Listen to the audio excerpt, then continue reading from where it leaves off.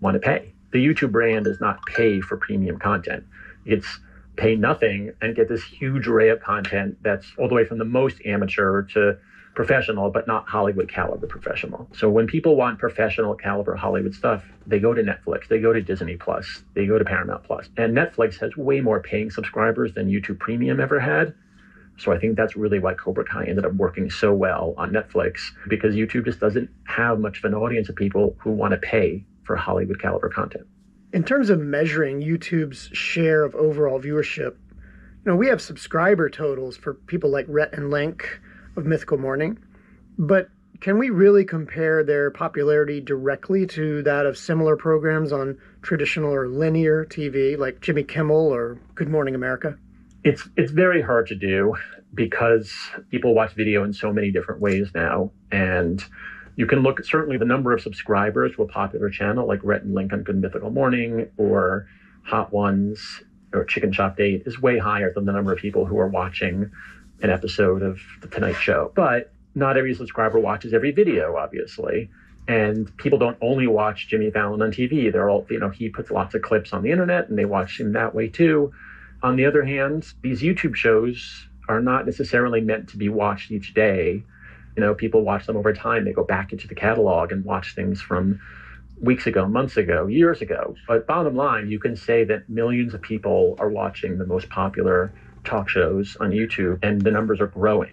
Now, live sports is, of course, the holy grail of entertainment and of advertising right now. How is YouTube advancing in the fierce fight with other platforms like Amazon Prime, Netflix, and then the NBC Universals of the world? YouTube is really betting big on sports. And in fact, since they've given up on the premium scripted content business, stuff like Cobra Kai, they don't do that anymore. The one kind of content they're spending the most of their own money on by far is sports. Everything else they let their creators make, and YouTube just hosts it for them. But YouTube is in the sports business in two ways. They're already the exclusive home of Sunday Ticket, that all football fans surely know. But you have to pay for that. But what YouTube's doing, which I think is really scary for traditional entertainment companies, is it's starting to put sports on its free service. So YouTube is making a bet that they can cover the cost of sports rights solely through their massive advertising business. That was WSJ reporter Ben Fritz. Coming up, designing new computer chips might be one way of addressing the immense power demands of AI. These chips, designed to be more efficient than the likes of NVIDIA's chips for running AI, are already showing promise. That's after the break. No matter the industry, how businesses connect with customers defines their brand. And today, connection starts with a conversation. Sierra is the AI platform for businesses that want to provide better, more human customer experiences. With Sierra, your AI agent solves problems fast. No endless hold music. No canned responses. Please press 1. No frustration. Just better customer experiences built on Sierra. Visit Sierra.ai to learn more.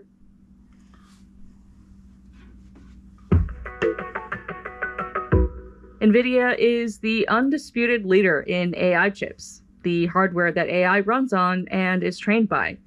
But a new class of chips that are designed expressly for inference, or running AI models, is aiming to challenge NVIDIA's dominance in the space.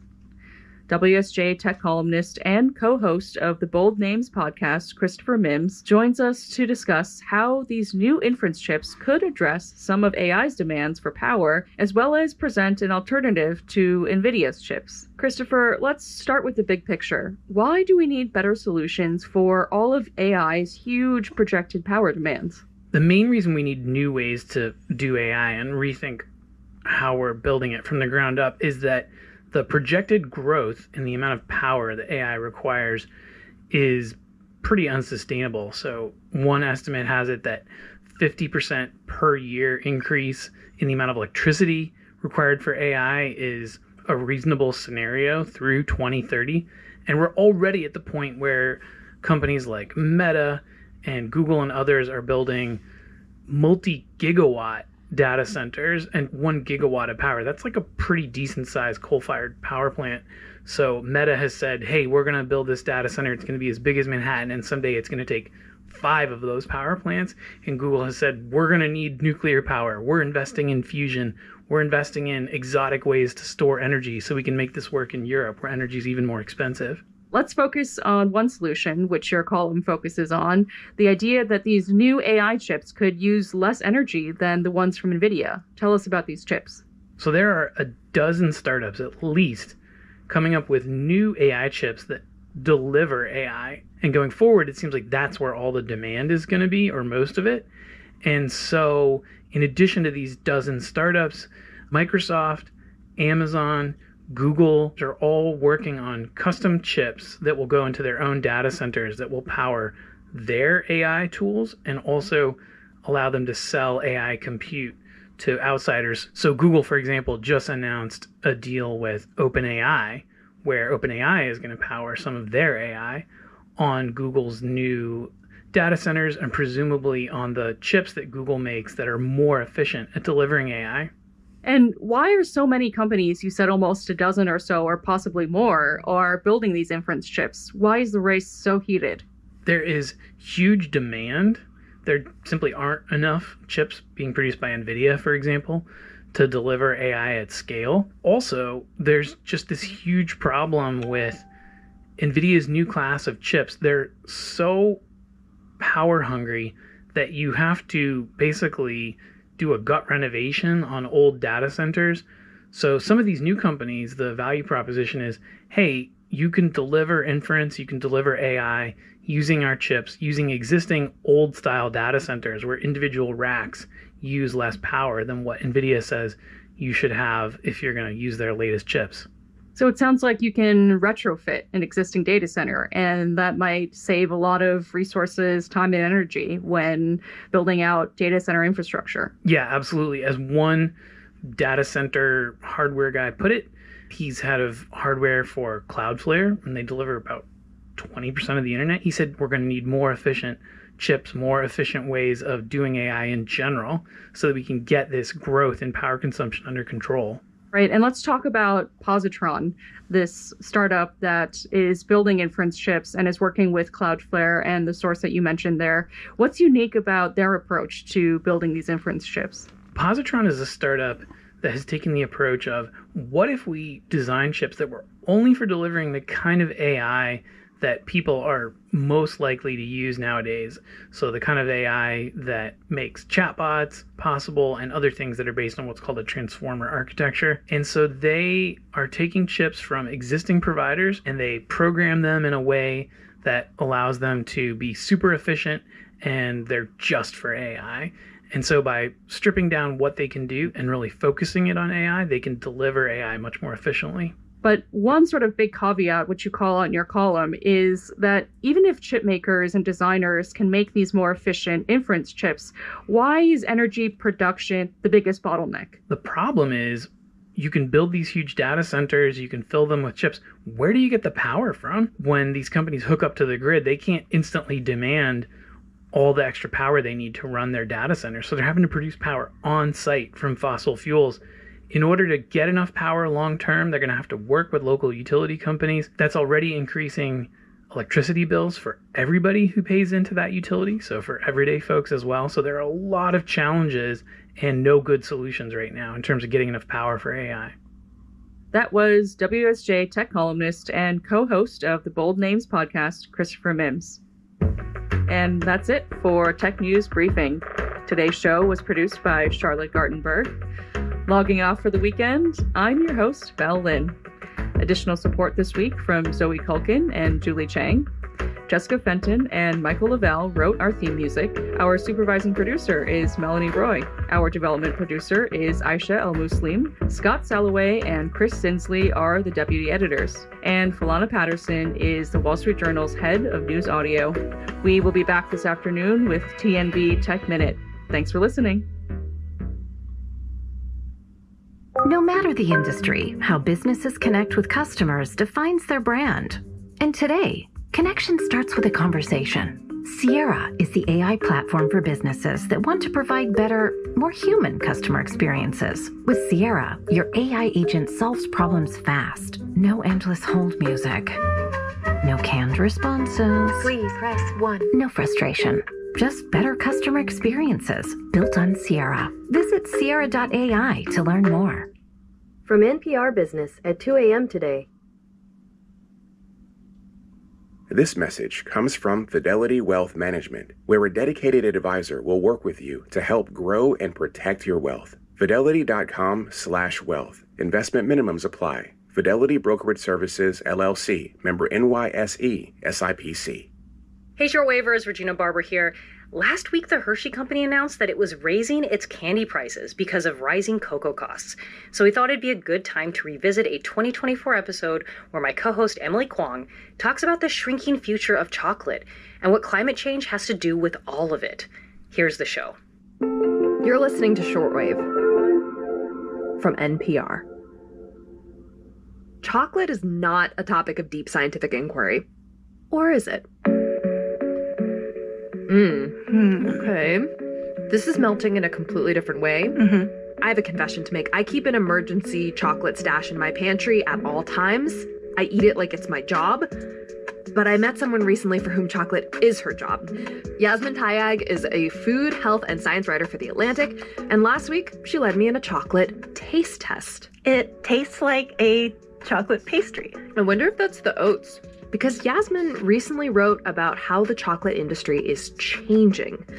Before her reporting, she called herself a fan of cheap chocolate. One of my guiltiest pleasures is the Cadbury cream egg, and it's just pure sweetness. It makes me feel like a 5-year-old kid hyped up on sugar at Easter time. But for this taste test, Yasmin wanted me to try something from a Germany-based company called Planet A Foods. Their product, Choviva. Their chocolate is notable because it contains no cocoa.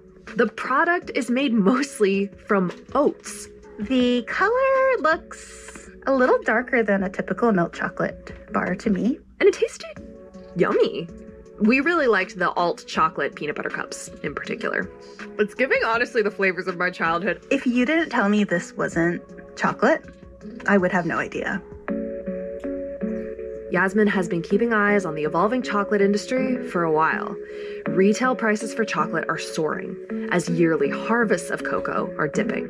And when she noticed the price of cocoa was on par with the price of copper, she had to write a story. Especially as I realized that it was going to have potentially have such a huge impact on the chocolate that I eat all the time. So today on the show, big changes are ahead in the chocolate industry. We get into the science of cocoa trees, the struggles that farmers face in a changing climate, and what consumers can expect from bean to bar. I'm Emily Kwong, and you're listening to Shortwave, the science podcast from NPR.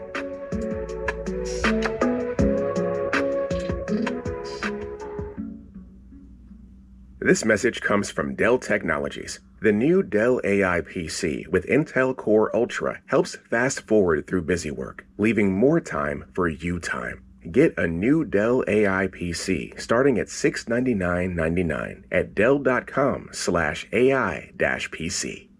This message comes from BetterHelp. With all the talk about mental health and wellness these days, it can feel like there's advice for everything. But how do you know what actually works for you? BetterHelp therapists have a 4.9 rating from 1.7 million client reviews. So you're in good hands with their licensed therapists who can help figure out what's best for you. Visit betterhelp.com/NPR for 10% off your first month.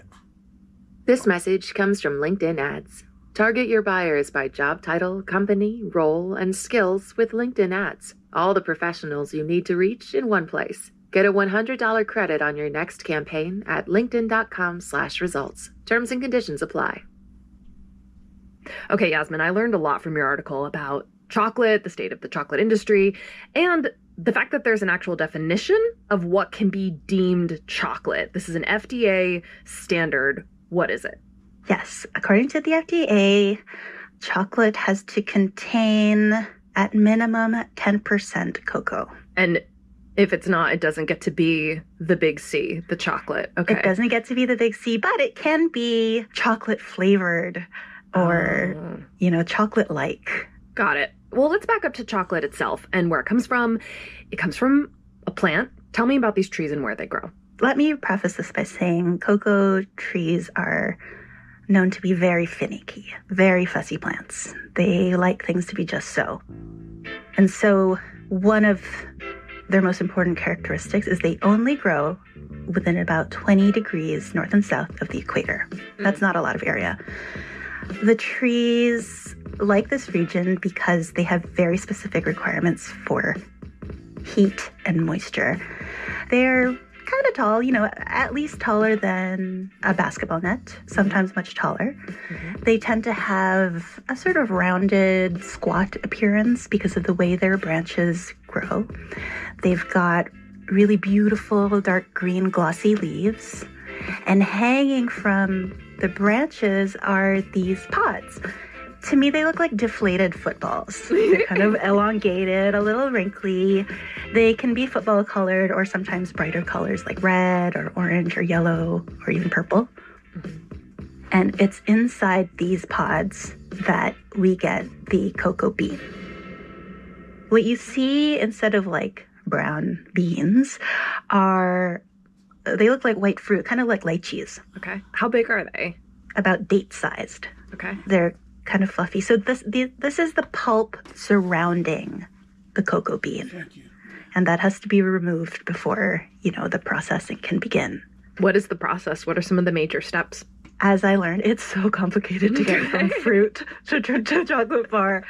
So the final product is nothing like the fruit in so many ways. Not at all. So first step, remove the bean from the fruit. Then the beans are fermented.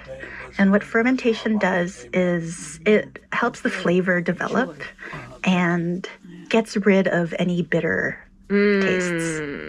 Okay, so like the flavor of chocolate is really coming from this fermentation process. That's the first step. There's so much more.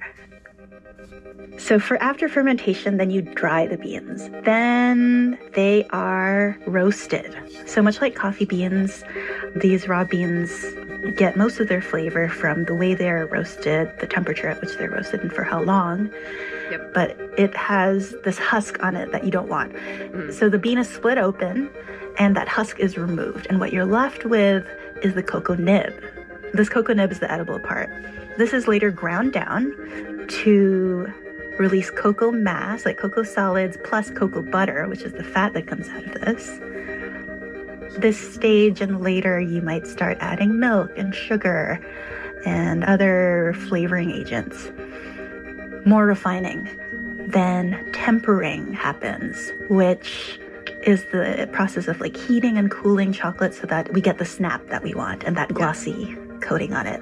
And then finally, you can turn that into something like a bar, right, or a chocolate shelf or an egg. Okay. One of the big takeaways from your article is that climate change is coming for chocolate. It is already impacting the chocolate industry right now. Mm-hmm. What does that look like? So many things are happening, but the big thing I would say is that the weather is becoming really erratic where chocolate is supposed to grow. Most of the world's chocolate comes from two countries in West Africa. That is Ivory Coast and Ghana. Mm-hmm. So when the weather there gets weird, that really affects the entire global supply. Mm-hmm. And so what we've been seeing lately is heavier than usual rainfall. And what this did last year was create the conditions for a fungus to spread that causes something called black pod disease. You'll see little blotches appear on the cocoa pods as they're on the trees, and slowly they'll just turn black. They'll rot on the plant, fall off. Yeah. That tanks production.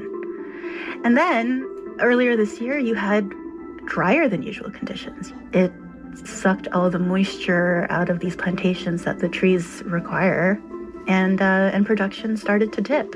So all of this is happening as another really severe virus is decimating cocoa, and this is called swollen shoot virus. It causes these bulges on the trees and ultimately kills them over time.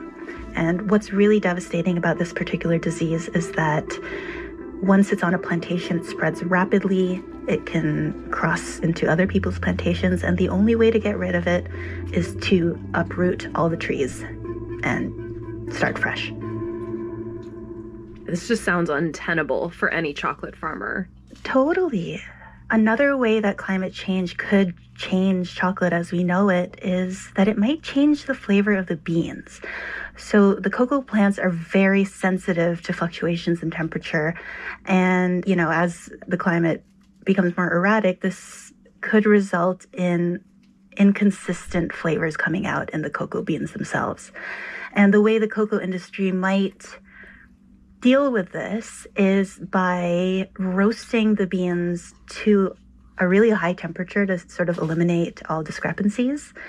But it might also get rid of a lot of the complexity in the beans, resulting in maybe more boring, less interesting chocolate. So you were saying earlier that most of the world's chocolate supply comes from just two countries, Ghana and Cote d'Ivoire.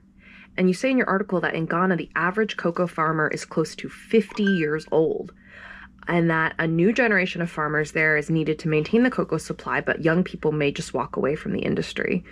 What other issues do cocoa farmers in this region face beyond climate and beyond an aging workforce?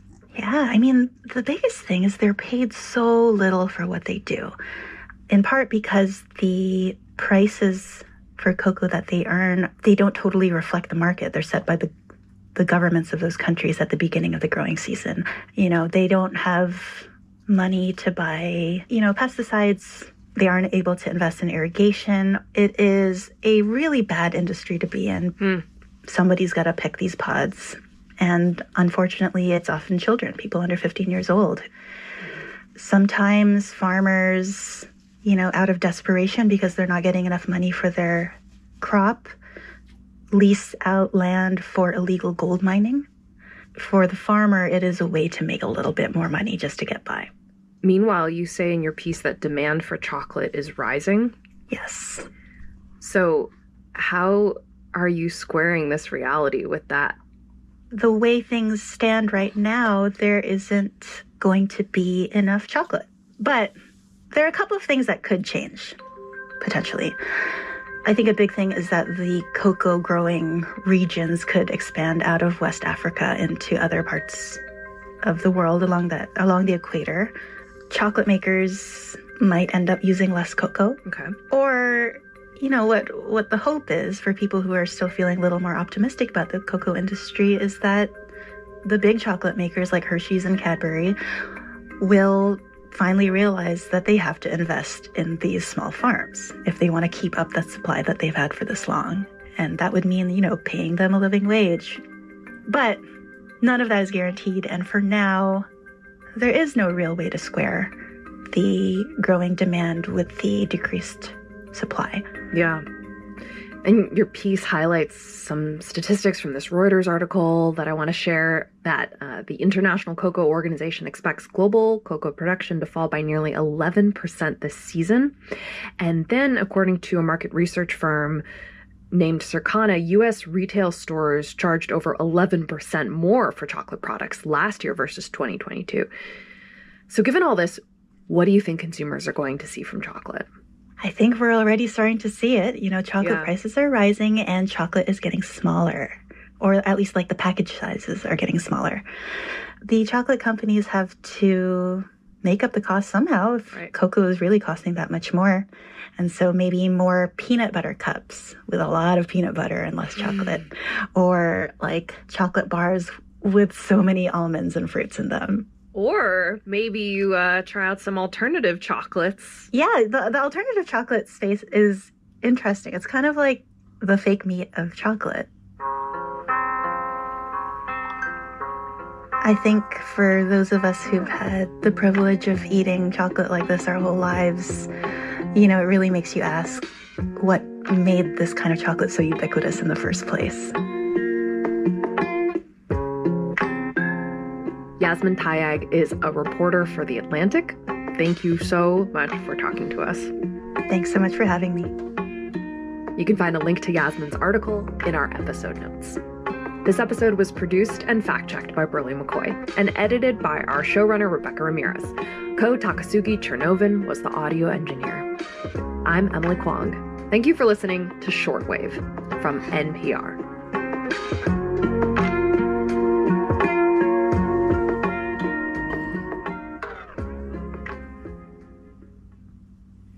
This message comes from Warby Parker. What makes a great pair of glasses? At Warby Parker, it's all the invisible extras without the extra cost, like free adjustments for life.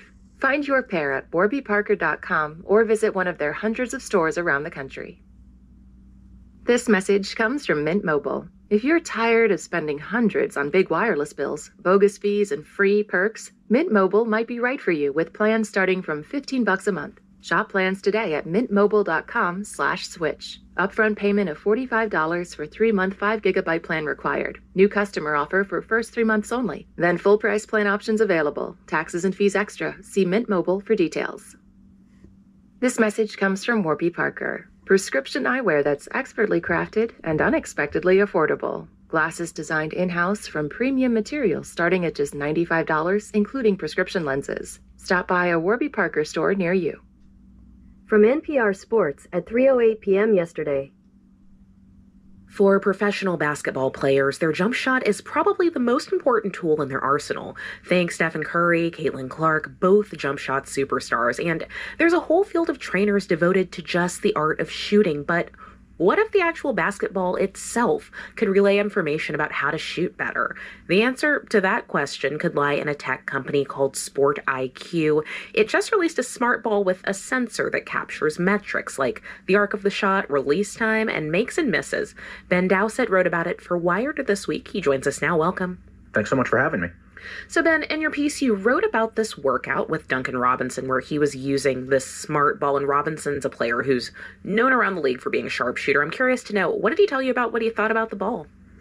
He was really impressed. Duncan Robinson has actually been using this ball for the better part of about 5 years, which is well over half his career in the NBA at this point.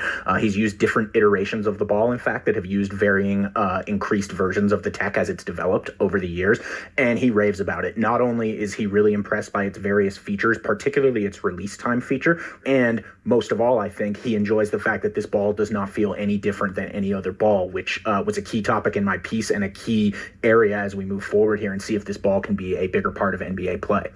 Okay, Ben, I know you're not an NBA player, but I've got to ask you, when you were out doing your reporting and writing about this workout, did you have a chance to get the ball in your own hands? Does it feel pretty much the same? I did, and I can further that I'm the furthest thing from an NBA player. I'm an absolutely miserable basketball player. But yes, SIQ did send me one of their, because they produce also a consumer ball that uses a slightly different technology than the one that they're currently demoing in the NBA, but they're very close. And I did get a chance to demo that ball for a couple weeks, actually, ahead of the story. In fact, I still have it. I noticed absolutely no difference from a standard ball.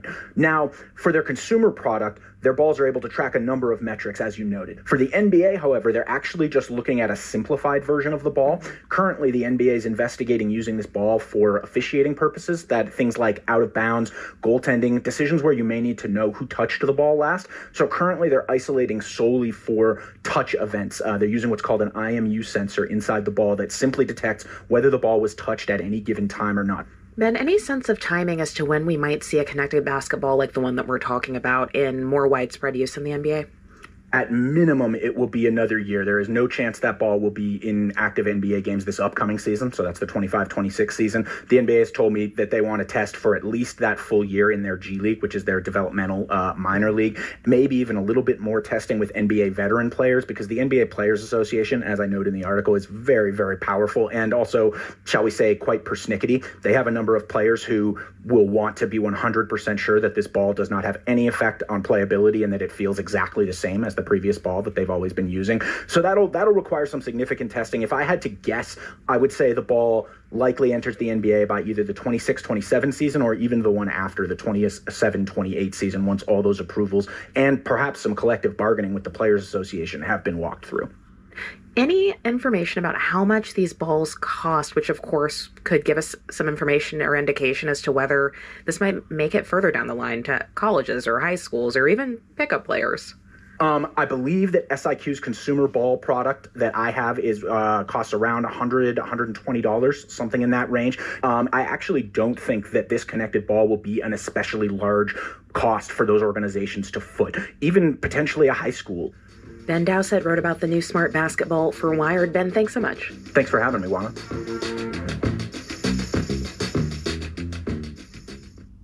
From NPR World at 4:27 p.m. yesterday. This message comes from Raymond James, a firm focused on transforming lives, businesses, and communities through tailored wealth management, banking, and capital markets solutions. Disclosures at raymondjames.com.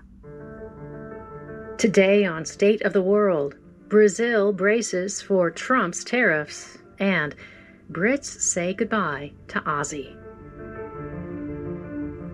You're listening to State of the World from NPR, the day's most vital international stories, up close where they're happening.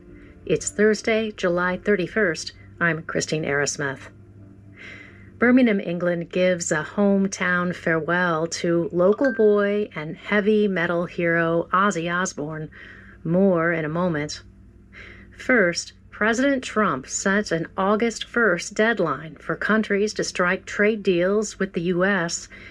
As the deadline rapidly approached, he made some last-minute deals with some countries and upped the ante with others, most notably Brazil, where he made good on his promise to add a 50% tax on some but not all products, punishment for what he says is Brazil's violation of human rights and the political persecution of its former president.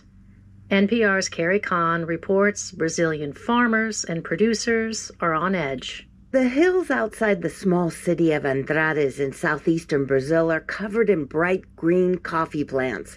Rich red volcanic soil and plenty of rain makes this corner of the ag-rich Minas Gerais state ideal for growing high-end Arabica beans. 70-year-old Paulo Risso slides open the huge steel door to his coffee warehouse. Aqui é o armazém de café que nós temos. He plunges his hand into a huge sack, pulling out a large bunch of beans. Smelling that coffee, it's green, but it smells good. O café bebe muitíssimo bem. The best tasting there is, he says. Brazil, the largest coffee producer in the world, exports nearly 20% of its beans to the U.S., but Andrade's coffee growers, all small producers, send nearly all their coffee there. Anxiety has been high since Trump's tariff threat. Yesterday's executive order didn't help. Trump exempted hundreds of Brazilian products, but coffee wasn't one of them. Trump says the tariffs are in response to what he calls Brazil's dismal human rights record, especially the case against its former far-right president, Jair Bolsonaro, who's facing charges for trying to overturn his 2022 election loss and stay in power. Yesterday, the U.S. Treasury also sanctioned the Brazilian Supreme Court justice overseeing Bolsonaro's case. Brazil's president, Luiz Inácio Lula da Silva, says Trump's interference is unacceptable. His staunch nationalistic defense is giving his sagging popularity a boost. But coffee producer Risso in Andrades isn't convinced. A tarifa não é bom para ninguém, né? Look, the tariffs aren't good for anyone, he says. He blames Lula for the current situation. As his wife, also a coffee producer, prepares a pour-over and a spread of breads and cheeses in their home's large kitchen, Risso says Lula isn't a serious leader and should have met with Trump a long time ago. Lula says he sent messages asking for negotiations, but claims his calls have gone unanswered. The industries that made it to Trump's long list of exemptions yesterday expressed relief. Graças a Deus tá tudo do jeito que tava. Thank God things worked out for us, says Carlos Alberto Lucato of one of Brazil's citrus associations. Nearly half of all orange juice consumed in the U.S. comes from Brazil, much from Limeira, the self-described orange capital in Sao Paulo state. Some businesses have complained of sagging sales as shoppers prepared for a hit to the local economy. Guilherme Torate owns a small music shop and teaches accordion near the city's municipal market. He says he thinks the slowdown was just a coincidence. His wife Ana Paula hopes so, but says Presidents Trump and Lula have to work this out. Eu acho que os dois não tá pensando na sociedade, estão pensando em si mesmo. The two of them aren't thinking about their own people, she says. They're just thinking about themselves. Carrie Kahn, NPR News, Limeira, Brazil. Now to the central English city of Birmingham, the hometown of heavy metal megastar Ozzy Osbourne. Osbourne died last week at the age of 76. Tens of thousands of his fans gathered to pay respects to a musician known for his Prince of Darkness stage persona, who changed the sound of rock and who raised millions for charity in a final concert.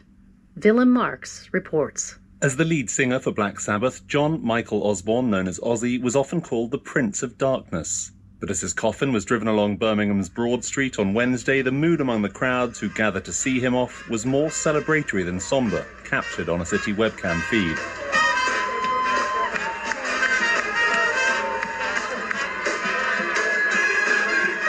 Six police motorcycles led a local music group, the Boston Brass Band. They performed Black Sabbath classics from several albums dating back decades as many fans sang along.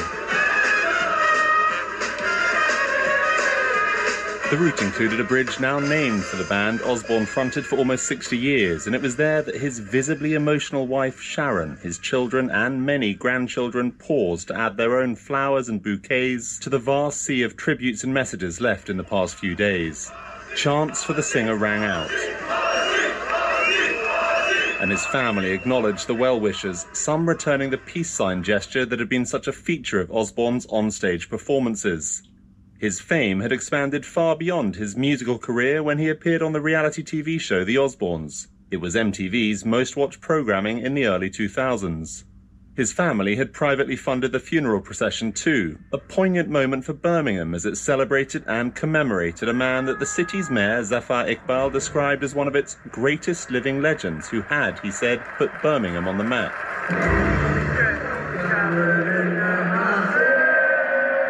Earlier this month, Osborne had been back in Birmingham for a concert at the city's soccer stadium, as captured by fans.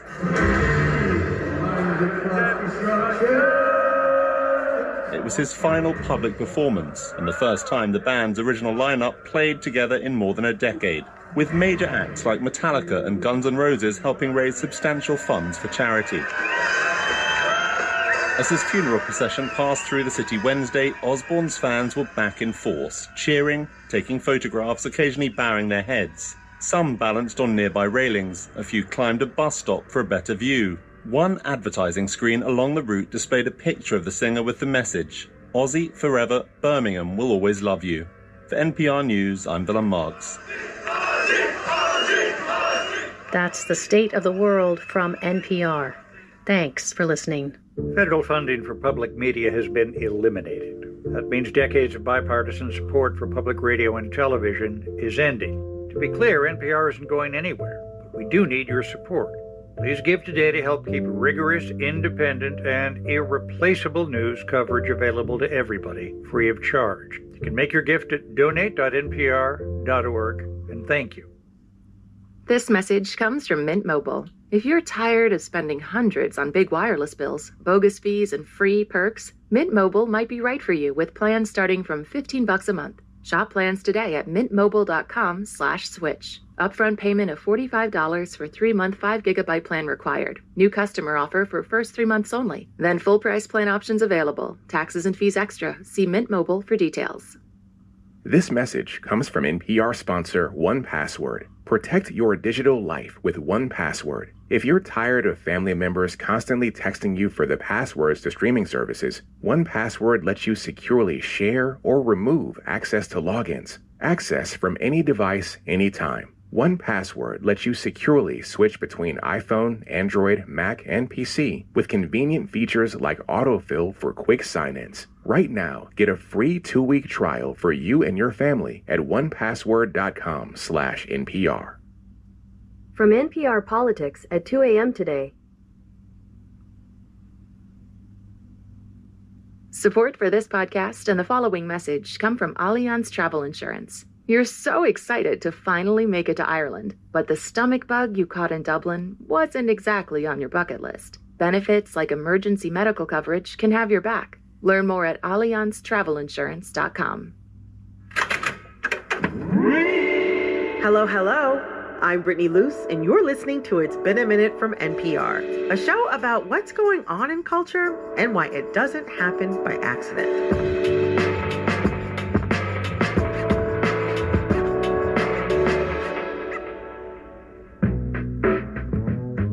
All right, y'all, if you are a regular listener to this show, you know that for the past couple of years, I have been very interested in the state of masculinity. We've talked about the rise of bro podcasting, the male loneliness crisis. We've talked about male body image. And there's one man that I think embodies all of these conversations, Hasan Piker. He's a hugely popular Twitch streamer who talks about progressive politics with his more than 2.9 million followers. He's covered topics ranging from the war in Gaza to immigration and even the New York City mayoral race. He also has hugely loyal fans. Here's just some of the things that they say about him. Swept the Leg from Reddit says he is a himbo gateway drug to leftist thought. Shaka143 from TikTok says, tell him, Habibi. And Lil Gay Ray, or lil.gay.ray on Instagram says, not to be dramatic, but I'd die for this man, LOL. The LOL, I think, is to take down the drama. Yeah. So Hasan is sitting here with me. And you know, Hasan, I don't know if I've ever heard the term himbo gateway drug before. Is that something that you feel accurately describes you? Yeah, I think that nails it, I guess. Just gateway drug to empathy. Okay. I do think that this is like a super useful example to get into something else. Like, you haven't just gotten attention for your politics. There's also been a lot of talk about your specific brand of masculinity.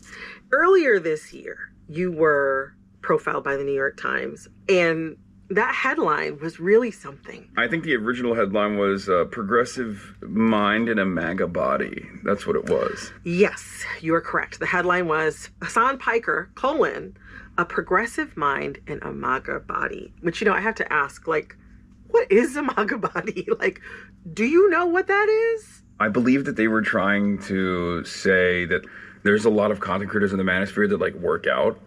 And when you invoke the MAGA body, I don't think most people, New York Times readers or not, are going to look at that and think like a very brolic guy. They're going to think of, I don't know, someone like a normal American, the average American. And yet, it sounds like that headline kind of tied masculinity to a certain type of physique, or masculinity to MAGA. Yeah. In a really specific way. For sure. I think that's deliberate, and I think it's wrong. I don't think masculinity is associated with MAGA. I don't even think masculinity is necessarily associated with working out. I think what we consider to be masculine is just confidence. And like, I guess, a demonstration of leadership skills.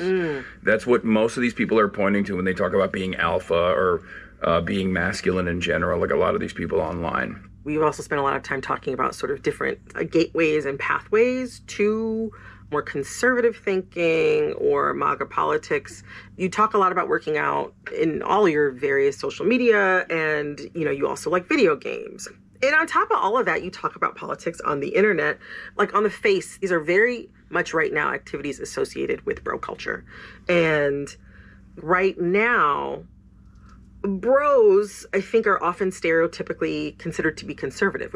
Why do you think, like, these activities, like working out, video games, etc., why do you think they are conservative coded? I mean, I wouldn't say they're necessarily conservative coded. I would just simply say that they are easier to be branded as apolitical. I mean, there's a very funny, long-standing joke or meme in the gaming sphere where people will say, oh, why do you have politics in my video games? Like, get politics out of my video games is like this rallying cry from Gamergate onward, and it usually is deployed at any video game that has like a black female protagonist, and then immediately that's like being considered as political. It's like the two genders, you know, white man and political. And these guys will unironically say things like Call of Duty is not political, or Call of Duty wasn't political until there was like a black woman in it. And like, Call of Duty has of course always been political. It's, you know, sometimes making a criticism of American imperialism. In other instances, it's quite literally defending American imperialism, but it's never not political. It's just that a lot of guys don't read it as politics when it's something that they agree with or aren't putting much thought into.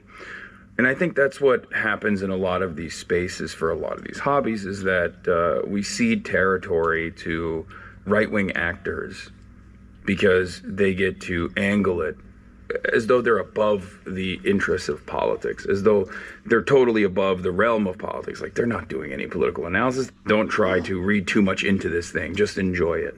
I get the sense that even if you weren't a Twitch streamer, you would still be like doing a lot of, you'd still be playing a lot of video games, you'd still be working. And a lot of young guys have the same interests and end up going down another political pipeline, and you came out progressive. I'm wondering, like, what do you think caused things to turn out differently for you than they have for a lot of other young guys? I mean, growing up in Turkey, I always had a much more liberal slant, I would say, especially because I saw the formation of the Erdogan coalition, the Erdogan government, and I saw the repressive nature of conservatism. One of my first interactions with government repression in general, was when Recep Tayyip Erdogan sued one of the cartoon newspapers that I used to read with political satire. And that's when I was like, whoa, this is messed up. I don't really like this guy. Outside of that, growing up in Turkey, always had an anti-imperialist slant, which is a given usually for people on that side of the planet. Who are privy to the negative consequences of American empire, who get to experience it firsthand, or at least secondhand. But when I came to the United States of America, I think that's what was like such a radicalizing moment for me. It was healthcare. It was the ambulance bill that I got when I was in college. I was like, I can't believe it. What was that like? What happened? If you can share. I just blacked out. I didn't call the ambulance myself. I just woke up at the hospital, and then I saw the bill, and I was like, this is insane. And I already had this attitude that a social democracy is perhaps the best possible way to go about things, because I came from Turkey. I saw the importance of public education, free public college, and a nationalized healthcare system. Even if it's not the best funded, it's still really good that it exists, right? Yeah, I could see how that would be like a complete shock if it's something you never had to think about before. Yeah. And you call an ambulance to pick you up in an emergency in a time of need, and then suddenly you're like, oh, this costs money. Yeah, and also I'll admit, like, I think I was too well educated at that point to be duped by some dude online being like, that's because of Mexicans that you have to pay for this ambulance. But I do think that in that moment of weakness, in that moment of anger and resentment, if there was someone out there who was charismatic and I wasn't very well read and I did not know that there was an alternative readily available, like a public healthcare system was readily available that I had seen work in a much poorer country like Turkey, I probably would be like, I'm really pissed off. Who else is pissed off with me? And if you got a dude on YouTube saying, yeah, I'm pissed off too. You know why we're pissed off though? Because the Democrats care about Mexicans and Guatemalans and trans people, and you should be pissed off about that. That's weird, right? And then you just go, oh, I guess you're right. And you know, all of that combined, I think, creates this perfect powder keg where young men who are already predisposed to reactionary tendencies find themselves swept away, desperate for a sense of community, desperate for an identity. They find themselves in right-wing circles, and they unironically wear it as a brand, where they think that being politically right-wing is a way to demonstrate your machismo, is a way to demonstrate how masculine you are. We're talking about sort of how your progressive politics have developed over time. And speaking of your politics, like, you have done interviews with AOC, Bernie Sanders, Zohran Mamdani, but also you've sat down with figures like Theo Von, and most recently, at least at the time of this conversation, the Nelk brothers. The Nelk boys. Or the Nelk boys. The Nelk brothers. Right after they had interviewed Benjamin Netanyahu. Yeah, that was crazy. It was something. What's your thought process behind engaging both progressive politicians and people who share similar politics to you, as well as, you know, more conservative or questioning figures like Nelk Boys and Theo Von? So I bracket those guys off as, like, I guess, apolitical. You mean you bracket someone like Theo Von more as apolitical, or you consider the Nelk Boys apolitical as well? I'm saying that they're conservative, but they're not a mouthpiece for the party in the same way that, like, the Daily Wire is, or the same way that Charlie Kirk is. Gotcha. Nelk is probably at the tail end of this. Like, that's the closest to the Daily Wire and the PragerUs of the world, whereas, like, the Theo Vons and you know, Andrew Schultz, they just kind of go along with the wind. and they will find themselves swept away with like right-wing sentiment. I mean, to a certain degree, one might even consider it to be grifting, I guess, but I think it's more so just like someone who doesn't have a well-defined political worldview. The reason why I say like the Nelk Boys or Theo Von or Bradley Martin or any number of these different people that like have openly said that they voted for Trump. The reason why I consider them in a separate category than like the Daily Wires of the world and the Charlie Kirks of the world, the Fox News of the world, is because like those guys are deliberately doing right-wing political propaganda, and their entire job relies on them being a consistent defender of the Republican Party and reactionary thought, whereas a lot of these other podcasters, they will change their attitude. While they command influence and attention within the base of support for the Republican Party, they'll jump ship, I guess, far before any Republican commentator ever would. They're easier to convince, and therefore their audiences are easier to convince. Is that something you take into account then when sort of like debating these guys or having, or like, you know, streaming with them or talking to them? Yeah, absolutely. It's definitely something I take into account. I know for a fact that Charlie Kirk's audience is coming in specifically to watch him dominate someone like a liberal, you know? Whereas like, I don't think Theo Von's audience is that invested in politics at all. They're just mostly looking at it as like weird or you know, on moral terms. Like Israel. Theo Von is very obviously very open about his distaste for what Israel has done in Gaza. He's called it a genocide. He'll still go and interview J.D. Vance, but even in that interview, he'll bring that up. He'll bring that. He'll call into question. And I think like he is a better demonstration of what the average American feels like. And that makes me wonder how you think about, you know, this sort of mass audience of guys who think of themselves as apolitical, right? Like, I don't know, who do you think your audience is, and what do you think they see in you?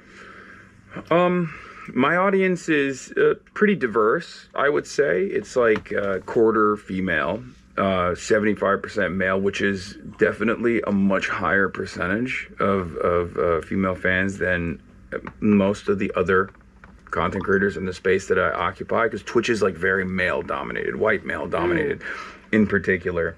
That's what my audience profile is as well. It's 18 to 35-year-old men for the most part. And a lot of them are white. A lot of them are atheist or agnostic. A lot of them are in college and education or, you know, have just started their jobs. And they want a sense of community because at least this is what I think that I serve the purpose of. They see all of this stuff happening in the news and they're like, this makes me angry. Why is no one communicating the anger that I'm experiencing? And I think they see me as someone who has shared values to a lot of these people where they go, oh, I get it. This guy gets me. This guy gets exactly what I'm upset about. I've never heard someone verbalize my anger in this way. I've never heard someone communicate exactly my desires in this way. I felt lonely before. I didn't realize that there were other people who also felt this exact same way. That's my job. And my job is also to obviously inform people. So I think a lot of people see what I have to do as almost like Zoomer NPR, where they just tune in while they're, you know, doing chores or at work. And I'm just kind of speaking and walking them through the day's news in a way that is, I think, probably easier to digest, in a way that is more personable, in a way where I am angry a lot of times. And I think that anger is something that they also share. That feeling is something that they also share. So they're there for that. Coming up, do you think that the Joe Rogan of the left is like the right solution to push for? No. And I keep repeating to people that the Joe Rogan of the left is a silly thing to look for. Hasan Piker on the Joe Rogan of the left and our current political landscape. This message comes from Amazon. Have you ever been so sick that even the thought of standing up to go to the doctor made you even more sick? Amazon One Medical has 24/7 virtual care so you can get help while horizontal. And with Amazon Pharmacy, you can get medicine delivered fast right to your door. You just have to make it to your door. Thanks to Amazon, healthcare just got less painful. Support for this podcast and the following message come from Made in Cookware. President and co-founder Jake Kalick shares the key ingredients that go into Made In products. We try to design products that are going to last you an incredibly long time. And to know that we're making this in places that take the raw materials seriously, take the manufacturing processes seriously, that's ultimately what's going to allow us to sleep better at night selling this product to you. Learn more about Made In Cookware at MADEIN cookware.com. This message comes from Charles Schwab. When it comes to managing your wealth, Schwab gives you more choices, like full-service wealth management and advice when you need it. You can also invest on your own and trade on Thinkorswim. Visit schwab.com to learn more. This message comes from LinkedIn Ads. One of the hardest parts about B2B marketing is reaching the right audience. That's why you need LinkedIn Ads. You can target your buyers by job title, company, role, seniority, and skills. All the professionals you need to reach in one place. To get a $100 credit on your next campaign so you can try it yourself, just go to linkedin.com/results. That's linkedin.com/results. Terms and conditions apply. Only on LinkedIn Ads. Do you think that the Joe Rogan of the left is like the right solution to push for? No. And I keep repeating to people that the Joe Rogan of the left is a silly thing to look for. Like after the election last year, there was a lot of talk about political influence and manosphere and bro podcasters. And, some political commentators have been calling for a Joe Rogan of the left. And some people have pointed to you as someone who could possibly be that person, or who is that person. Okay. People keep asking me about whether or not we need a Joe Rogan of the left, or whether or not I am the Joe Rogan of the left. And I keep repeating to the Democrats, at least, that a Joe Rogan is not going to solve their problems.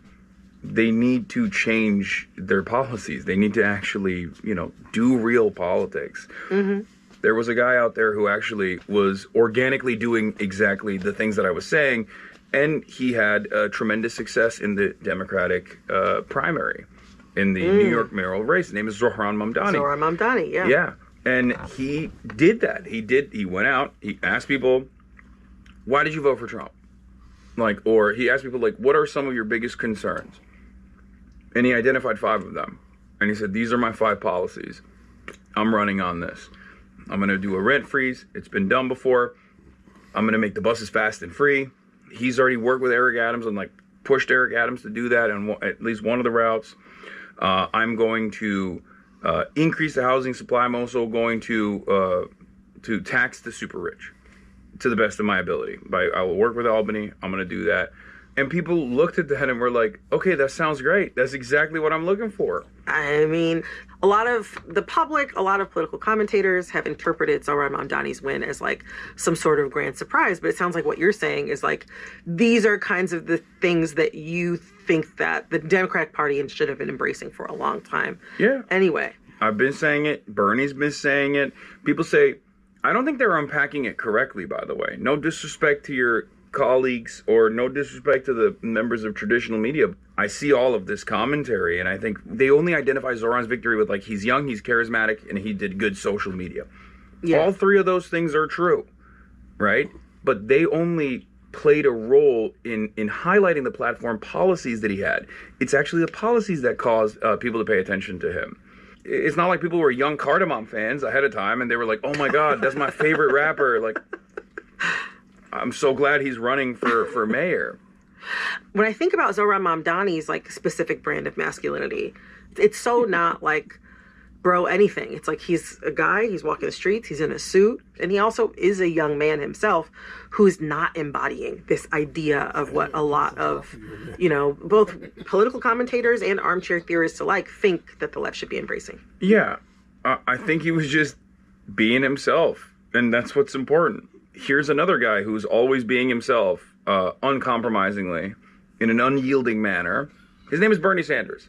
Bernie Sanders is not this incredibly beloved figure in American politics and has a broad appeal across political ideologies because he's super sexy or because he's just really good at social media. He's incredibly charismatic. No disrespect to Unc, but Bernie is very old.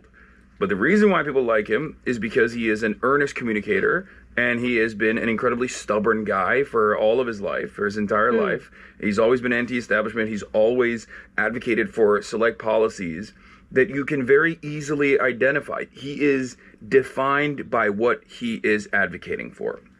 And I think politicians need to remember that. That's what they need to do, because ultimately that's what we want. It makes me think about the fact that, like, since Trump's been in office, like, we've seen immigration enforcement, cuts to federal disaster aid, cuts to Medicaid. And if you're online as much as I am, then you've seen the gamut of reactions from Americans all across the political spectrum. A lot of people are not happy. But I wonder, how has this moment maybe influenced how you want to speak and who you're trying to reach? Oh, it hasn't changed my rhetoric or strategy even remotely, because I literally said that this was going to happen. As a matter of fact, I said that this was going to happen after Trump wins, before Trump even won. I've been saying this for the past 10 years. I've seen this cycle play itself out every single time. Republicans think they like a policy because the Republican politicians whip up hysteria surrounding a thing that they claim is happening. And the most common example of this is migrant crime, or before it was always white supremacist versions of that, specifically that was like anti-black, right? It makes me think of that Lyndon B. Johnson quote, if you can convince the lowest white man that he's better than the best colored man, he won't notice you're picking his pocket. Hell, give him somebody to look down on and he'll empty his pockets for you. Yeah, and that's true. White supremacy is a fairly important motivating principle, but I think that the most adequate solution against that is not simply to say, like, oh, this person is a white supremacist and these people can never change their positions or whatever. I come at this from a place of understanding that we are all victim to social conditioning, and that if we are to understand, as leftists, as progressives, that America is a racist, sexist, homophobic, bigoted country, then it's understandable that there's going to be expressions of said bigotry that is left dormant in a lot of people who have not explored or gone on a political journey, and kind of just like take all of these pre-existing social constructs for granted as though it is the norm, right? And therefore I think I'm a lot more, and possibly because, I am a privileged person, I'm a straight white man, I guess like the only line of attack in that regard is usually the fact that I'm Muslim, and Turkish. But from my position of privilege, I recognize and can be a little bit more forgiving of people's, I guess, micro aggressions, and I can take on this emotional labor because it's not as exhausting for someone like myself, because it doesn't directly impact me in that way. And I do it because I understand that everyone has what I like to call privilege blind spots. There's an intersectionality to oppression. There's an intersectionality to privilege. Everyone has like some kind of a blind spot, and it's not because they're truly evil people. And I don't subscribe to good, bad dynamics when it comes to politics. I understand that people are just simply victim to their social conditioning, or just kind of going along and trying to survive every single day without really reading too much into how socio-political constructs might impact them and others around them. Getting outside of the current news cycle, what are you seeing or noticing right now that, maybe the everyday person isn't familiar with, that you think that they should be paying attention to because it might become extremely politically or culturally relevant, very, very soon in ways that they might not be thinking about? I was just thinking about this the other day, but I feel like young conservatives, especially those who work in politics, are definitely a lot more right-wing, like ideologically invested in I would say far-right Nazi stuff, or Catholic nationalism, or whatever, like Christian dominionism, like whatever iteration of far-right ideology they've developed for themselves. It's usually a manifestation of fascism, and I think there's a lot more people, especially in politics, that are under the age of 35 on the Republican side that abide by these principles and live out those desires than we think. So I say watch the space. There's also another thing that I've been noticing, where pure reactionary politics have basically turned into this incredible endeavor where it's so hyper focused on owning the libs and like getting a reaction out of liberals that no matter what that reaction is, like disgust, revulsion, is still, I think, considered a positive in like conservative circles. Interesting. When you talk about owning the libs, I think like about like those Jubilee videos where people go on and like debate 50 people or something like that. Anything that irritates you is a win for me. Yes. And any kind of irritation is a win. It doesn't matter what the punishment is for yourself, what the penalties are for yourself that you're incurring in the process. It's just you made them react. It's like a child. I think we're getting dumber. That's the other thing. I think we're just getting dumber and dumber. We have no interest in the arts. We have no interest in culture. Everything is turned into content. I wonder, what's the alternative? I don't know. I don't know what the alternative is. I think taking a step back, taking a breather, becoming a Luddite, deciding that there's too much technological progress and it's important. Getting a dumb phone? Yeah, it's important to just like kind of scale down your over-reliance on tech. Not that I do that. I mean, I don't do that. I'm live every single day. I mean, I kind of do that for AI. Like, I don't use any AI whatsoever. I just don't like it. I don't like it at all. And maybe it's because I'm old. I'm 33 years old. Maybe I'm a boomer. But I think that... old, that's funny. In my line of work, you're dead, you know? But I wonder, what is... like, you know, I don't know, like Hassan is 60. Like, what are you doing? What is that? Like, are you going to be streaming? I saw, like, I think recently you said on Twitter or something like that, that you realized that you hadn't taken a weekend off from streaming in like, what, 18 months or a year and a half or something like that? 18 months, no, since 2018. 2018, that's what it was, since 2018. I had not taken 3 continuous days off. Right, you can't do that at 60. You can't do that at 60. So what is that, like, you know, I don't know, 27 years from now? That's what you think. I mean, that's the thing. I don't know. I'm going off of vibes for the most part. I love what I do. I'm very fortunate to have such a massive audience of like-minded individuals. I'm out there trying to do my very best to try to pull people away from that radicalization pipeline. But I do think that a lot of the centrist and, dare I say, liberal or self-identified liberal accounts play a formative role in actively pushing young men away from people like myself into the arms of the radical neo-Nazi style movements, because they are so predisposed with like attacking someone like myself that they just drop the ball. They forget that, you know, there is a far greater evil, at least from, you know, our shared understanding of the world. Hassan, it has been a pleasure. Thank you so much. I really, really appreciate you coming on. Thank you for having me. That was Twitch streamer Hassan Piker. And I'm going to put on my influencer hat for a second and ask you to please subscribe to this show on Spotify, Apple, or wherever you're listening. Click follow so you know the latest in culture while it's still hot. This episode of It's Been a Minute was produced by Alexis Williams. This episode was edited by Nina Patak. Our supervising producer is Barton Girdwood. Our executive producer is Verlyn Williams. Our VP of programming is Yolanda Sanguini. All right, that's all for this episode of It's Been a Minute from NPR. I'm Brittany Luce. Talk soon.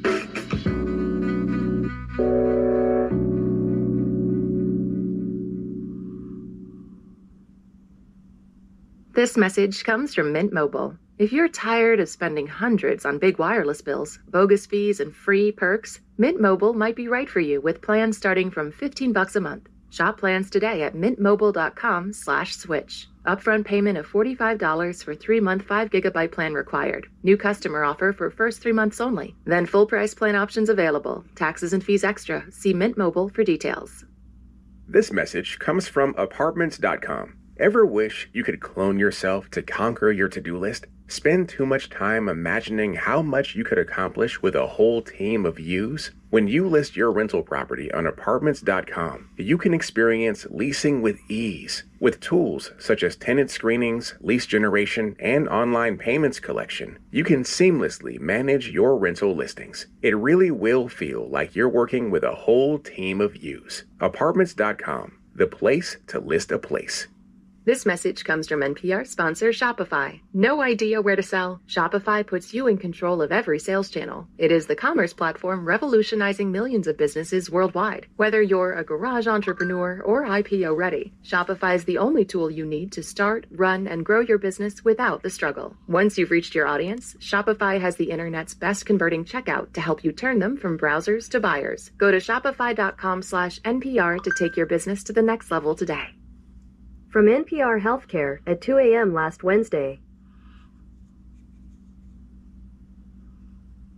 Support for this podcast and the following message come from Allianz Travel Insurance. You're so excited to finally make it to Ireland, but the stomach bug you caught in Dublin wasn't exactly on your bucket list. Benefits like emergency medical coverage can have your back. Learn more at AllianzTravelInsurance.com.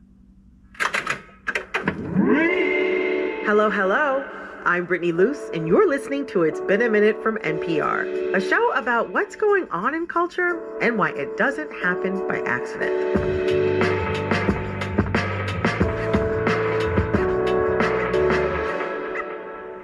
Today, we're talking about a set of strange bedfellows, true love, and insurance coverage. Many people are waiting or searching for that special someone to spend the rest of their lives with. And many people want to live a long, healthy life that includes access to health care. But to have both in America, you kind of have to be extremely lucky. I've been fortunate enough to be the faithful host of this show for almost 3 years now, a job that has granted me and my husband great and consistent health care. But when I look back at my own healthcare history, it's a little spotty. I've had bad jobs with good coverage, good jobs with bad coverage, good jobs with no coverage, and even a no job and no coverage. Staying covered often feels like a game of luck. And the same can be said for love. No matter how hard you try to find your forever person, there's a big chunk of the dating game that's just out of your control.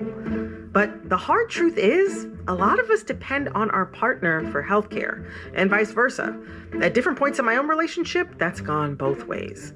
But when love and healthcare go hand in hand, how does that change the dating game? When I met Josh and we easily fell in love, I was so relieved and a little smug to realize that none of this advice was at all useful. Capitalism emphasizes personal responsibility in all matters, but finding love is a roll of the dice, not that I would ever gamble.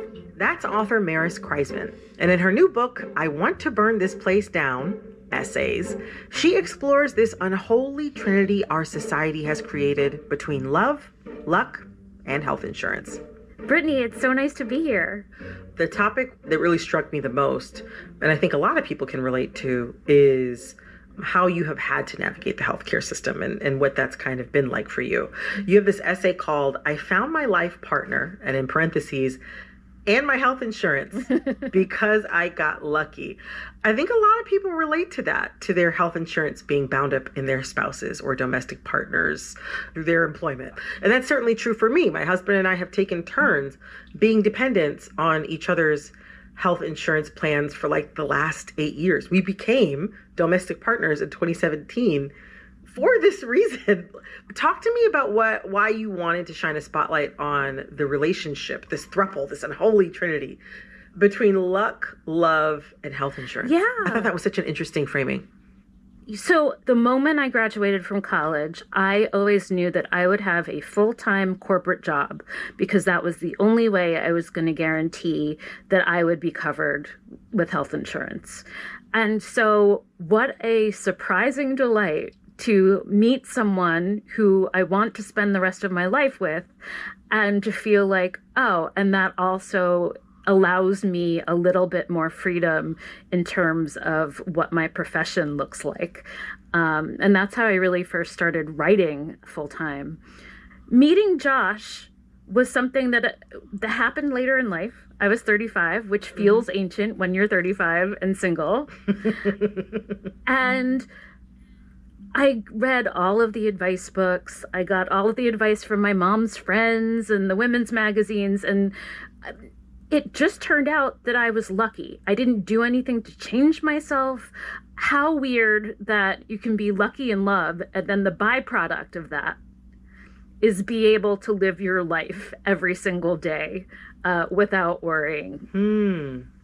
I'm comfortable with the idea of framing love as something kind of random that you can be lucky in. But being lucky in health, or being lucky with regard to health care or health coverage, there's like I think some truth in there that people are going to respond to. I certainly responded to some of that because sometimes being uninsured for me was a matter. It was so arbitrary. And yet it still feels like a personal failing. Yes, it still feels like a personal failing. I wonder, how did you arrive at this idea? Like, how did you arrive at the idea that these two things were so deeply linked, not just for you, but that this would be something that other people would be able to relate to as well? Yeah, I think I was raised on the belief that if you work hard enough, you will have all of your needs covered. And that can be romantically, emotionally, health insurance wise. This was all going to be something that was within my control. And realizing that that just is not the case is very liberating and also very terrifying. It reminds me of this one passage I loved where you write about all the dating advice you got over the years, from you have to be less picky to you have to date like it's your job, which already sounds, I'm like, I got enough jobs, right?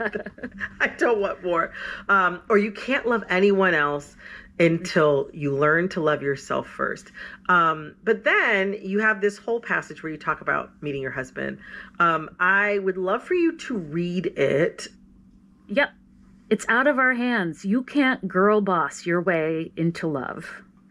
That health insurance is tied to finding love is just as cruel and absurd as tying it to your profession. A hard-won lesson that took me longer than I'd like to admit. There are so many things we can't control no matter how hard we might try. No one's health should suffer for that. Imagine if all the morsels of advice that were flung at me as a single woman applied not only to the mysteries of human connection, but access to basic human necessities. It really changes the tenor of the discourse, doesn't it? Dating like it's your job so you can get that prescription filled. Learning to love yourself so you can see that specialist. Wearing a date night top that is the perfect blend of sexy and sophisticated so you can get that MRI. These feel like terrible pitches for dystopian reality shows, back off TLC, rather than sound strategies for taking care of one's health and well-being. That's so counter to the advice that you were given. Yeah, and it makes me feel a little less guilty for having failed at love and having had stress about health insurance, because it's not all in some rule book that you can read and then apply to your life. I found a study that shows that there are lower divorce rates among people who are on their spouse's insurance plan, which says that maybe they're stuck in relationships they wouldn't be in otherwise were they not dependent. It's possible. I can't say that for sure, but it's definitely possible. Absolutely. And that prospect is sad. Like, I don't want that for them. I don't want that for any of us. No, I'm so lucky that I'm happy every day in my marriage. But if you're not, you should be able to leave, as you should be able to leave a job that you're unhappy at. One day, maybe. One day, maybe. Coming up, I felt like it was a personal step for me to even love someone enough to be able to become his dependent. Stay with us.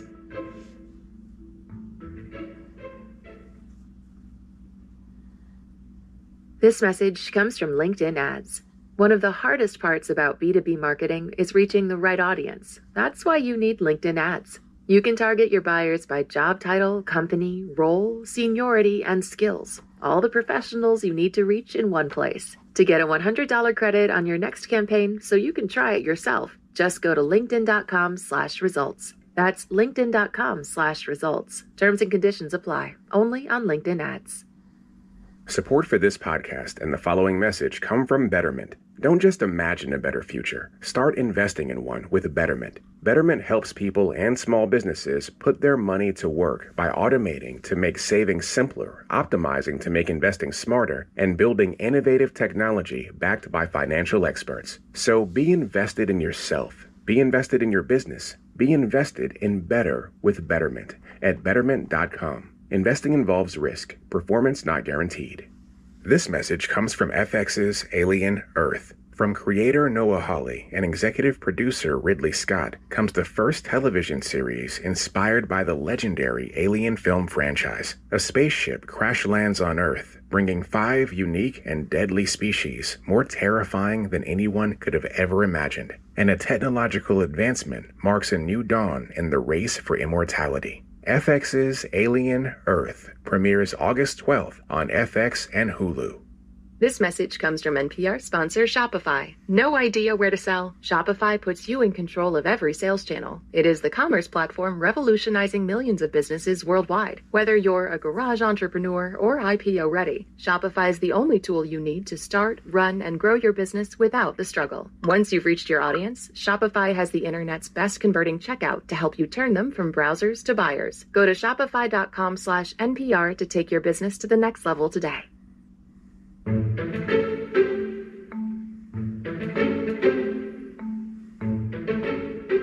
Yeah, I think a lot of readers of your book will be able to relate to you as someone who has, in a lot of ways, done everything right, worked really hard, went to college, found footing in their chosen industry. And now many of these same people are not only feeling a lack of fulfillment, but are actively not benefiting from what was promised to them their whole lives. That if they worked harder and smarter, they'd be able to see a doctor, they'd be able to buy a house, they'd have savings for retirement, which feels like a laughable dream to me at some time. And I think part of not being able to attain some of those things comes with a measure of shame. I mean, we've been talking about sort of like being unlucky in love, or not, being unlucky in employment, and that feeling like a personal failing, which then I think brings no small measure of shame. What do you have to say to readers experiencing a similar kind of disillusionment or a similar kind of shame? I would say that trying not to take the blame for all of the circumstances of your life is a nice way to get around some of that shame, because we're all part of a big system.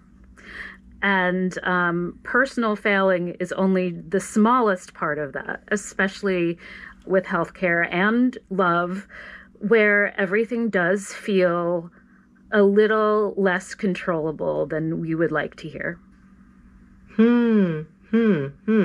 That's interesting. I like that we're all part of a very big system.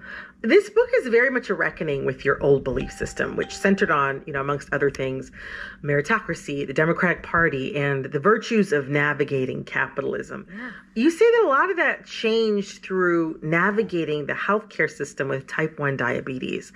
How did that experience change your perspective on how our country runs? Yeah, I've had diabetes since I was 9 years old, and I know how hard it is just on a day-to-day basis to just keep everything on track. And it's hard enough without having to worry about access to medication. And I am lucky enough that I never had to struggle with that. But I remember looking at GoFundMe in 2018 or so and seeing so many people who not only had to regulate their blood sugar every single second of every day, but then also start begging for money so that they can afford the insulin that was supposed to be available to everyone. The patent sold for $1. It kind of makes me think about a topic that came up in your book again and again, which is the idea of community. You're part of a big system, and thus you do not have to shoulder all of this blame on your own, and you don't have to process all of this shame on your own, or even pick it up, right? Take it on. But also, perhaps the solution is not something that you have to figure out on your own either.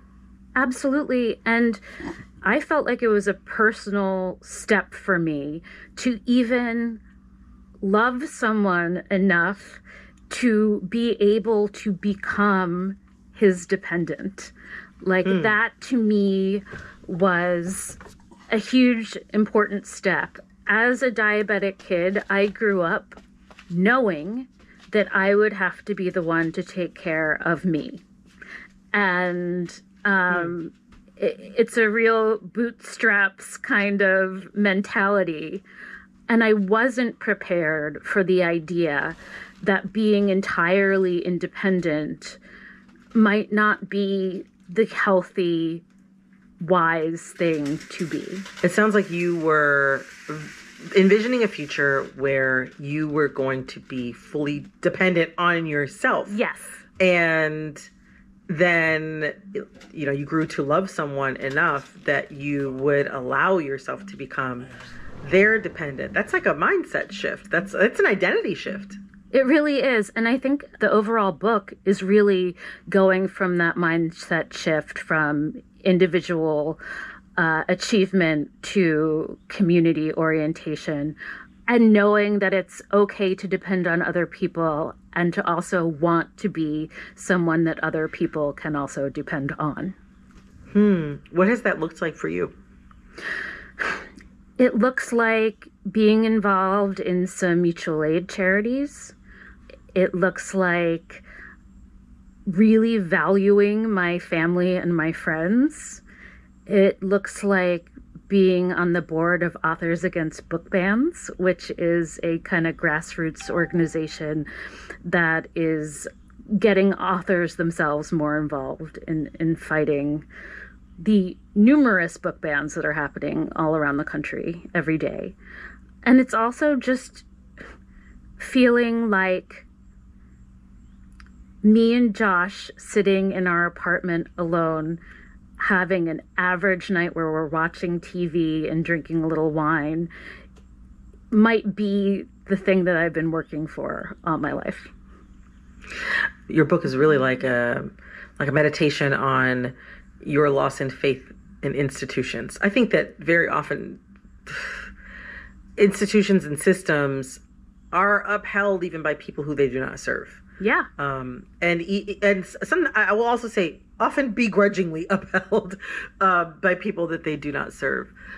In the face of all of these institutions drastically changing or crumbling that we see across our society right now, how do we hold each other up? Like, what's our responsibility to each other in this moment? Yeah, it's about having the we mindset rather than the I.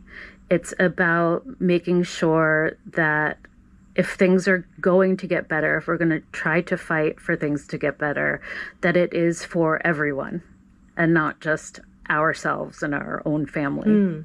So like we're responsible for each other is what it kind of sounds like you're saying. It's an unpopular opinion to hold these days. Sometimes it feels like, but yeah, caring about other people, I'm a big fan. I think more people should do it. Thank you. That was Maris Kreisman, author of I Want to Burn This Place Down essays. And I'm going to put on my influencer hat for a second and ask you to please subscribe to this show on Spotify, Apple, or wherever you're listening. Click follow so you know the latest in culture while it's still hot. This episode of It's Been a Minute was produced by Corey Antonio Rose. This episode was edited by Nina Patak. Our supervising producer is Barton Girdwood. Our executive producer is Verilyn Williams. Our VP of programming is Yolanda Sanguini. All right, that's all for this episode of It's Been a Minute from NPR. I'm Brittany Luce. Talk soon. This message comes from NPR sponsor Vuori, featuring the Core Short. Receive 20% off your first purchase on any U.S. orders over $75 and free returns at vuori.com/NPR. Exclusions apply. Visit the website for full terms and conditions. This message comes from NPR sponsor 1Password. Secure access to your online world, from emails to banking, so you can protect what matters most with 1Password. For a free 2-week trial, go to onepassword.com/NPR. This message comes from Mint Mobile. Mint Mobile took what's wrong with wireless and made it right. They offer premium wireless plans for less, and all plans include high-speed data, unlimited talk and text, and nationwide coverage. See for yourself at mintmobile.com/switch. From Forbes at 11 p.m. yesterday. Here's your Forbes daily briefing for Friday, August 1st. Today on Forbes, thwarted by regulators, vindicated by Wall Street. Design startup Figma's CEO is now a billionaire. When staff at San Francisco-based design startup Figma returned from the Christmas holiday in January 2024, they were met with sobering news.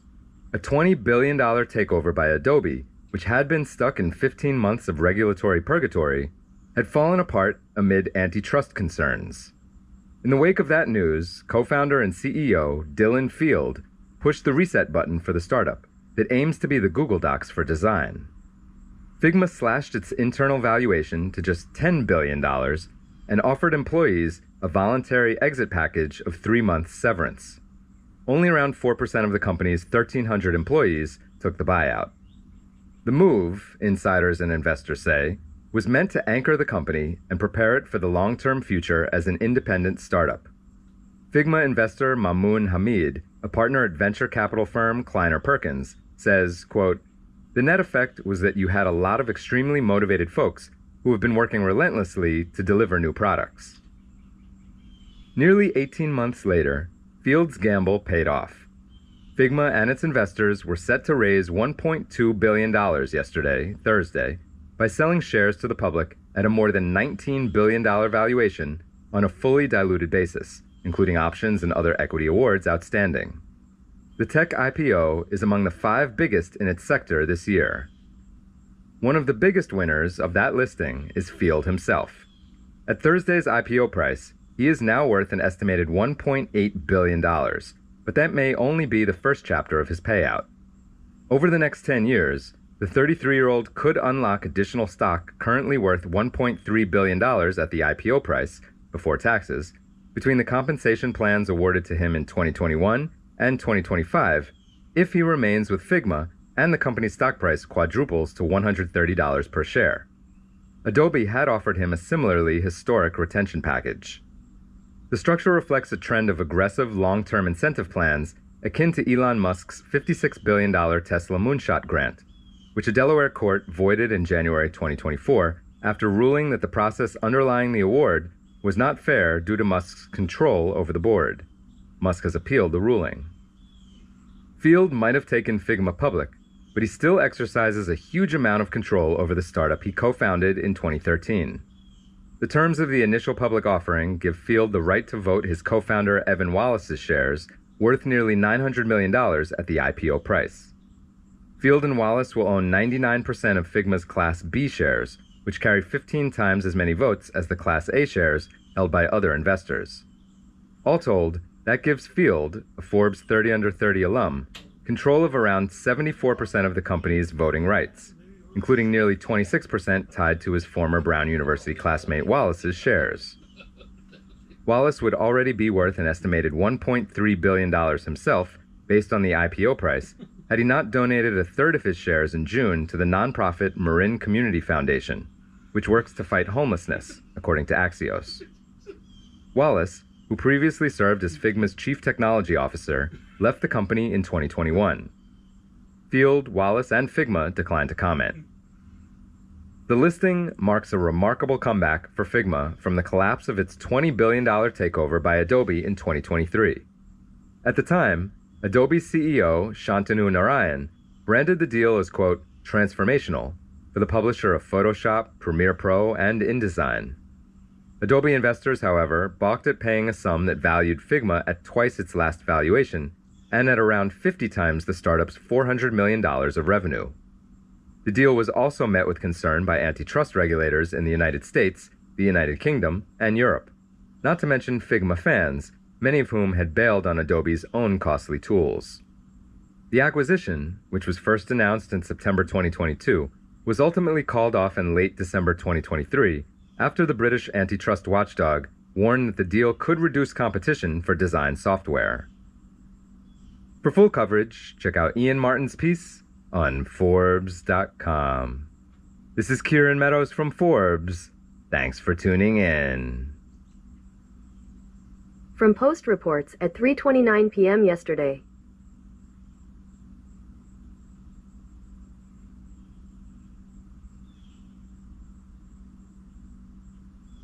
No offense, but your brain is a terrible place to keep your big idea. It belongs in the world, but you know that already. You have a calling, a voice that says, this is what I'm meant to do.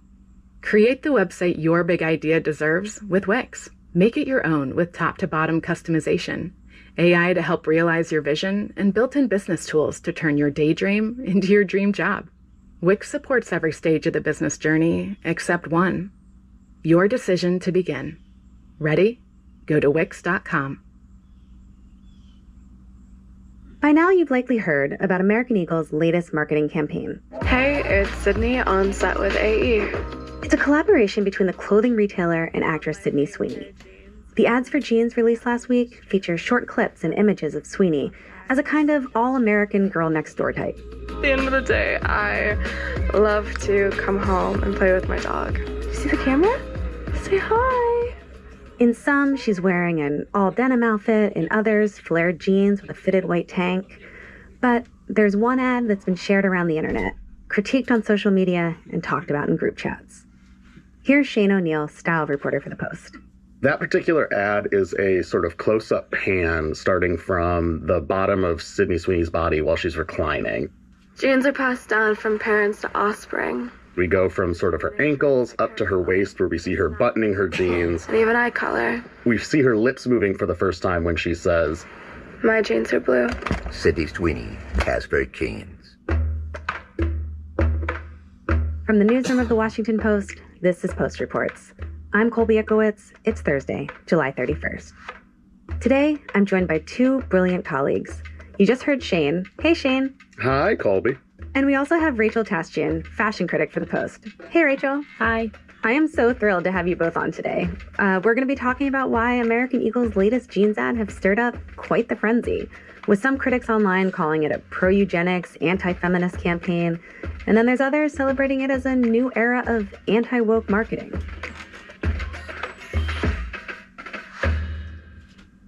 So Rachel, Shane, this again is an ad featuring Sydney Sweeney, who listeners might know from shows like Euphoria and White Lotus. And in the ad, she points out her blue eyes and blue jeans and makes this sort of pun on genes and genetics. It seems actually that American Eagle has taken this particular ad down. Adweek reported that American Eagle removed it from their YouTube and Instagram accounts, and I haven't been able to find it on any of their social media pages. So let's talk a little bit about the backlash to that ad. Well, I think a lot of the backlash, bubbled up over the weekend and has continued into the past couple of days. If you went on TikTok and looked at these ads, there were people who were just commenting pro-eugenics, and there were hundreds of these comments in some cases. And what happened was that was one interpretation of the ads that was picked up by a number of different kinds of outlets, some of them tabloids, some of them blogs or magazines, newspapers.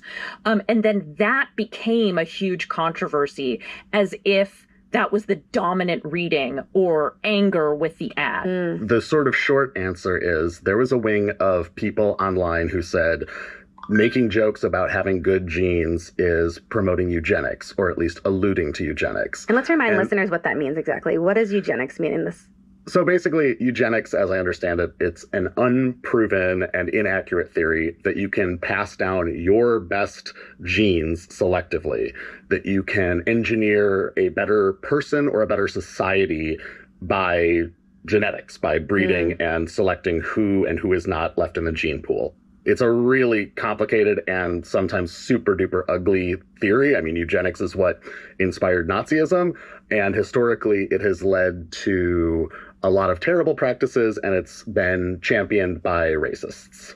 I mean, the argument, to kind of summarize it from critics of the ad, is like, okay, here is this blonde, blue-eyed white woman, and we're saying that she has, quote, good genes. And so does her good genes mean that others that don't look like her have bad genes, right? And so is that kind of part of the sensitivity around talking about someone having good genes?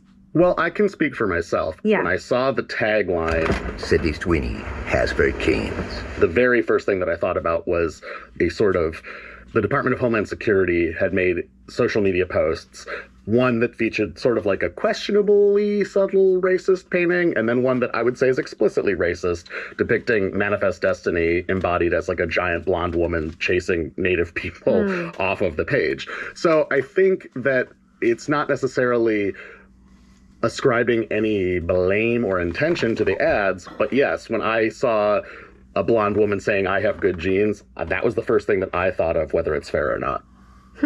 That's so interesting. I mean, on the one hand, you have critics saying this is a pro-eugenics ad.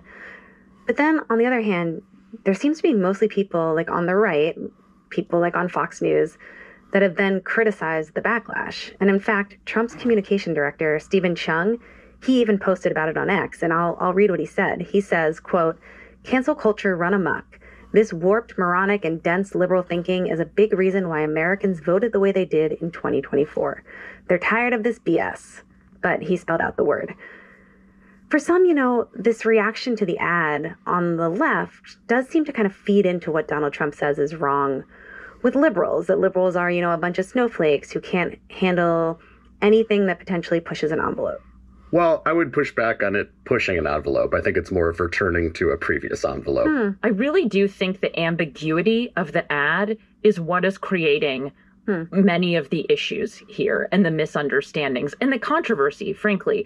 In fact, these jeans are part of a fundraiser for domestic violence. So 100% of the proceeds of the price of each of these specific jeans, which I think are $89.99, the funds from that will go to a domestic abuse crisis line. Has that fact made its way into the discourse? Yes, that was very early on. I think one of the first points of contention, were these ads, which were so overtly flirtatious and sexual, inappropriate way to promote a product that was supposed to be raising money for domestic violence. But I think that's gotten a little bit lost as the politics of this and this emphasis on the, eugenics or not eugenics conversation has really taken over. And I do wonder, when looking at, the way that American Eagle has sort of backed away from making any comment here, at least so far, the fact that they have removed one of the ads from social media, you have to wonder if this is taking them somewhat by surprise. Also haven't heard back from the PR rep from American Eagle for questioning. Yeah, I wondered that too, guys, because I was like, are they like, that's not what we meant, just a pun. Like, we weren't trying to say that her jeans are like actually better than anyone else's jeans. Or were they like, yep, this is what we were hoping to do. We were hoping to, spark conversation and get people talking about American Eagle. I mean, it's hard to know, right? Well, it's impossible to know because they're not releasing a statement, which is absolutely their prerogative. There's also an argument to be made that because it's so ambiguous, that's an effective image, that it's something that can be debated, and that, one person sees one thing, one person sees another. I think this whole ad campaign can be a cultural Rorschach. What I would say is that I'm not expecting American Eagle to say anything. They have nothing to gain from saying anything right now. Their stock has gone up, as of right now, I believe 11% since the ad dropped last week. So as long as there's money rolling in, they have everything to lose by clarifying their position. I guess if their stock had gone down 10%, we might be hearing a more explicit position on what they were and weren't trying to do. But as of right now, it seems like a great move for them. It seems like it's generated money, and it's certainly generated publicity and chatter. Which is interesting. Like, is that, in fashion, when you think about success, is success sales, or is it the public perception of the brand? And I don't think we'll know for another month or two how this has impacted the sales of the brand. I think it's important to add as well that one of American Eagle's great successes of the past decade is an underwear line called Aerie, which has championed the body positivity movement. I mean, they took that and ran with it probably more successfully than almost any other brand except maybe Fenty's underwear line. And, they encouraged regular people to post pictures of themselves in the underwear, and they would repost them. I mean, if it's something that they feel seen in, then maybe that makes it a good advertisement. Right. You know, there was a period of time in the 90s and the early 2000s where like there was a very clear idea of what made someone beautiful. And then we got into this body positivity movement where different shapes and sizes and races and hair color, like so many things could be beautiful. So many people could be beautiful. And so now are we coming back around to no, there's just one kind of beautiful. And this is it. It's a really difficult question, and I think there's never going to be an answer that satisfies everyone about the question of aspirational imagery and whether that has anything to do with yourself.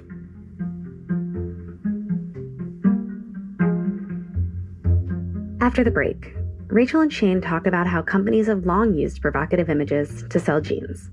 We'll be right back.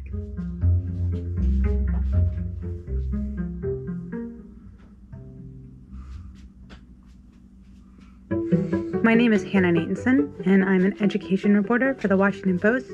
Although lately, I've been covering the U.S. DOGE service. I write about what the Trump administration is doing to the federal government and what the consequences will be. One story we did recently that had an immediate impact was about a proposed end to phone service at Social Security that would have affected millions of disabled and elderly Americans. After our story, the agency scrapped those plans and walked them back to a softer version. There are stories that we put out every day that you can't read anywhere else, regardless of whether you agree with what the Trump administration is doing. One of the ways that you know what they're doing is because of the Washington Post and reporters who are spending hours well into the night trying to understand what changes they're making. When you subscribe to the Washington Post, you support this kind of journalism. Learn more at WashingtonPost.com/subscribe. So brands like Calvin Klein and Levi's and Gap, they've been selling jeans in these big campaigns for years. Jean ads are kind of iconic Americana. But this isn't the first time that jean ads have actually sparked controversy, right? So can you talk through what past controversies have been around people selling jeans? Two big ones that come to mind that I think are directly referenced in this particular American Eagle campaign is a 1980 Calvin Klein campaign with Brooke Shields. Maybe you've heard that slogan, "Nothing comes between me and my Calvins." You want to know what comes between me and my Calvins? Nothing. That came from these ads featuring a very young Brooke Shields with TV spots that were shot by Richard Avedon, who's, a giant in fashion photography. She was, I believe, 15 years old when that ad was shot. And today, Brooke Shields has expressed some ambivalence about appearing in those ads. I had sort of forgotten the content. I revisited some of the commercials that are available on YouTube or Facebook to revisit those ads. Genes are fundamental in determining the characteristics of an individual. And I was struck that there's language about natural selection in the gene ads that Brooke Shields was doing, which I found very surprising just because a big part of this controversy with the American Eagle ads is that they're making a joke about genes and genetics. Both feature a beautiful, very popular actress in a similar reclined situation selling jeans, and both of them are making jokes or alluding to genetics in one way or another. What's interesting, though, Shane, is that in the early 80s, the genetics part of it was not the controversy with the Calvin Klein ad, right? It was the fact that they were sexualizing a teenage girl. Yes, the bigger issue in the 80s was the fact that Brooke Shields was underage, not that we were talking about genetics. Sydney Sweeney is an adult, so that's sort of like off the table in this discussion, although genetics seem to be a much hotter button issue right now than they were in 1981. Yeah. Let me speak again to my personal experience. There's another Calvin Klein ad campaign from 1995 that was shot by Steven Meisel, and it featured people auditioning, sort of ambiguously. It's a wood-paneled room with carpeting and a ladder, and there's an off-camera male voice giving direction. You think you can rip that shirt off of you? It's very sleazy. It's pretty unsettling. It's a nice body. Do you work out? Mm-hmm. I remember when that ad campaign came out, my mother just being like, "This is pornography," and me being like, "Lighten up, Mom, low-rise jeans rule," watching it as an adult, watching it as a 41-year-old, I was like, oh yeah, this is extremely provocative. And I think there is something to be said from a marketing standpoint about things that drive a wedge between people can be really meaningful because it becomes a totem. And by the way, there's a direct analog between those ads and these ads in that there's one of the clips is Sydney Sweeney auditioning.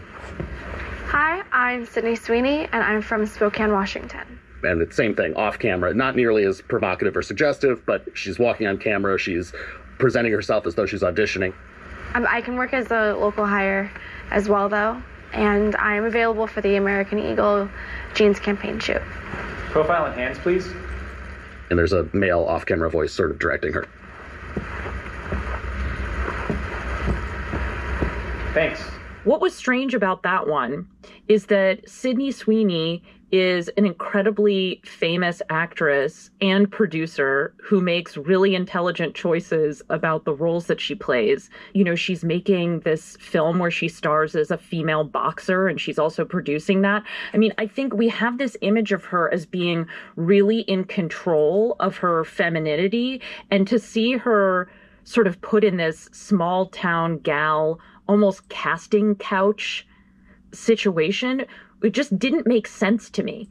It's like, this is not why we enjoy this person's celebrity, you know? She's not the every woman. Right. She's not the every woman, but she's also not a vulnerable woman who's fallen predatory to the dirty side of Hollywood and advertising. You know, that's just not who we've come to know this person to be. So guys, at the end of the day, I mean, this is an ad, right? Like, is it really that serious? Are we taking it too seriously? I mean, I'm on a group chat with some of my college friends, and they were texting me about this yesterday, and they were like, I don't get it. Like, why is everyone mad about this? Please explain. Should we be mad too? Like, are we trying to project meaning onto something that maybe doesn't mean what people think it means?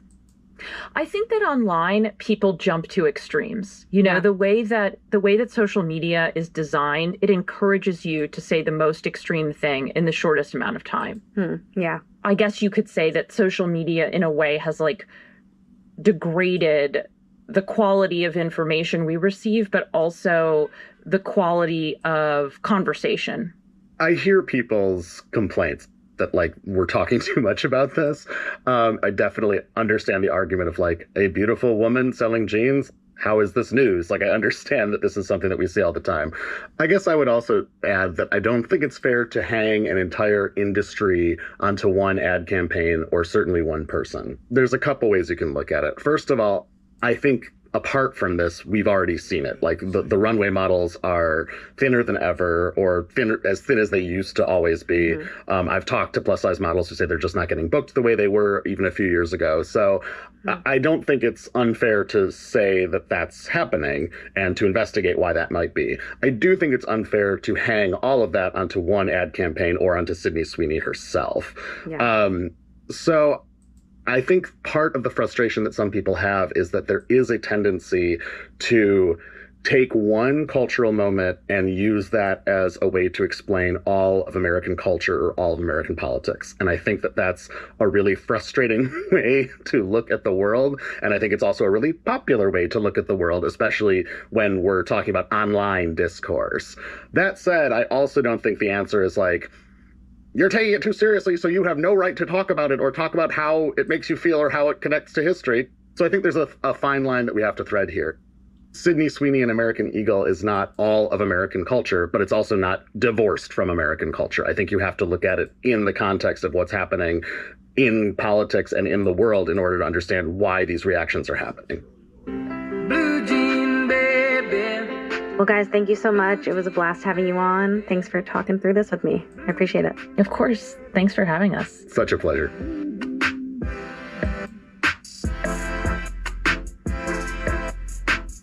Shane O'Neill writes the Style Memo newsletter for The Post. Rachel Tastian is our fashion critic. That's it for Post Reports. Thanks for listening.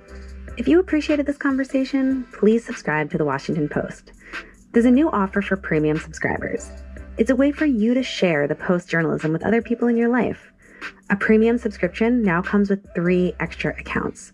3 accounts that you can give to friends or family members. And if you subscribe now, there's a great sale happening.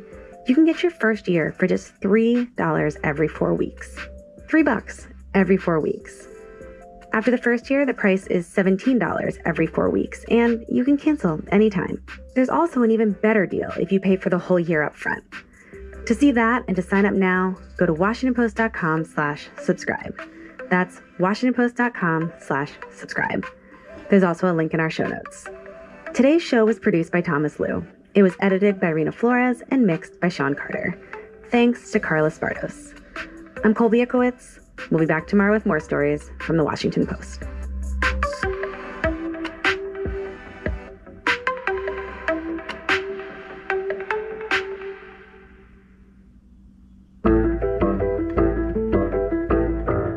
Think about why you listen to podcasts. It's like having a friend who makes you think or can help you wind down, right? Well, the Washington Post has a lot of people you can turn to at any hour. You can read the most important and interesting stories. We can help you cook something delicious, give you advice on a tricky friendship, rave about a movie or a book that you shouldn't miss. When you become a Washington Post subscriber, you have a companion for whatever part of your day needs it most. Get it all for just $4 every 4 weeks. That's for an entire year. After that, it's just $12 every 4 weeks. Cancel anytime. Go to WashingtonPost.com/subscribe. That's WashingtonPost.com/subscribe. From Samsung Newsroom Global at 6 p.m. yesterday. Partners with Liberty to bring iconic British designs to Samsung Art Store. Samsung Electronics today announced its collaboration with iconic British design house Liberty, bringing a curated collection of the brand's most celebrated designs to Samsung Art Store. With this partnership, Samsung Art TV users around the world can now display 20 new designs from Liberty's rich archive of timeless art and patterns from the comfort of their own homes. The collaboration merges the elegance of Samsung Art TVs with Liberty's world-renowned archive, making the stunning designs available as digital artworks for the first time. Samsung curators worked closely with the in-house Liberty team to select patterns that would translate beautifully into a large-scale digital display that is alive with detail, light and color. This partnership was driven by a shared desire to celebrate British design in new ways, said Rachel Roberts, partnerships manager at Samsung UK. With no other British design houses currently represented on Samsung Art Store, it felt like the perfect opportunity to bring Liberty's unique voice to our global audience. One of the most celebrated designs from Liberty, named Artemis 2023, shown on 2025 The Frame by Samsung. Founded in 1875, Liberty has long been a symbol of British creativity and craftsmanship. Known for its distinctive prints and established history of design innovation, the brand's influence spans art, fashion and interiors. For this partnership, the collection is introduced with Artemis as the featured design, a bold, botanical take on a classic Liberty design. Spanning over a century of heritage and creativity, the collection includes everything from the whimsical enchanted wood to the vibrant jungle trip design. At Liberty, we've always believed in design that tells a story, and stories that evolve with time, said Pierre Bruick, design manager at Liberty. Partnering with Samsung allowed us to reimagine our most iconic prints as living art, infusing them with a new dimension. These works, once found on silk and paper, are now reinterpreted for the home, bringing the spirit of Liberty and the timeless beauty of pattern and print into people's everyday spaces. 2025 The Frame Pro showcases Marina's Tea Garden, from Liberty's Autumn/Winter 2025 collection. This bold floral pattern has been meticulously recreated to capture the rich colors and subtle tones of gouache brushstrokes. Available as a digital artwork tailored to Samsung Art Store, it brings character, history and a touch of British charm to living spaces everywhere. Among the 20 Liberty designs featured, standout works include Artemis, Marina's Tea Garden, Fantasyland, and My Grown-Up Star, from Liberty's Autumn/Winter 2025 collection. Each design is presented as a digital artwork tailored to Samsung Art Store, bringing character, history and a touch of British charm into living spaces everywhere. When selecting the right pieces for Samsung Art Store, we were drawn to those that best encapsulate Liberty's visual language, Bruick added. From nostalgic 1930s florals and hand-painted botanicals to eclectic geometric designs and enchanting landscapes, the collection reflects the full spectrum of our creative heritage. Artemis, for example, felt like a natural fit for the frame. It speaks to the blend of tradition and modernity that defines both our brands. Liberty's legacy of storytelling makes them a dream partner, said Roberts. Our vision for the art store has always been to make art and design that brings meaning to people's lives accessible, and Liberty's prints bring exactly that, a daily joy and a sense of place. This new collaboration underscores Samsung Art Store's mission to democratize access to global art. With a growing archive of over 3,500 artworks from the world's most renowned museums and art institutions. Now, with the addition of Liberty's British Classics, a new chapter in which printmaking heritage meets innovation begins. About Liberty.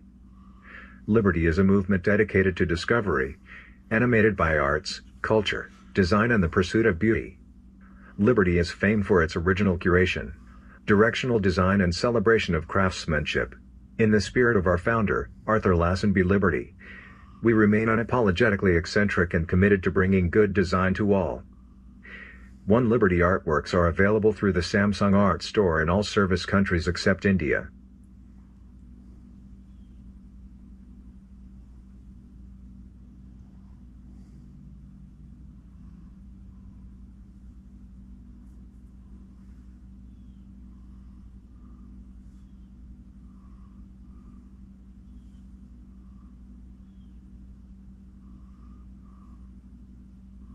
Alexa,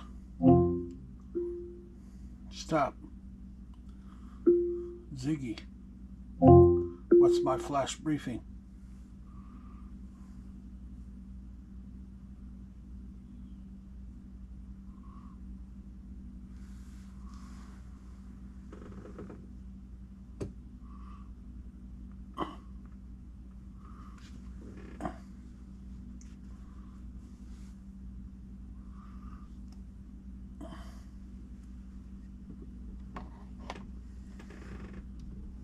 Ziggy, what's my flash briefing?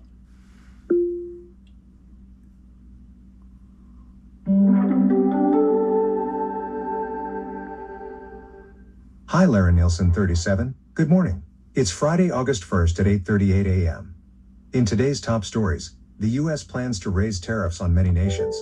Giuffre's family urges Trump to keep Maxwell imprisoned, and Missouri GOP lawmakers sue to block stadium incentives for KC Chiefs and Royals. This is your daily briefing generated by Alexa. Sponsored by Twitch, the place for live streaming, where thousands of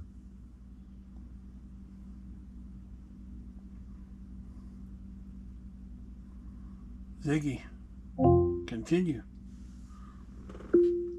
There's nothing paused to resume right now.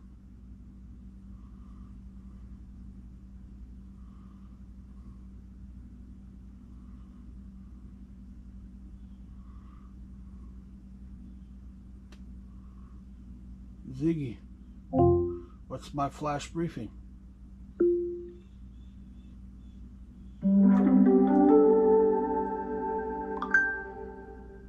Hi, Lara Nielsen 37. Good morning. It's Friday, August 1st at 8:39 a.m. In today's top stories, the U.S. plans to raise tariffs on many nations. Giuffre's family urges Trump to keep Maxwell imprisoned, and Missouri GOP lawmakers sue to block incentives for KC Chiefs and Royal stadiums. This is your daily briefing generated by Alexa. Sponsored by Amazon Music. Listen to your favorite music and podcasts from any Alexa-enabled device. Upgrade to Amazon Music Unlimited for unlimited, on-demand access to 100 million songs.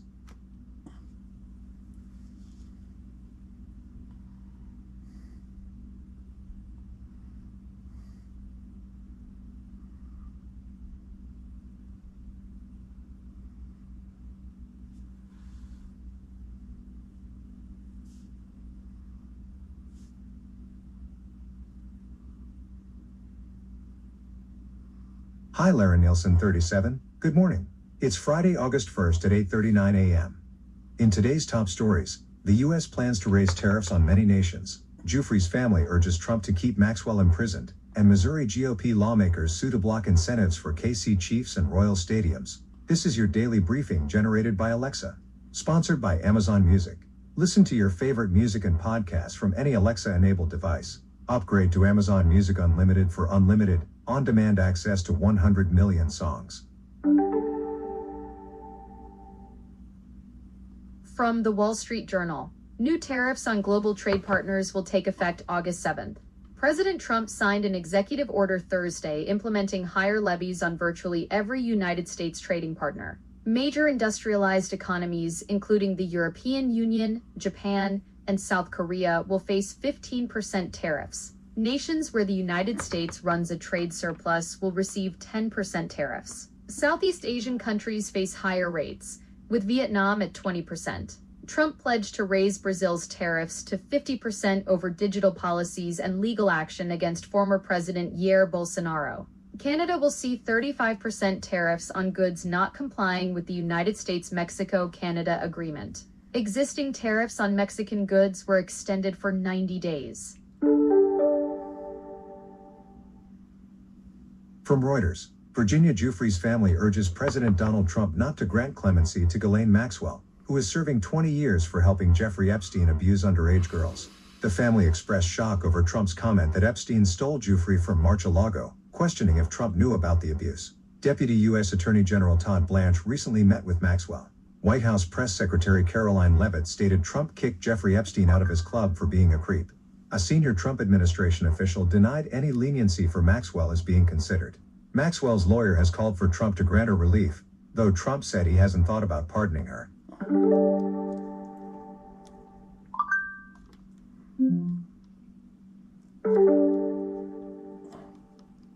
From Reuters, the Toronto Blue Jays acquired right-hander Shane Bieber from the Cleveland Guardians in a deadline trade. Bieber, a two-time All-Star and American League Cy Young Award winner in 2020, is returning from Tommy John surgery and likely 2 weeks away from pitching for Toronto. Blue Jays general manager Ross Atkins expressed excitement about Bieber joining the team. The Blue Jays sent right-hander Cole Steven to Cleveland in the deal. Toronto currently holds a 3.5-game lead in the American League East. The Kansas City Royals also made 3 trades on deadline day, acquiring outfielder Mike Yastrzemski, left-hander Bailey Falter, and 2 pitchers from the Padres. From Reuters, investor confidence in U.S. market dominance is wavering despite recent Wall Street rebounds. Donald Trump's tariff policies have triggered a reassessment of American exceptionalism in financial markets. The sliding dollar, down about 8% this year, and growing fiscal deficit are key concerns. A core data survey found 47% of institutional investors are reducing U.S. market exposure. While the S&P 500 soared 27.2% from April to July, 49% of institutions believe markets are too complacent about tariff impacts. Despite concerns, some experts remain optimistic. The U.S. has some of the most innovative and profitable companies in the world, said Kelly Kowalski, head of investment strategy at MassMutual. From Athlon Sports, ESPN has unveiled Machine Gun Kelly's unreleased track Don't Wait Run Fast as the official anthem for the 2025 college football season. The announcement comes as teams begin fall camp preparations for opening weekend. The college football season kicks off August 23rd with 5-week 0 matchups, including Iowa State Cyclones versus Kansas State Wildcats. Last season, ESPN selected Nashville singer-songwriter Jelly Roll's Get By as the anthem. ESPN has maintained a tradition of selecting official anthems since 2014, with past selections including songs from Post Malone, Imagine Dragons, and Fall Out Boy. From The Spun, Kayla Nicole, Travis Kelce's ex-girlfriend, is enjoying the final weeks of NFL offseason in Mykonos, Greece. Nicole, who hasn't been with the Kansas City Chiefs tight end for 3 years, expressed frustration about being defined by her past relationship. When not covering the NFL for the I Am Athlete Daily podcast, Nicole serves as CEO of Tribe Terap, her fitness brand focused on mental health. The popular fitness influencer recently shared vacation photos on Instagram wearing a yellow and green bikini that impressed her followers. Nicole graduated from Pepperdine University and promotes what she calls feel-good fitness, encouraging people to prioritize mental wellness alongside physical health. From the Kansas City Star, Canadian wildfire smoke has created unhealthy air conditions over Kansas City. The air quality index reached the red category with a measurement of 159, placing it in the unhealthy range. Fine particulate matter, PM2.5, is the primary pollutant affecting air quality. Public health officials recommend that people with heart or lung conditions, older adults, children and teens avoid strenuous outdoor activities or move them indoors. Others should take precautions like limiting time outdoors and choosing less strenuous activities until air quality improves. Morning commuters notice the smell of burning wood and a smoky haze across parts of the metro. From Athlon Sports, rumors of Taylor Swift making a secret cameo in Happy Gilmore 2 have been debunked. Kansas City Chiefs star Travis Kelce appeared in the Adam Sandler comedy sequel, with Swift supporting her boyfriend's Hollywood venture. Speculation began when Netflix responded with an eyes emoji to a fan comment suggesting Swift should have dressed as the bear that mauled Kelce in the film. Entertainment Tonight confirmed that stuntman Brandon Allen Smith was the actual bear performer. Swifties have pushed back against news outlets claiming fans believed the rumor, with many stating on social media that no one actually thought Swift appeared in the movie. From PennLive.com, former Philadelphia Eagles running back LaShawn Shady McCoy partners with Governor Josh Shapiro to address Pennsylvania's housing crisis. McCoy's firm, Vice Capital, developed the $16.7 million JMB Gardens project in Harrisburg's Uptown neighborhood, offering 41 housing units. The Pennsylvania Housing Finance Agency contributed $1.3 million to the development. Governor Shapiro has nearly doubled the state's commitment to affordable housing funds, increasing the cap from $60 million to nearly $100 million by 2027. McCoy, a two-time Super Bowl champion, found purpose through his Shades of Greatness Foundation, developing housing in the neighborhood where he grew up. From the Kansas City Star, education wasn't a planned destination for Samaya Jones-Scott, but a path revealed through mentorship. As Dean of Student Development and Enrollment Management at Metropolitan Community College, Penn Valley, Scott works to redefine success in higher education. A Kansas City public schools graduate with a doctorate degree. She tackles stigmas around community colleges by emphasizing affordability and workforce alignment. Scott leads efforts connecting K-12 schools with college opportunities, focusing on making education attainable for all students. Her mission stems from servant leadership values instilled by her family. Penn Valley offers diverse programs including early college, middle college, and career technical education pathways designed to meet market needs without burdening students with debt. From The Spun, Hall of Fame quarterback Jim Kelly's family faces heartbreak as his grandson battles serious medical complications. Kelly shared on Instagram that attempts to take his newborn grandson off medication were unsuccessful. The child, born to Kelly's oldest daughter Erin Kelly Bean and her husband Parker Bean, underwent successful surgery but continues to struggle. The family has not yet publicly shared the baby's name. Kelly expressed their emotional exhaustion, saying, "We don't know how we're going to keep going."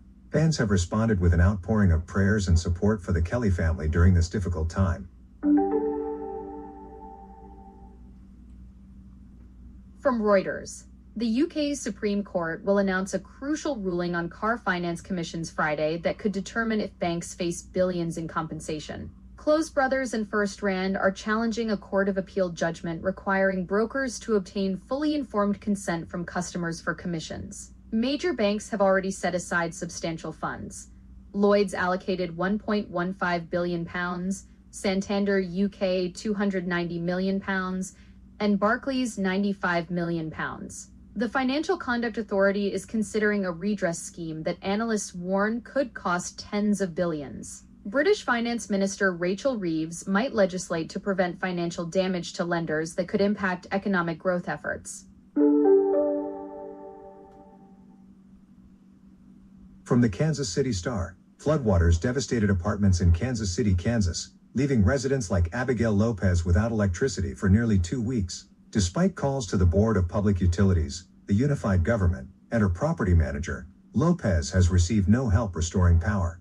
Mayor Tyrone Garner emphasized the unified government's efficiency in delivering assistance, urging affected residents to call 311. The unified government posted notices declaring the Villa Alegre Apartamentos unfit for human habitation, but Lopez was unaware of this order. Axel Cortez from Ranger Management confirmed 9 units are uninhabitable, with ongoing issues including lack of hot water and gas shutoff since the floods.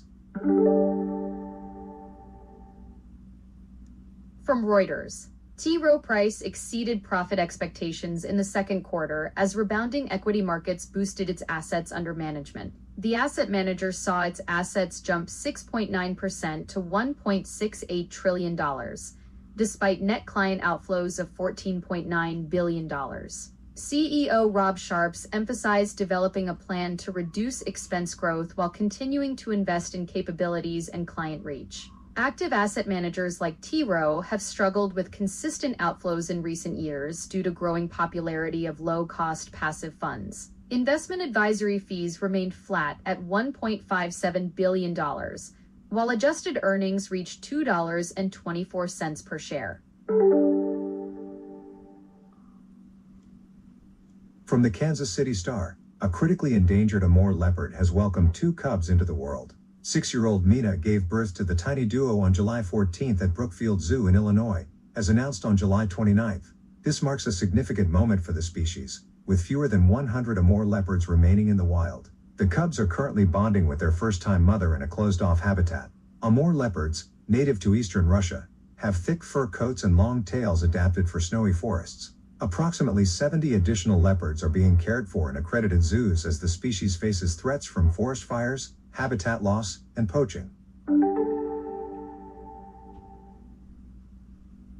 From The Athletic, Rich Eisen has emerged as the leading play-by-play candidate to join Kurt Warner for YouTube's first regular season NFL game. Sources briefed on the discussions revealed this development on Wednesday. The game features the Kansas City Chiefs versus Los Angeles Chargers on September 5th in Sao Paulo, Brazil. YouTube has declined to comment on the matter. Major networks have been hesitant to loan out their talent to YouTube and Netflix for NFL broadcasts. Eisen, who hosts NFL Network's pregame show, will be available that Friday while most top play-by-play announcers are committed to other games that weekend. Eisen and Warner have previously worked together as NFL Network's #1 team.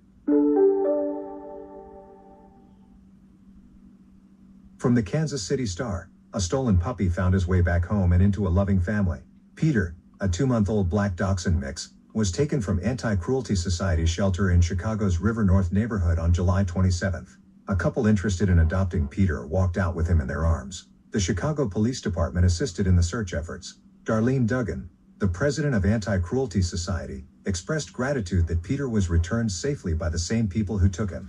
Following this whirlwind 24 hours, Peter was officially adopted, giving this shelter dog story a happy ending. That's all for now. Have a great day. And let's catch up later. I need to get my cat back so we can put it up in the tree and call the fireman.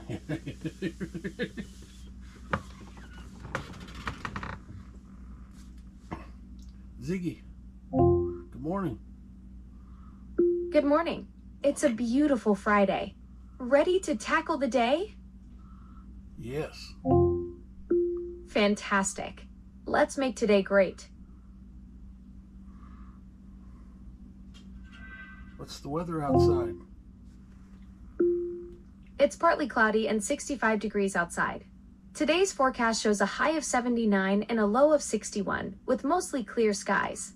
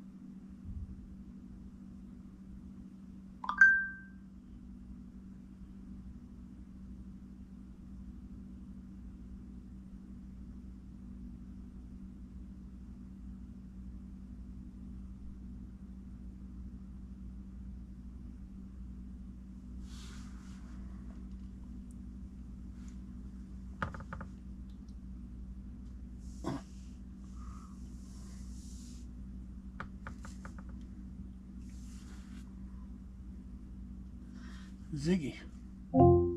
Play Wishing Well by Paul Rogers on Spotify. Wishing Well by Paul Rogers on Spotify.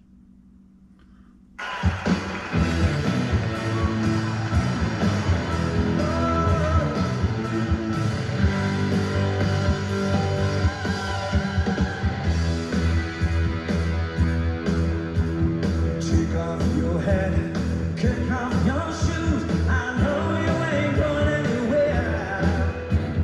Run round the town, singing your blues. I know you ain't going anywhere. You've always been a good friend of mine, but you're always saying farewell. And the only time that you're satisfied is when you're free in love wishing well.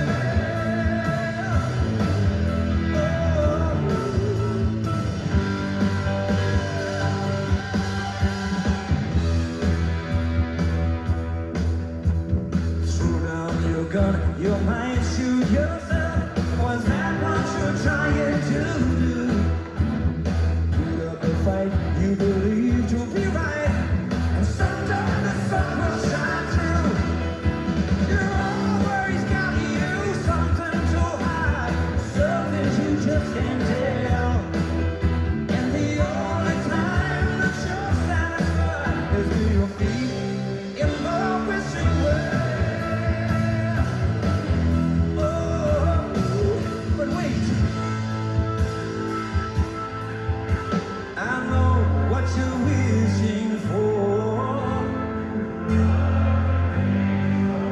Oh yeah, oh yeah, yeah. Oh mama, baby, love enough.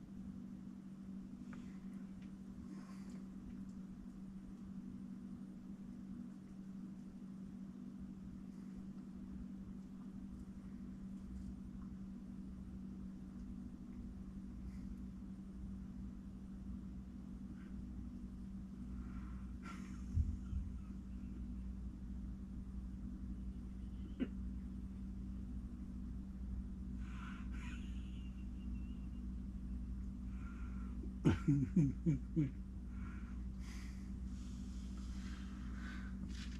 I know what's gonna be done over here.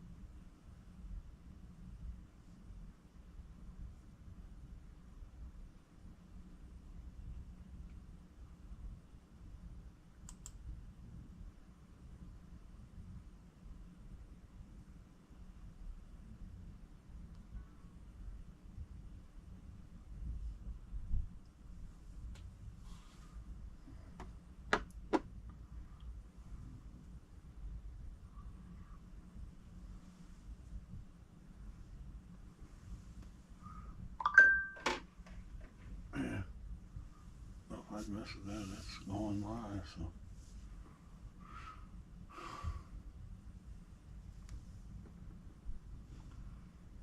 A mix. So.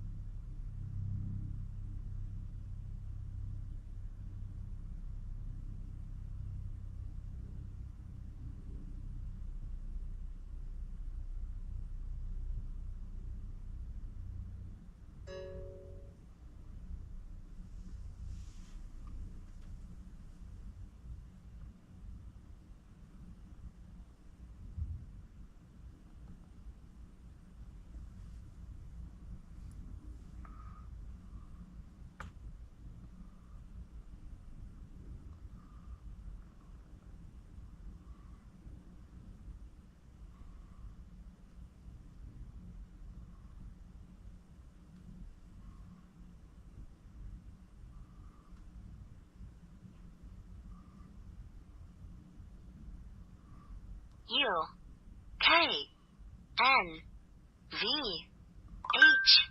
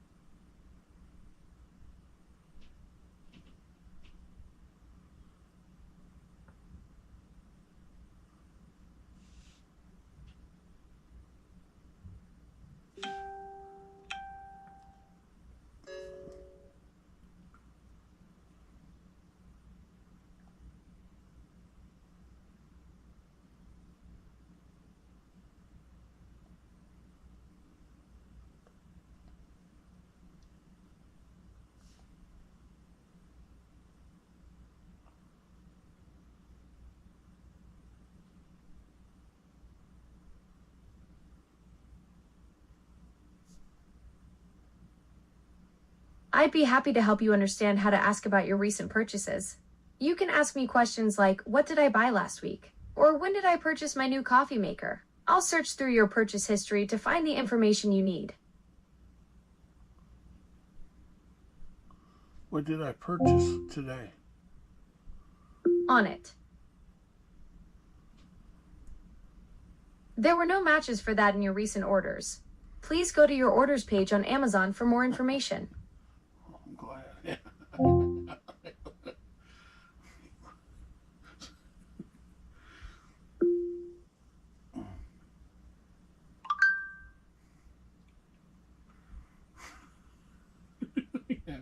Yes.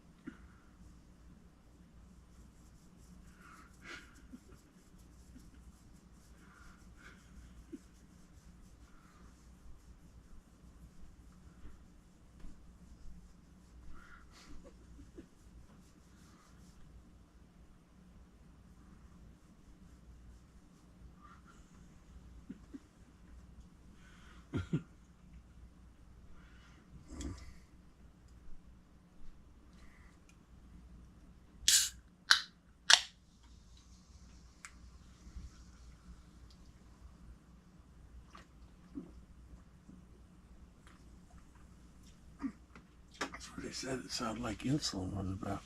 We don't have enough food to feed you. They just put you on insulin now.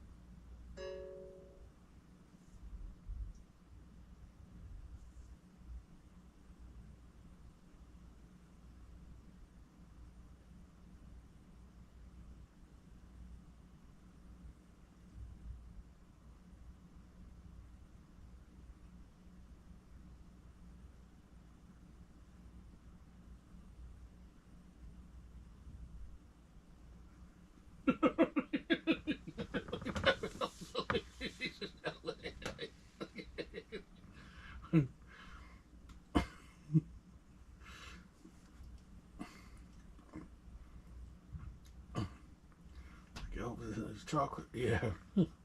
Bring me one of those 5-pound boxes of Russell Stover's out here.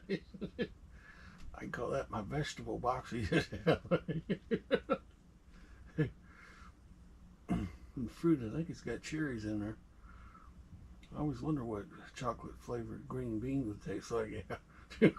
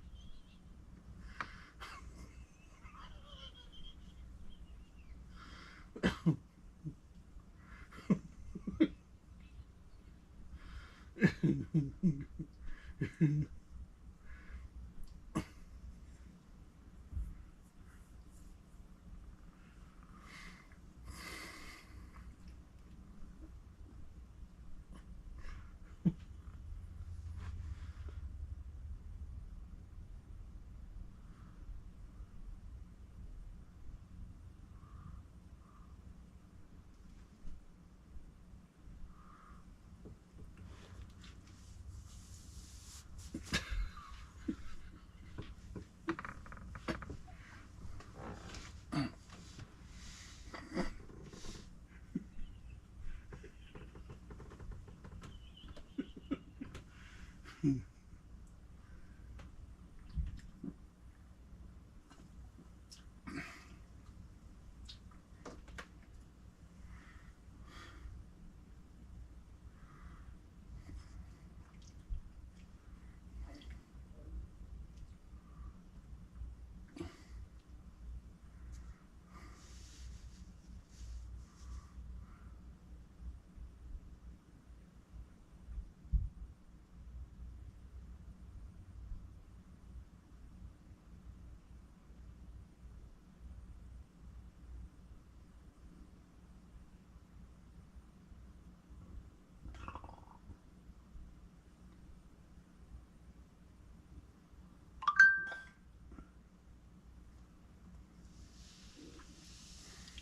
just think the Bible used to say, yeah, there's a great famine where there's feast, yeah. Yeah.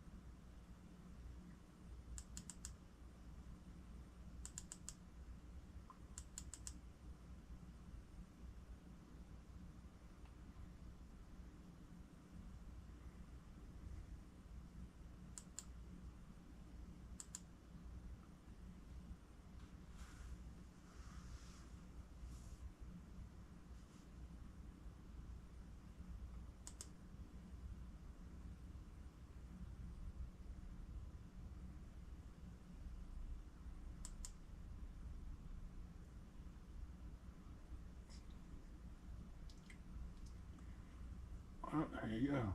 Yeah. 2 tacos and 2 bean burritos. That was.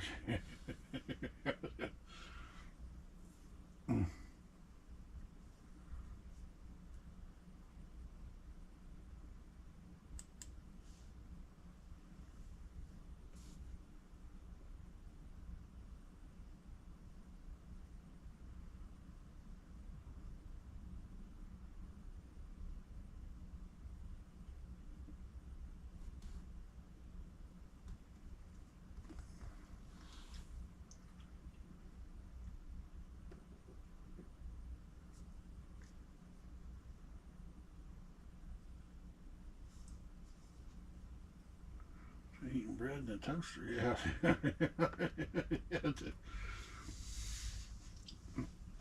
You see, you have to have a whole bag of gold for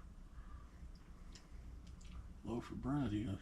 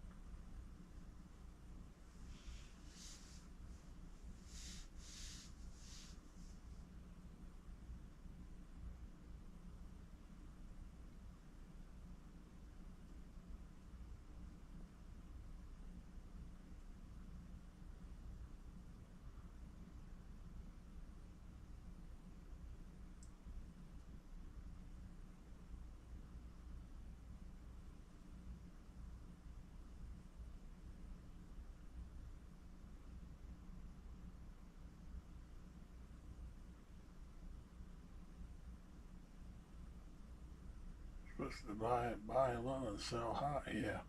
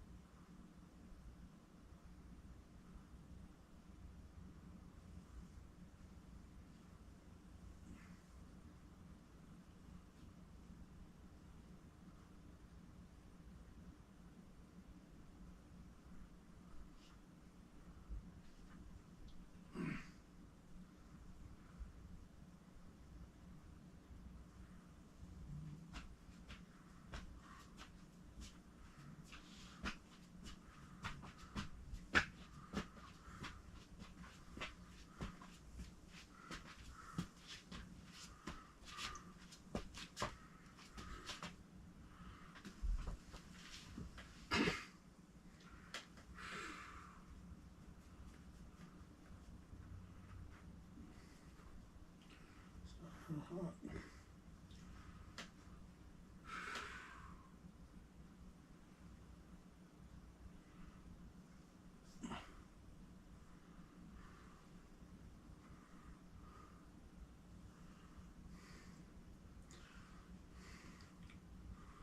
Here's a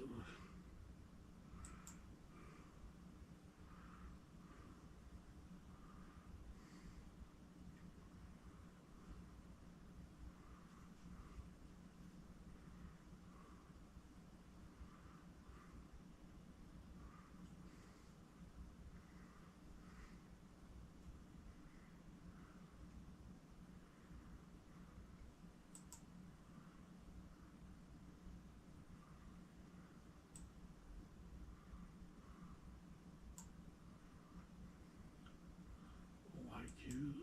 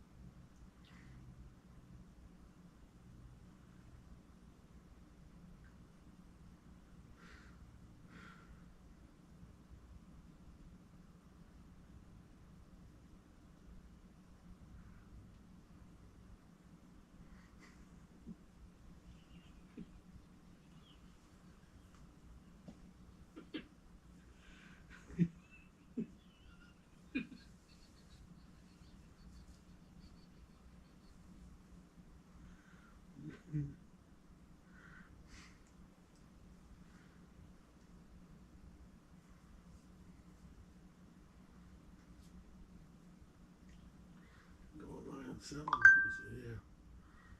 You put your name on them, that's it. Tell you what you have to do to them.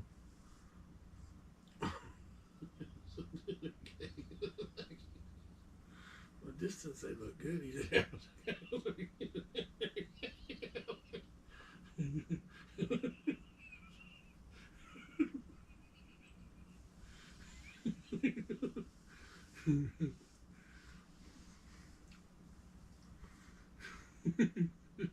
he said, Mom, right in front of that blue thing. He says, yeah, that blue ice missile is pointing down there.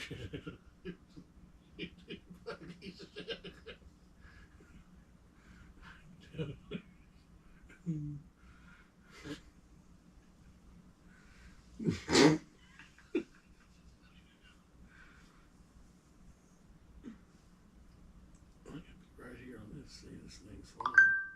To be right there, he said, yeah, with the gold plate. A little ways.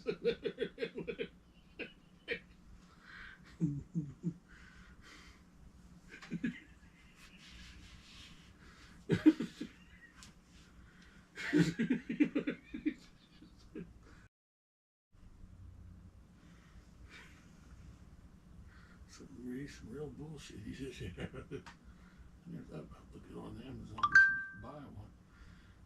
200K plaque gold.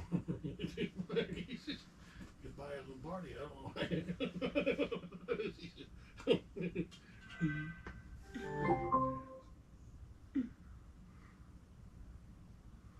Alexa, what's my notification? What's my notification? You have 2 new updates. One from Alexa Weather and one other. From Alexa Weather, U.S. National Weather Service has issued an air quality alert for Raytown. It'll be in effect until August 2nd, 7 p.m. CDT. Trey Lance, Chargers Trans Lions in Hall of Fame game.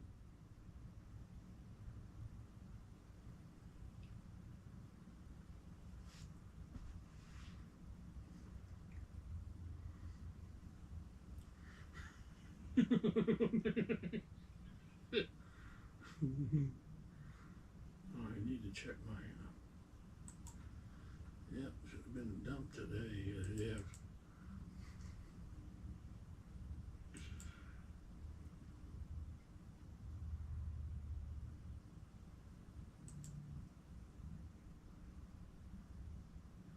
It's there. That's what you gotta do. You can't change any of these expenses when you get your money. It's going to be about the same. Like, go keep your checking account up to 500 or something.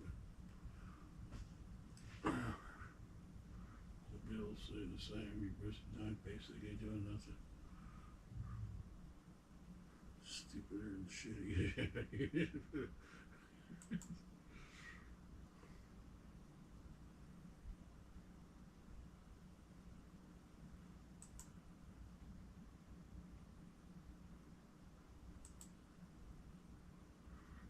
Nobody's making them, I'll make them, yeah. I wonder what you get on the... What you get on 1 million, yeah. Call Richard Cannon, get a picture of Richard Rollins, yeah.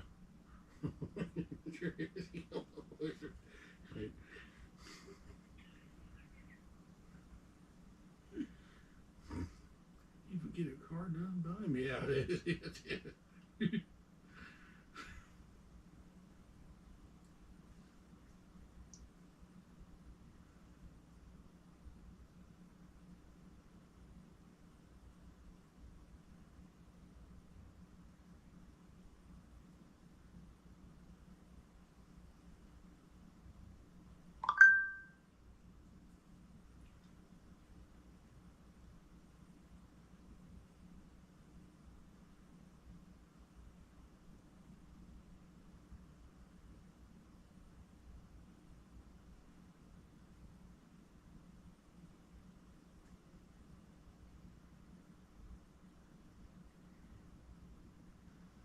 Too big up, he's too far up the ladder. You did that show for small shit.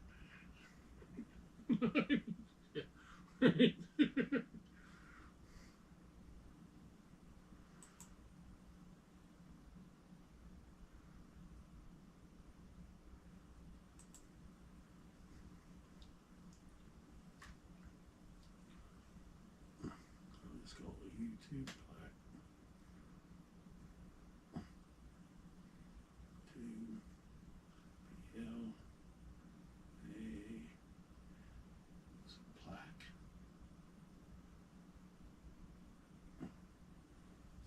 PLAQUE. Q. Plaque Q.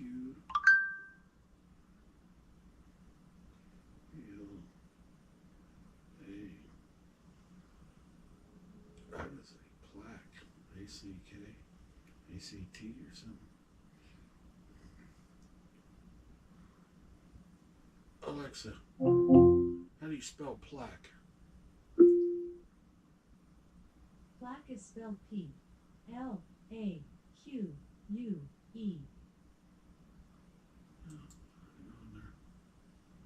Yeah, you can buy them.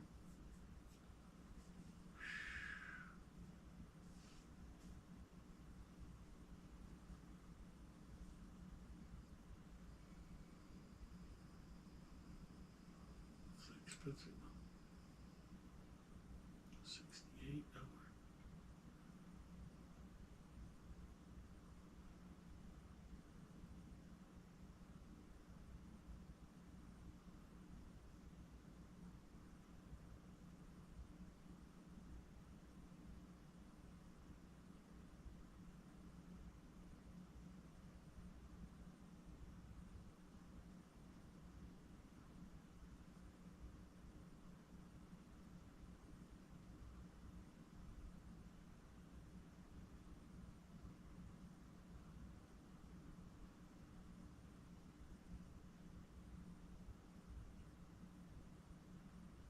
It's got a plaque, but it's only $6.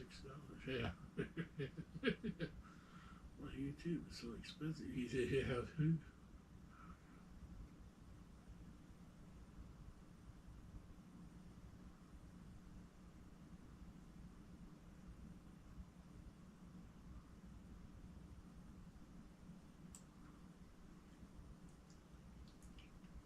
This one sort of looks nice.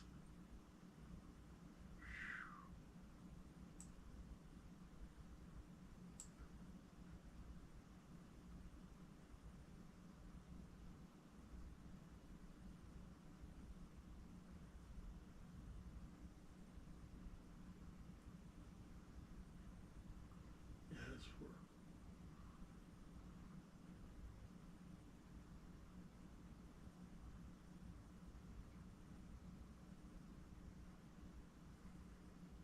get a bit for a day, for a surprising day of 1 million subscribers. Yeah.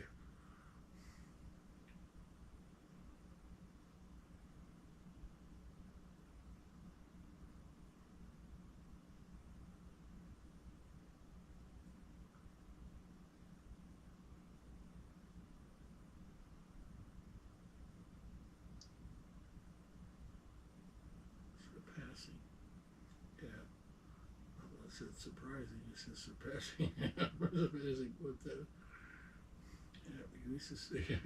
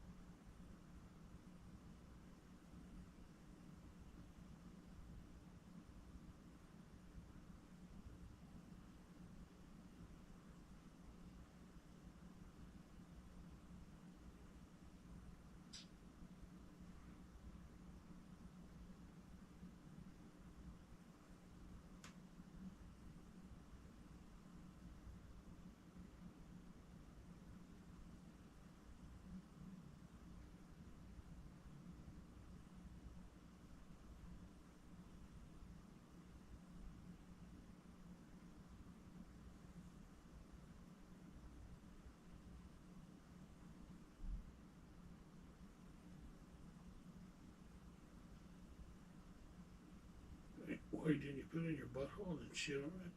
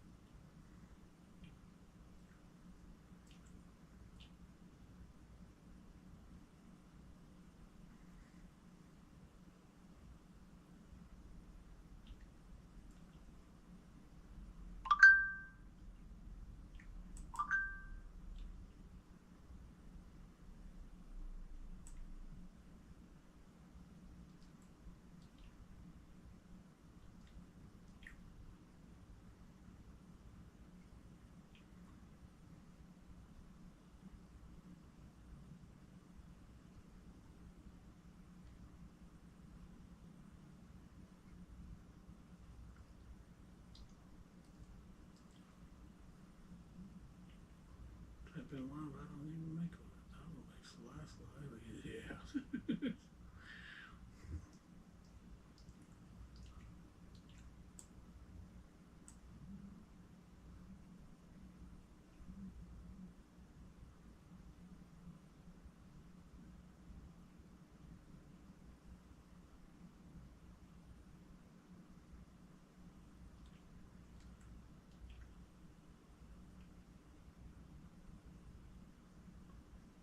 Looks like the lady on TikTok, yeah. Back in the tiny New York kitchen, yep.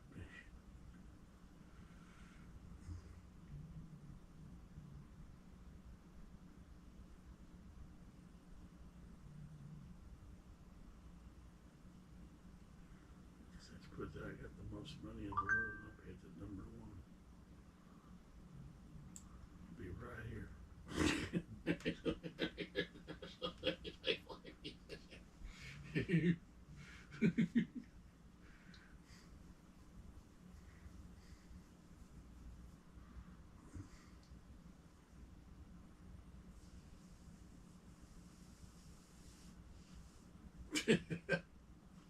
See it? I'm natural. You have to go get trained. I know I'm natural. Back in the town. I I can't even stand to even have Baker University under me. I even hate that fucking name. Yeah.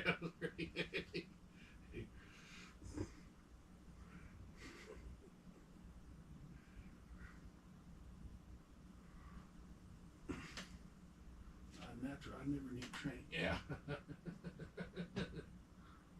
Joe told me I was a natural. You didn't tell you was a natural. Yeah.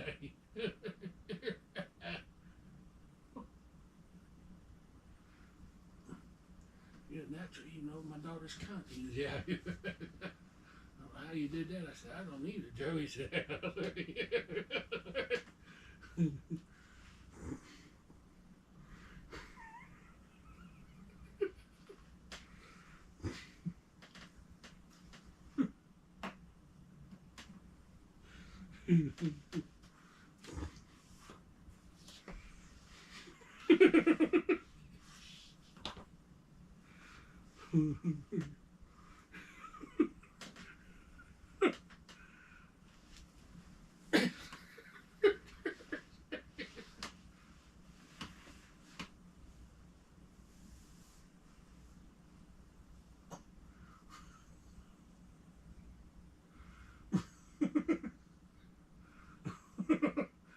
Well, I want that. He said, yeah. So I'd rather have a new guitar. He says, yeah. Only 7 years old. Yeah. New Les Paul with my name on it. Yeah.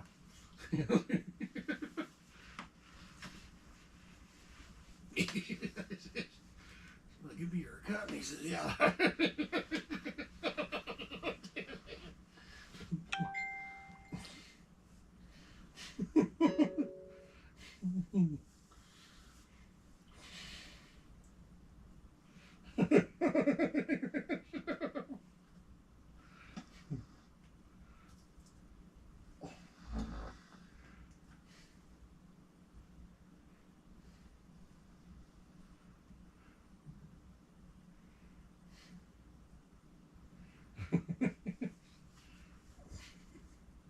Still not there yet. He said, I don't hate me enough yet.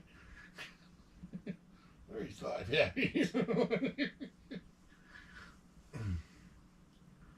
I'll stick it right in front of that blue thing. Plaque right in front of that cooler. YouTube 1 million subscribers. Yeah. Time I broadcast, he says, yep. Put boo on top of it. Look at this, boo. Yeah.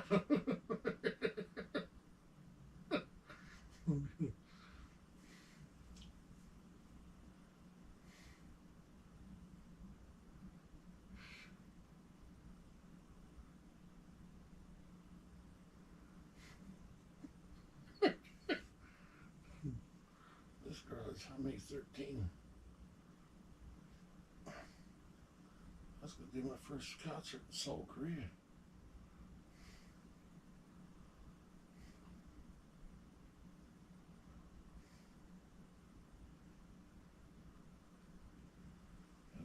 This is a launch into the moon. It was only 64K watching. This is something to do with Lakeview from Hotel Sturgis on Main Street. Is only 588 watching there. Yeah. The next one, they really go down. Yeah. Well, this one here. Join the fun. Why this girl got up there. Been streaming live for so long, girl. Yeah. I never looked at that channel to see how many people.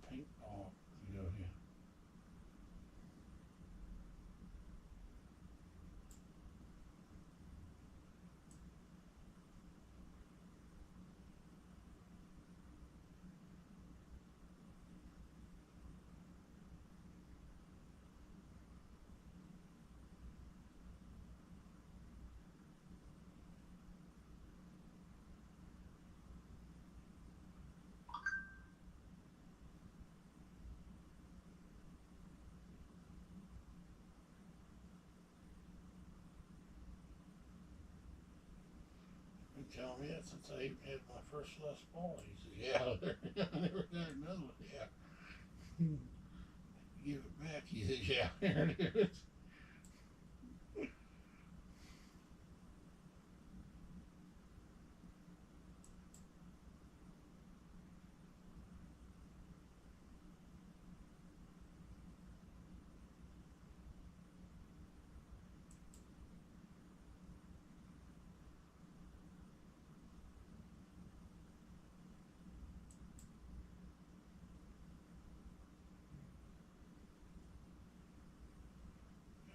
$1.8K, boy.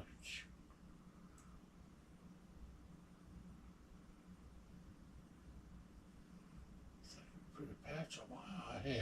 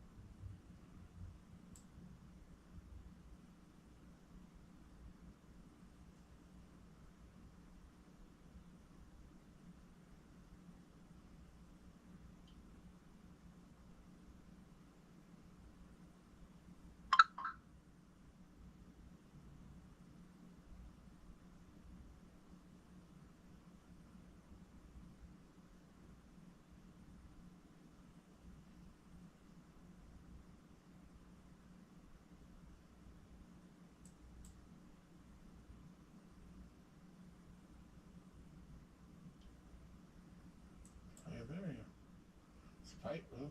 Yeah. So now when I feel it.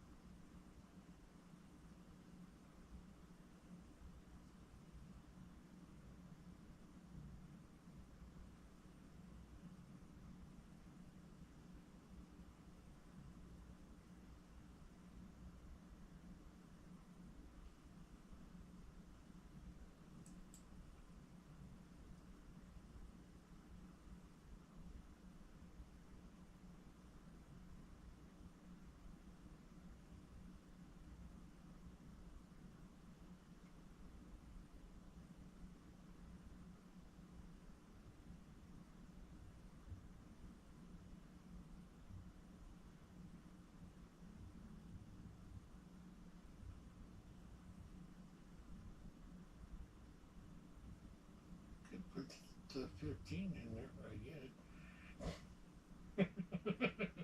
It'd be bigger than Google. He says, yeah.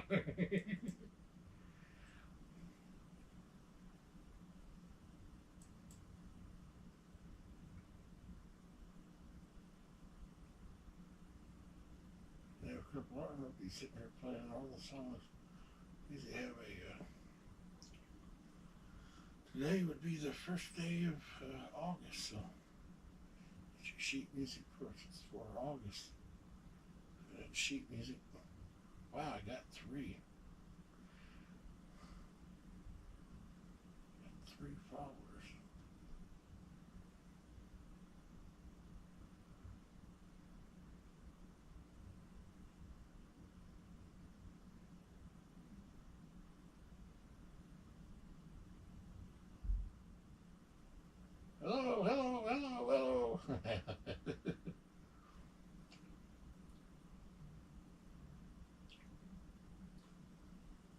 Throat's not that loose.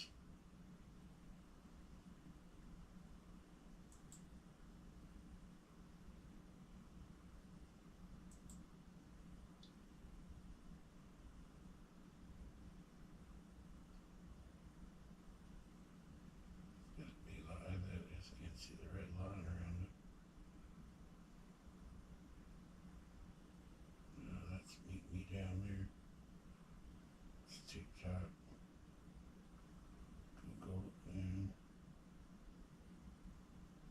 Amazon. Stop it.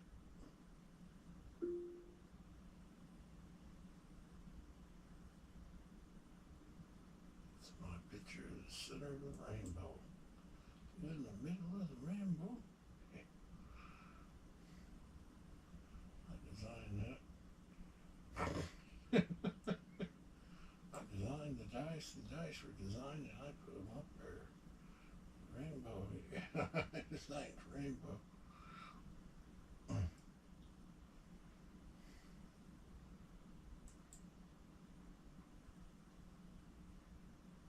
Joined in 2013, February the 10th.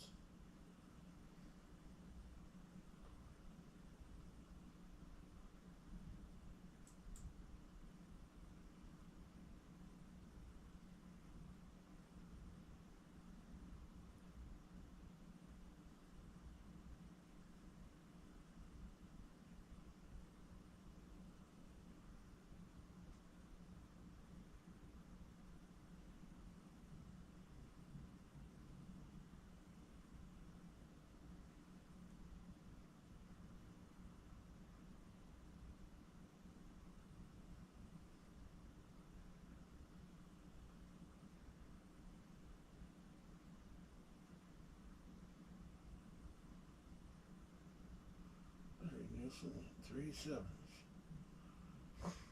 You can write 777, yeah.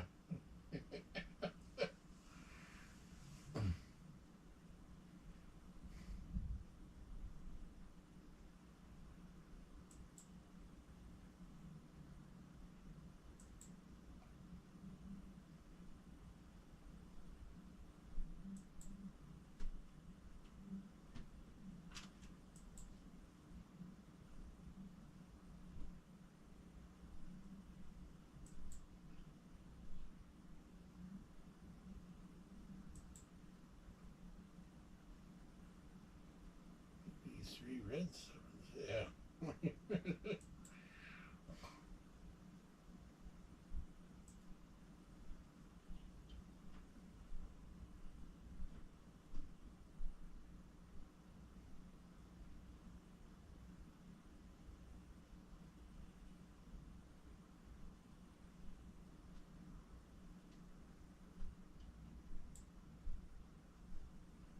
what I was doing.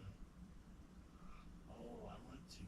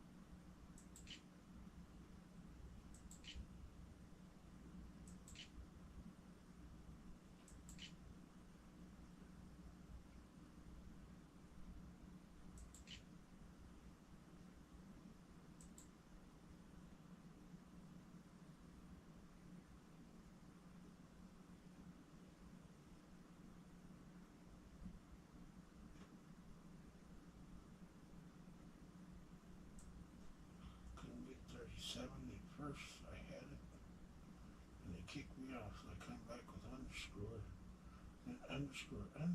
Yeah, Talk wouldn't give it to me. It was associated with a number.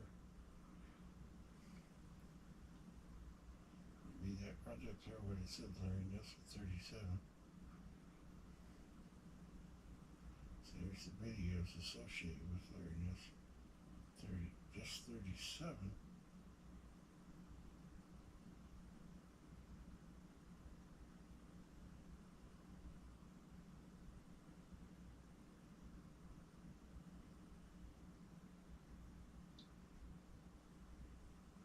And you see what I had to do with Instagram.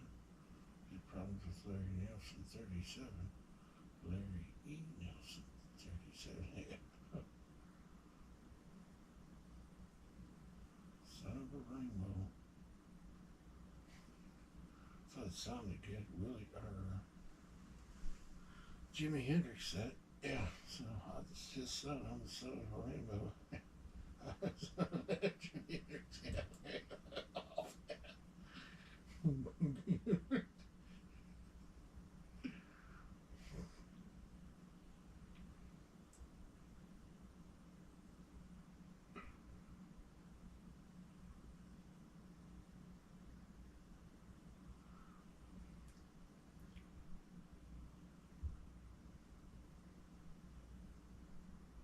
Recommend,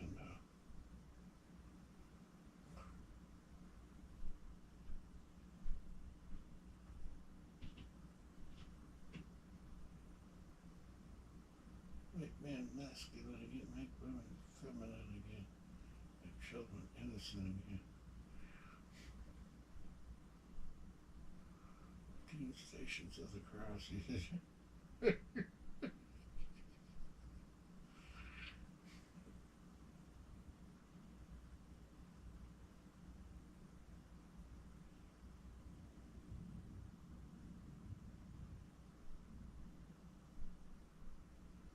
Don't seek high attract. What belongs to me will simply find me.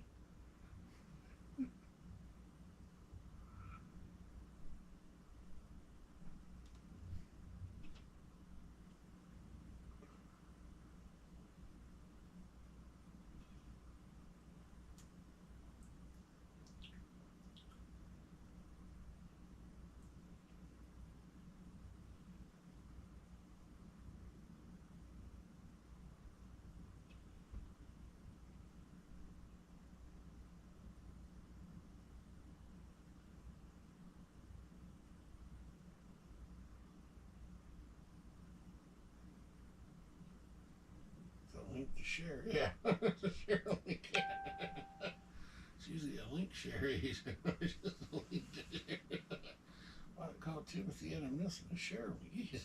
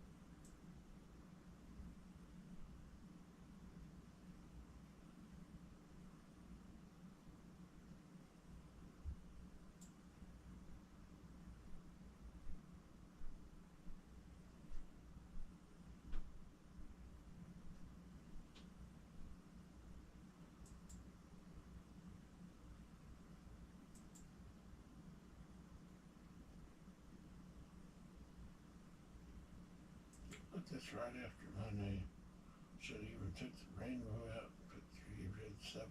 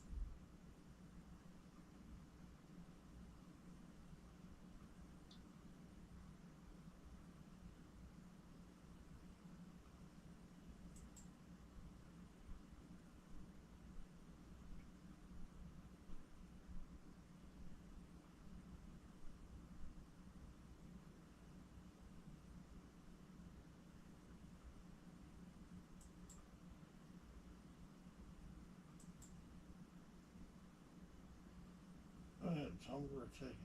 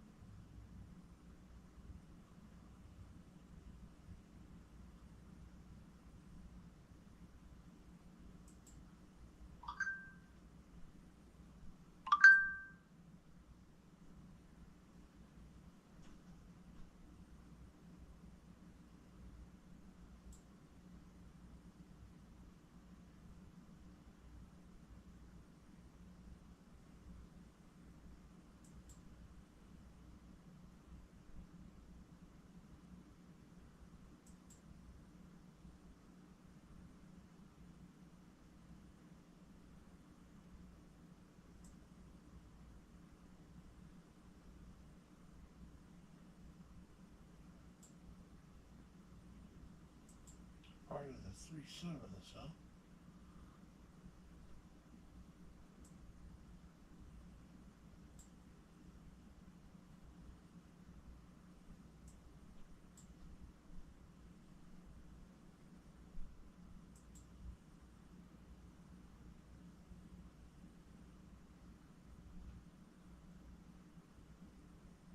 I'm gonna put it on my grave.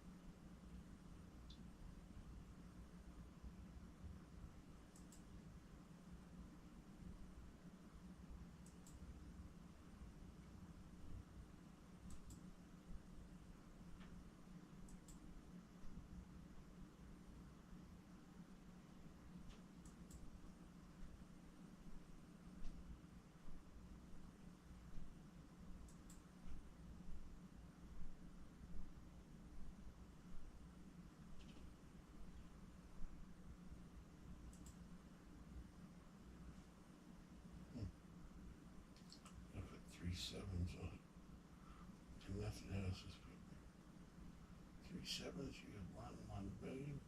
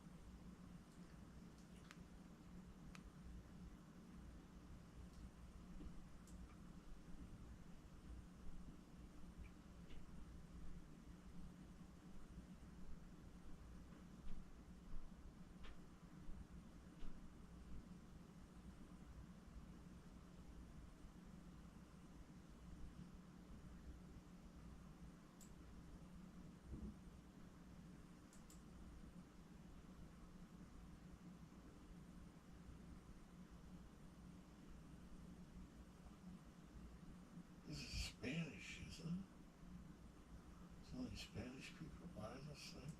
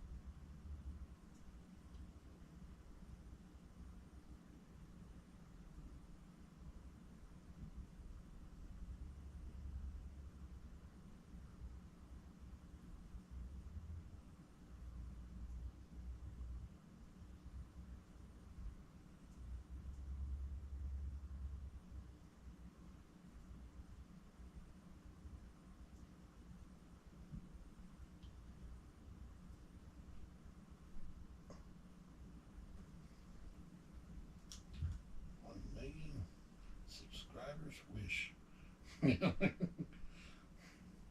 Name Larry Eugene Nielsen Jr. Red 777. For 1 million subscriber wish. Yeah.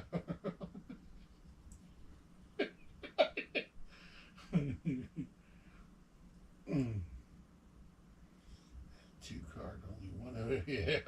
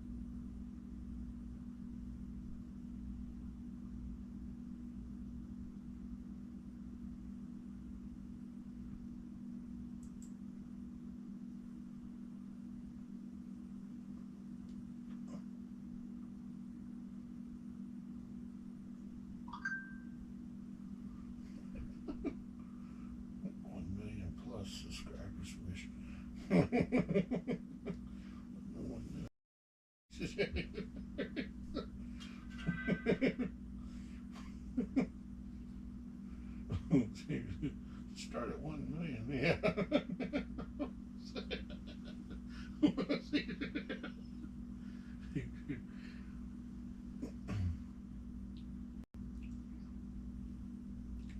I'll get a red 7-7 one day.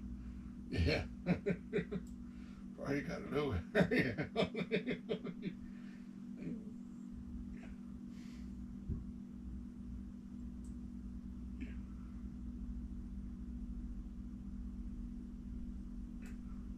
Why do they got it in Spanish?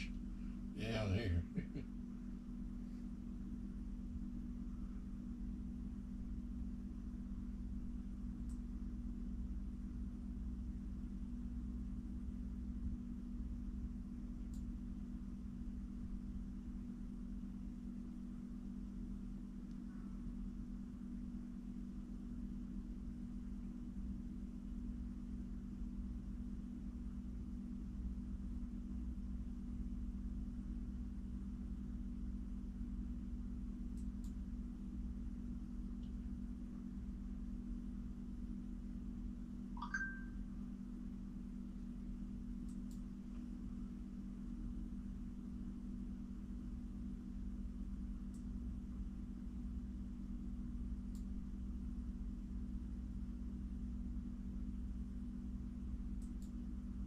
Show me, it's on my card.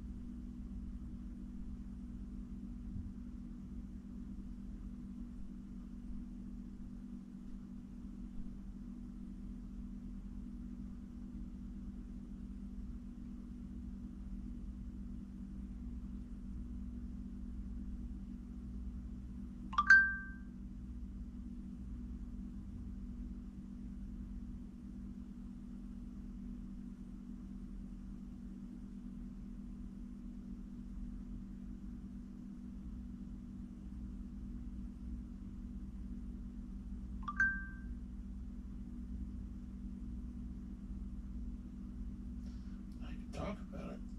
There's my 1,000 or my 1 million subscribers. Blackie says 1,000 plus subscribers. Check.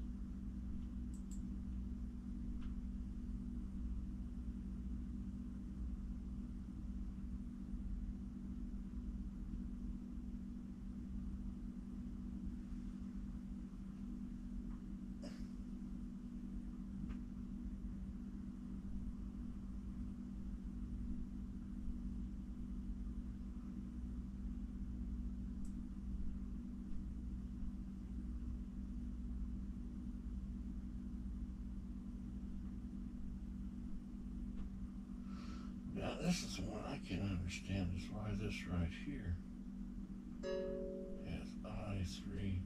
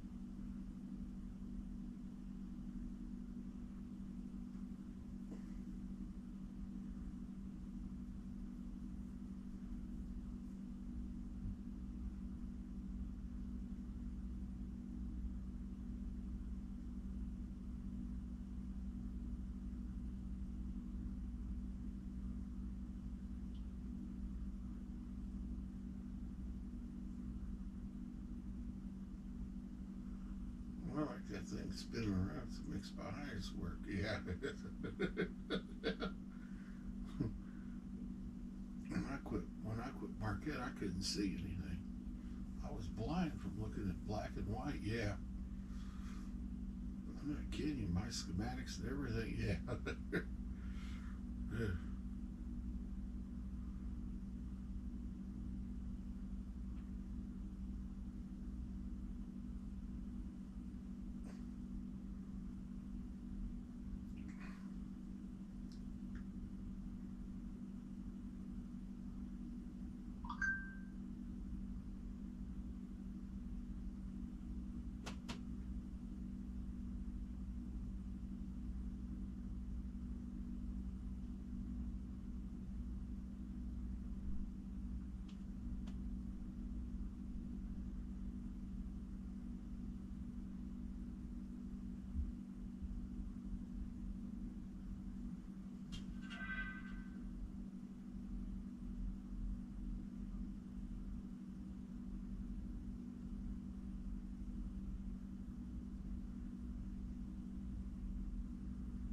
Don't want my mom to hit it when she comes walking down, yeah. Probably have to move it every day.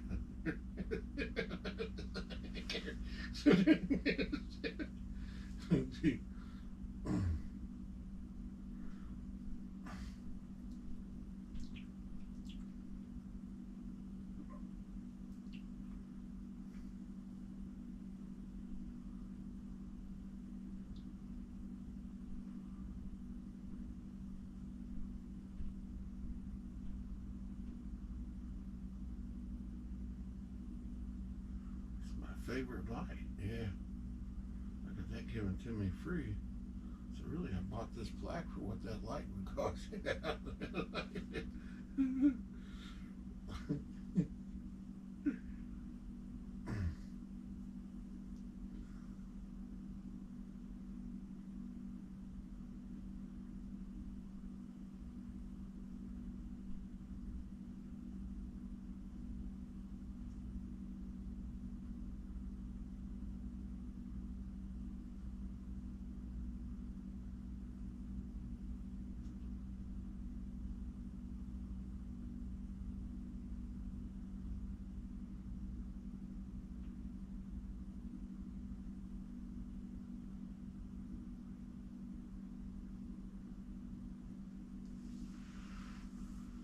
Oh well. Put it up on right there in front of that when I'm live, yeah. I ain't got my plaque. You wanna use it? Yeah. From a distance they can't tell what's written on it. Yeah.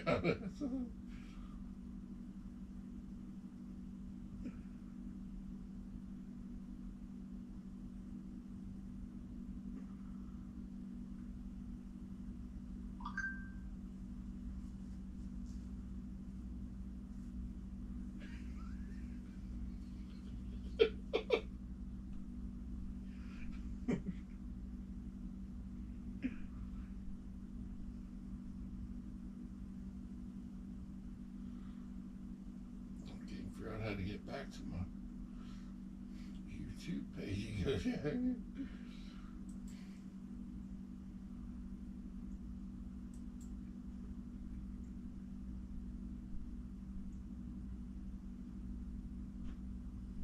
Nikki Deventhal, you're #2 on my page. Yeah. That's a New York Jets cheerleader. Yeah. Yeah.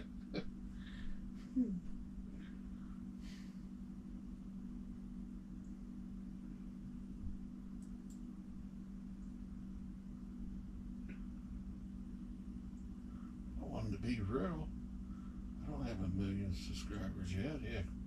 How come my number only says 64? He said, yeah. Yeah.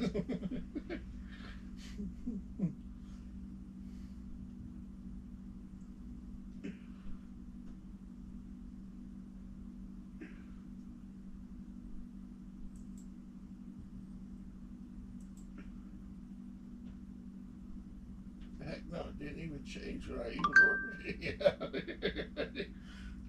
1 million.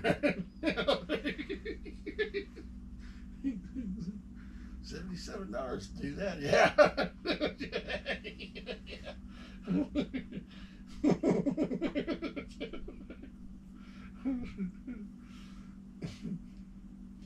Make any money anyway, even though it's 1 million. He says, yeah.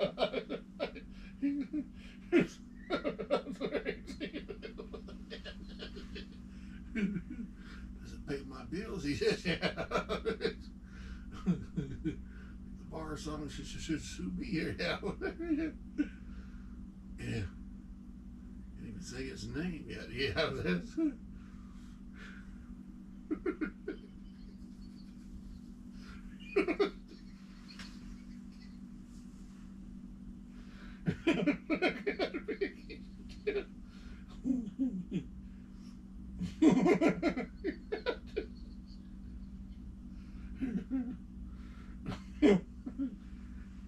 he only got 1.7K or something. I can't even figure out how to do it. I want to start out with 1 million. Yeah. I'm not, because I'm David Cassidy's lead guitarist. Yeah.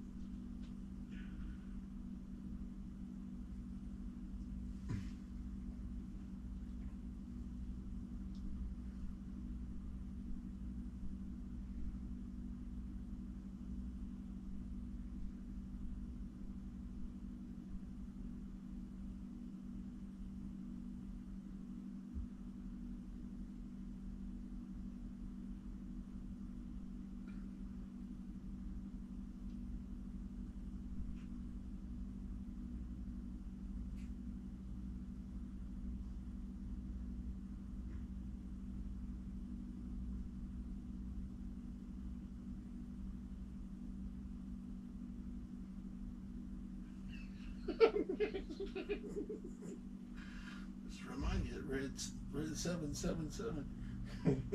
Wow. Turn everything off here. I guess I have to leave my G line. Turn my computer on.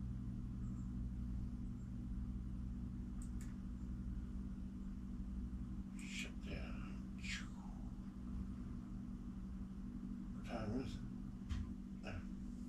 Noon.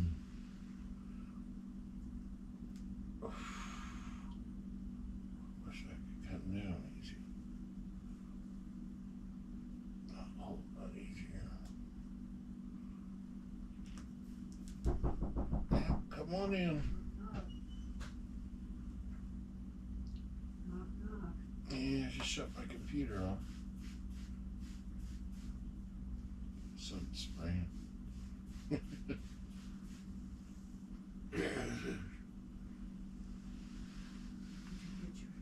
Oh, here comes the wish. Yeah.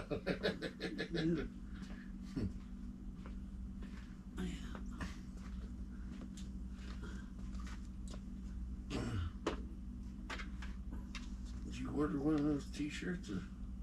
I bought them for $1, I think, when that Wish company was there. Oh. I bought 2 of them. I really like them. They're really comfortable. Yeah. They're really cheap. $1. Yeah.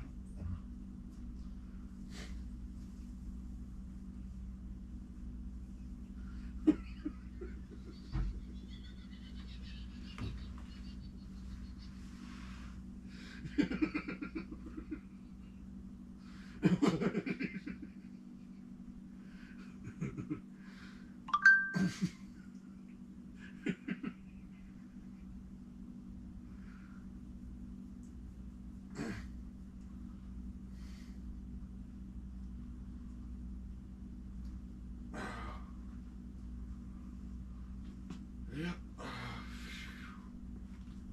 Your leg's doing better? I guess. Seems like you're walking pretty good. Yeah. I watched you. Swelling's coming out. It's still pretty swollen. Well, as long as it didn't come apart, that's... I'd be as scared as... See, it's supposed to be that little and it's that big. But it's coming out. Yeah, I'd be afraid it'd split open. This, that cuts like this would go like that, you know. Well, I think that part's pretty much over with. You're lucky. Maybe the problem I'd be worried about.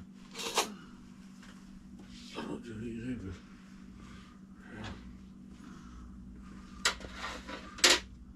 Okay. There's your dinner. Let me pray. Yeah.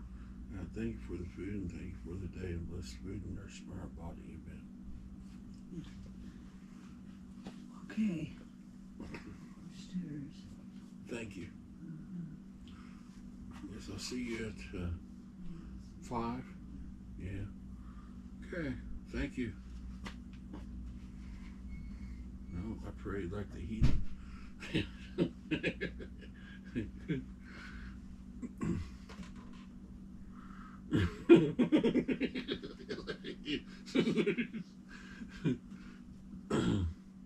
wouldn't even know how to even pray any different. God, I mean, why would I want to pray anything different? Thank you for the day and thank you for the food, God.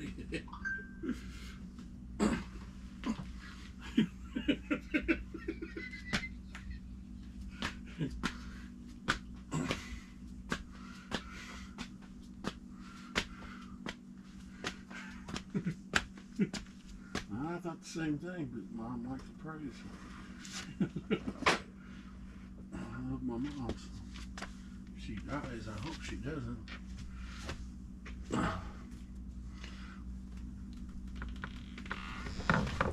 Probably quit praying. He's a coward.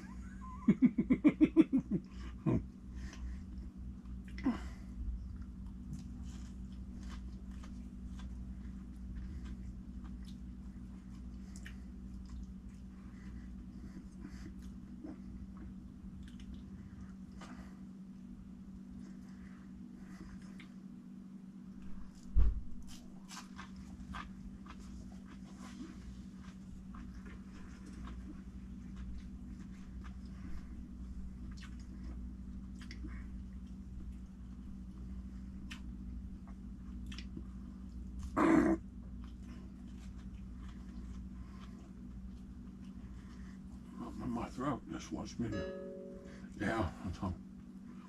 I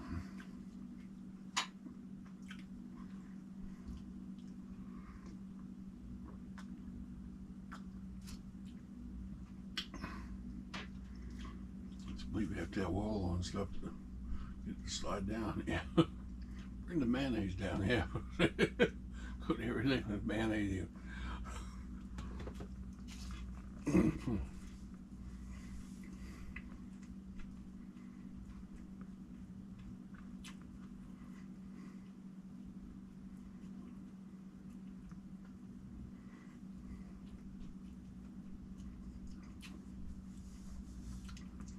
Thought it'd break, so I did it. And I'll show you why when you start seeing those other tapes, those other songs. If you're watching my videos, those other songs were hooked up to this light and they'd blink. And I thought that way of doing things would break that light, so I taped it all. I didn't want to do it again. I thought it was pretty hard on it. That's why you see that, because I didn't think it would last that long. But it's there. It's got a speaker in it. It's an automatic, what do you call it? One of those Bluetooth speakers in it. Yeah. Always comes up when you want a speaker online. It comes up, it's like an HJ95 or something. I can't remember what its code is. It is, but it's something like an HJ. Nobody else's speakers like they use it at the Harman Kardon. I think it's like HK or something. Yeah.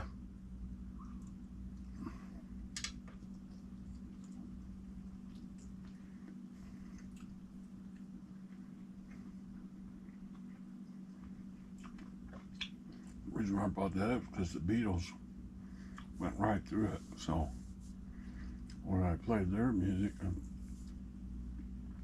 made it line up with the light, their songs went right through the light. I have a way of doing it. There's a run right through the Echo Pop.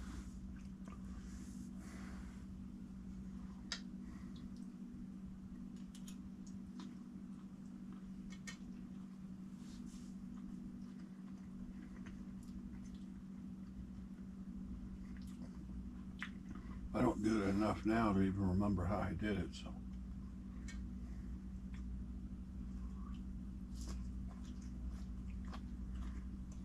It's one of the bigger and better things out. It's easier to plaque. Yeah. Well, here it again.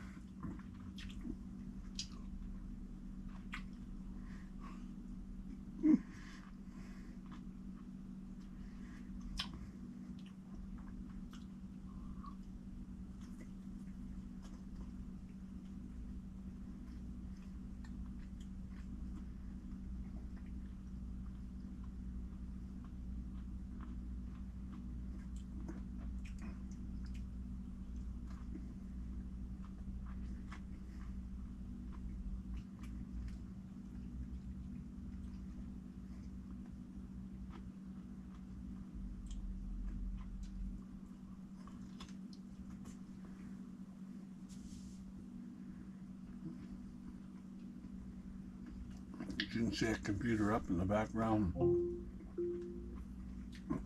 It's usually not that way. Usually I take them down.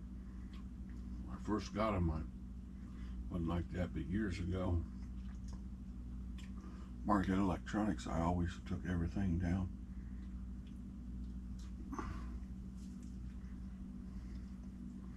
before Marquette, I think I had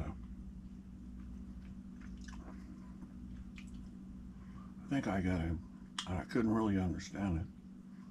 I got a 300 baud modem from Radio Shack when they first went on telephone. I couldn't understand why I would even want to do it. All I had is date and time and the weather. Yeah. You could get a paper in San Francisco dumped down to your house. So I'd pick the San Francisco paper and have it dumped into my house on my printer. Print my printer out, carry this paper with me. I went on service call for Marquette and read it.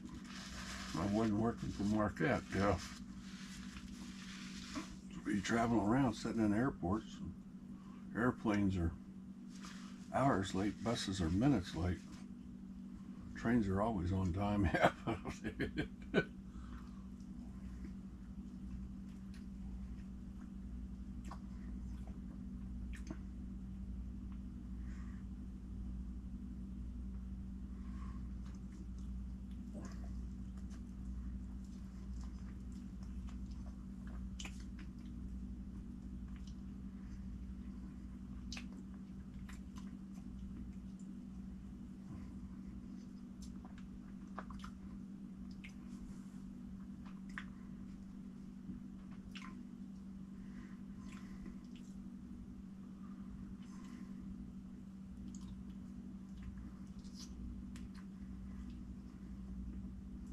Spinal cord, yeah. Little notch on it, that's where my spinal cord problem is. I do that, so I look at it every day just to remember on my spinal cord injury. Yeah, even though it hurts.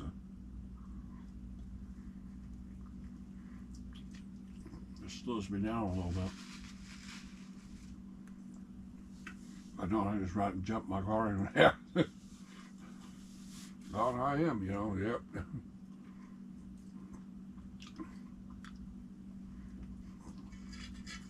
Figured out down the road, yeah.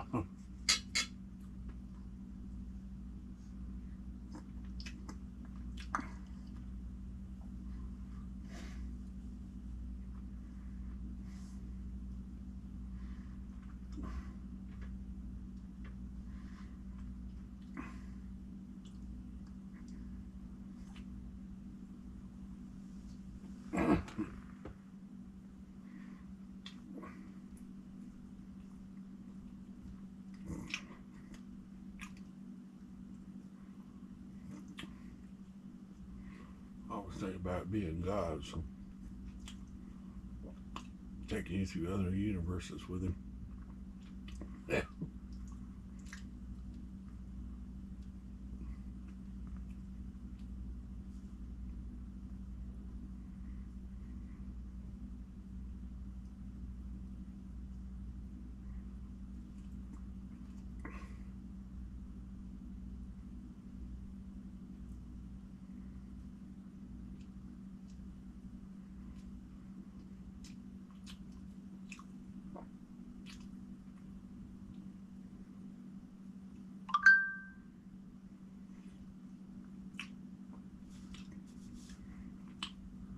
That's the king's view, not mine. Who died and made you King James, yeah. I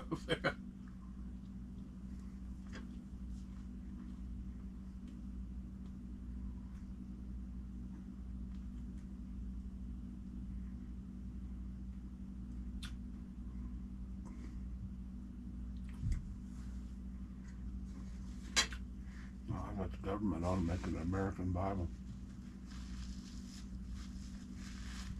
Separate ourselves from Jerusalem altogether, yeah. Well, I like the story, but not every, you know, it's like Thomas Jefferson says, not everybody believes that, so.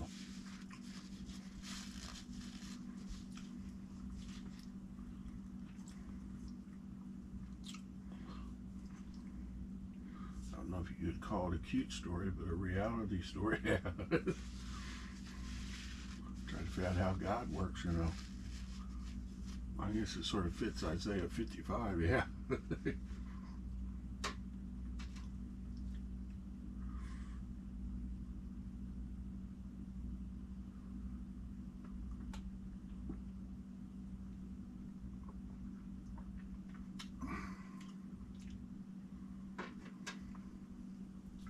Hurricane's about the closest thing I can figure out how God would act. Yeah. He's pissed off, man. You shouldn't have built the places. Yeah.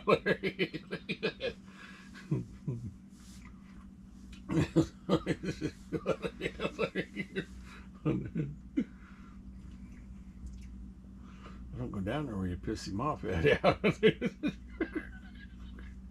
Can't wait to get down there, though. Yeah. I probably have a house I run to, just I'm scared of him. I live in Key West. I probably have to go to, Georgia. What was the name of that town again?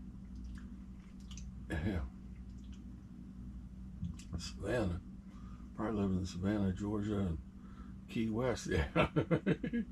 Thank God, man. I just stay up in Savannah and look down there under the news. He said, these guys didn't hit my house. Yeah. If he did, I just had to build it back. There's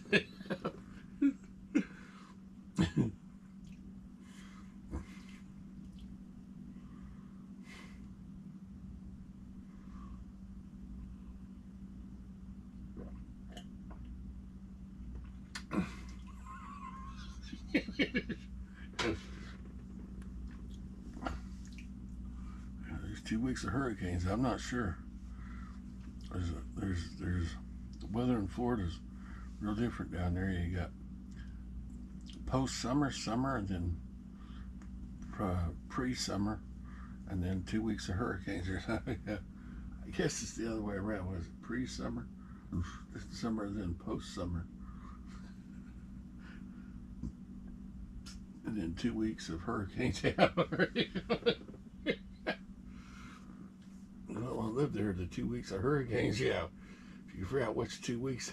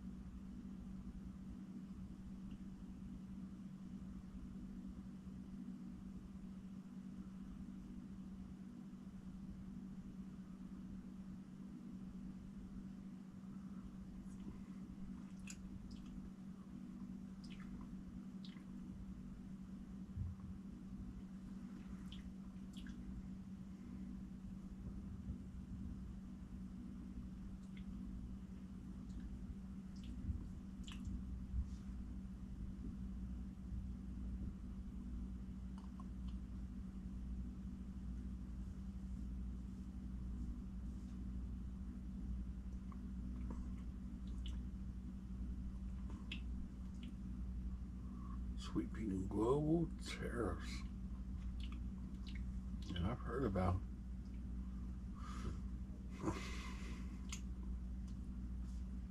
don't have any opinion or how it affected me. When I used to think about it, I tell you what I thought about it. When I used to think about it, I thought everybody needs to be fair. Yeah. If they're charging us, we charge them. You don't charge us, we don't charge you. Yeah.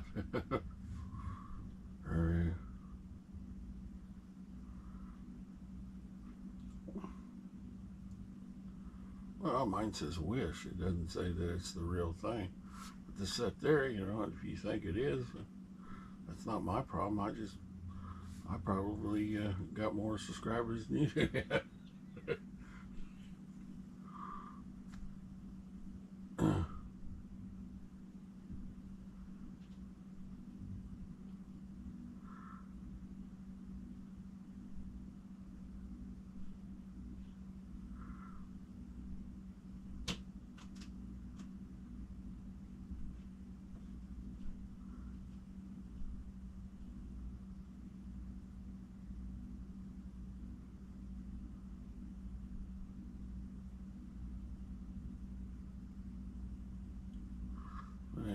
was a lie. The dog didn't ever.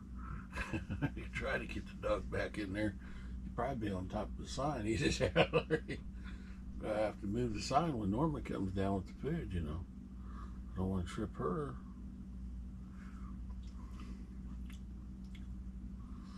Why she does anything? I told you I don't move that much. I can't figure out.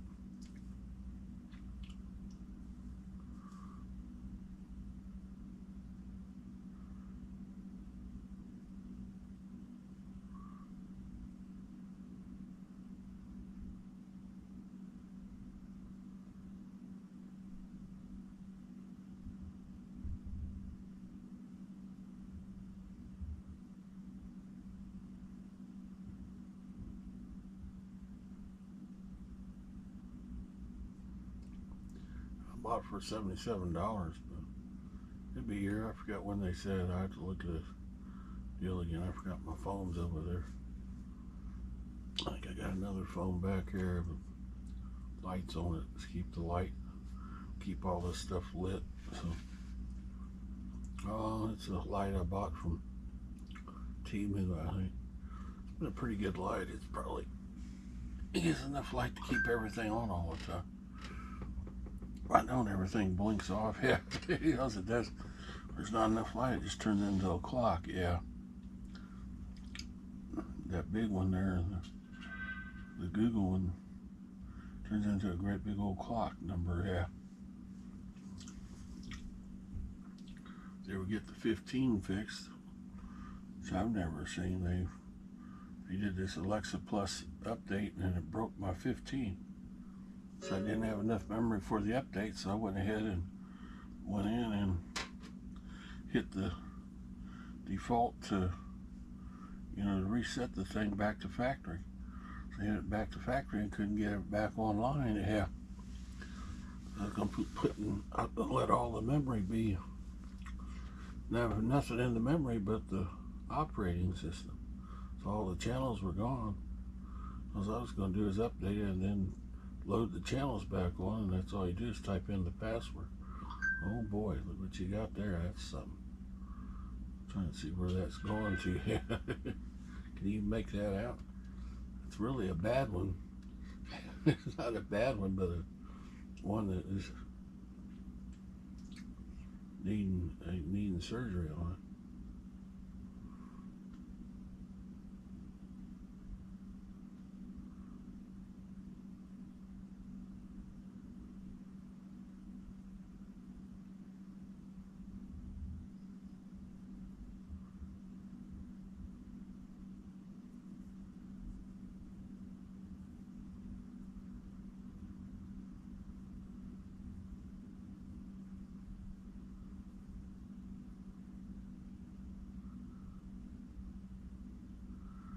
Tim, he's playing the guitar. Is that him? That's not Tim. It's got to be Tim, hasn't it?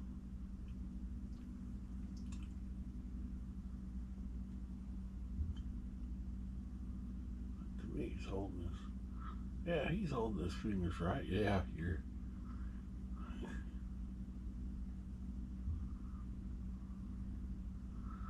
Show him on the screen. Yeah, here you go, sir.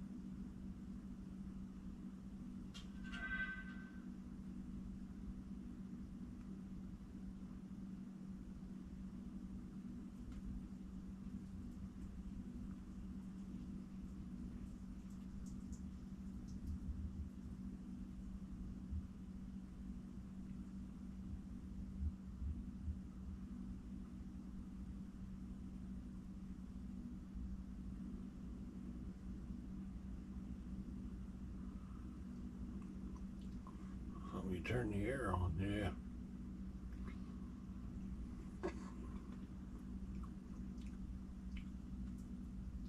Shouldn't even be hot down here, yeah.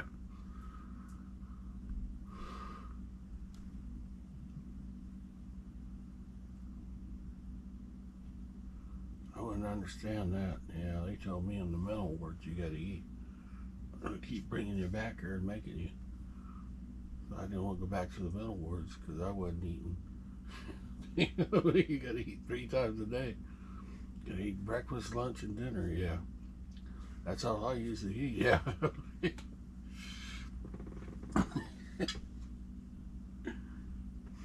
They told me if you don't, you won't have mental health. You're something wrong with you.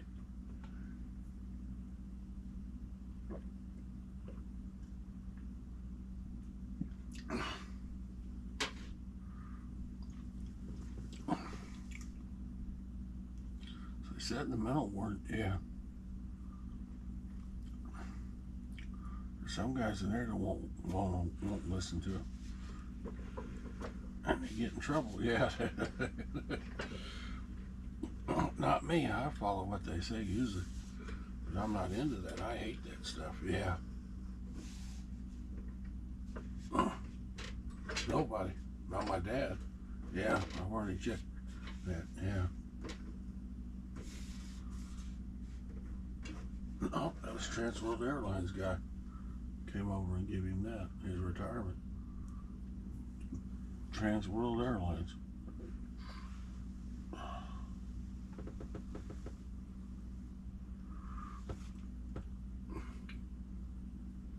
I don't remember the name. It's Trans World Airlines name, yeah.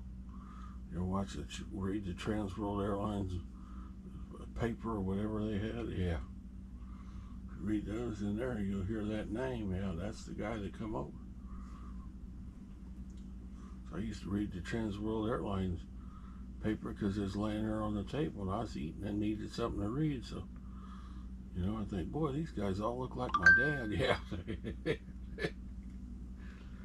They all look like, what's that guy's name? It's on Channel 9. I forgot what his name was. I just think he looked like my dad too. Morton D, yeah. They all look like Morton D.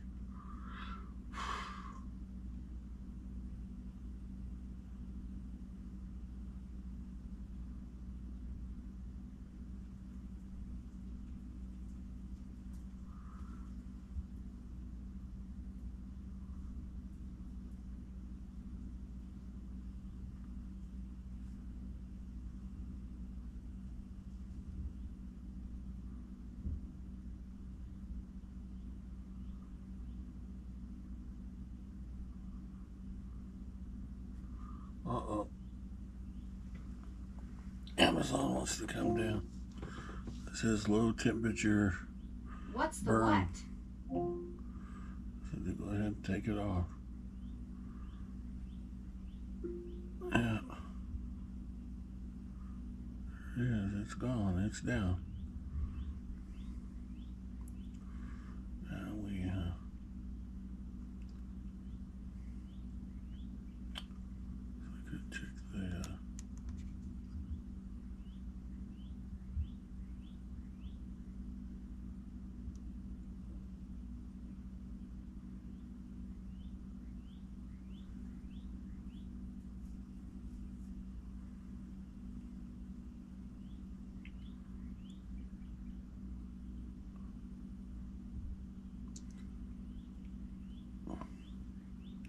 Oh.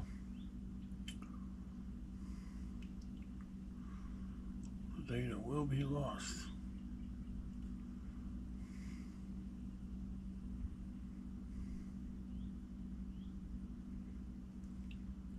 So you go back here, upload to image.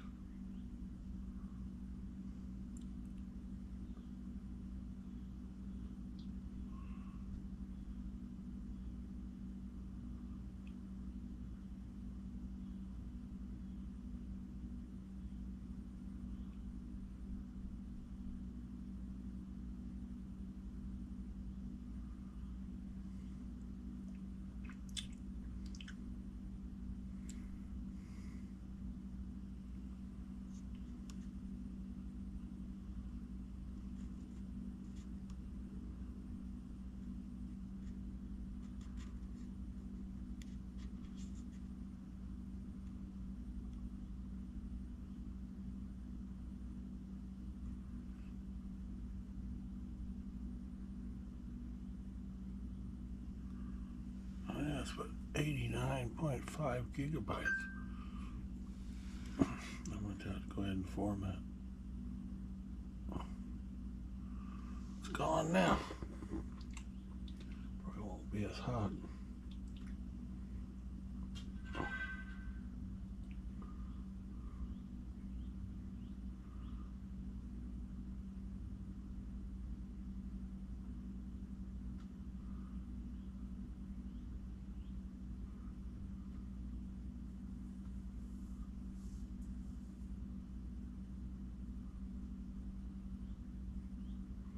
All on YouTube.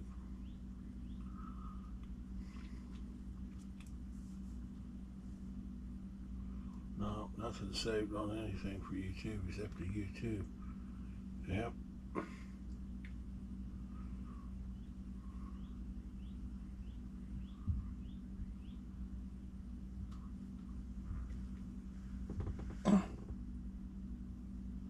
Yep. Format, learn all the data.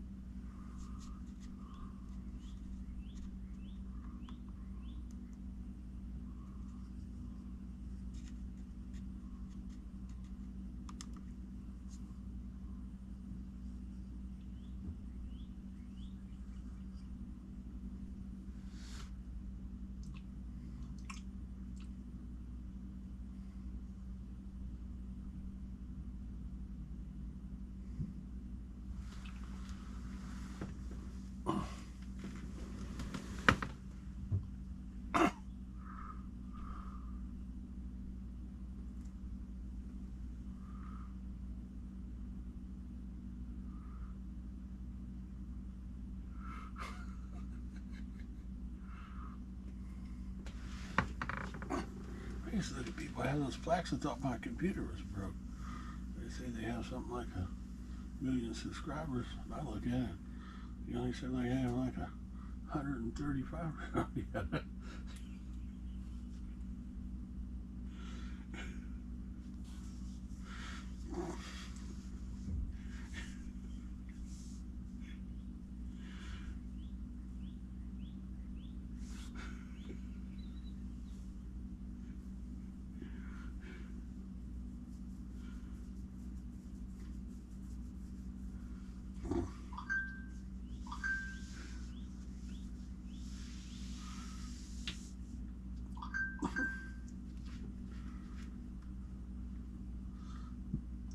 I think he's got a sound like, what did he sound?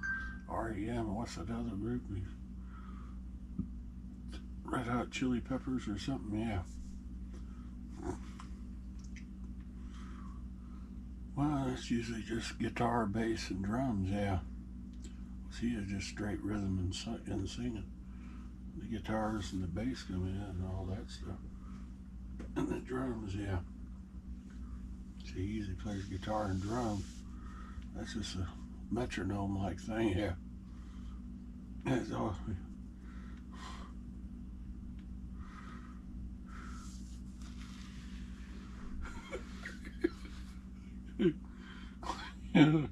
Click track, yeah.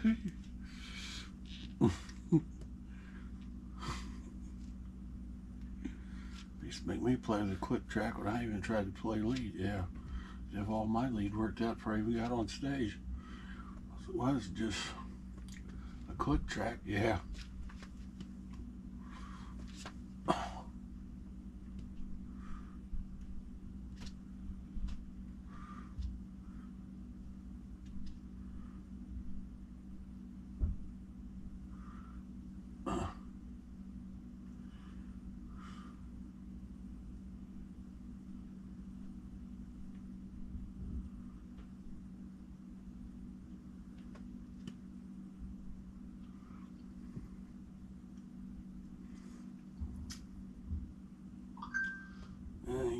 pretty tight band to do that, yeah. By hearing, yeah. That means they don't meet that much, yeah. If you meet all the time, about once a week or so. We used to meet on we was going to do a show, we'd probably meet on a Thursday or something and put all the deal together for the show on Saturday or something. Play on Friday, you probably meet on Wednesday. So you have a day to think about everything.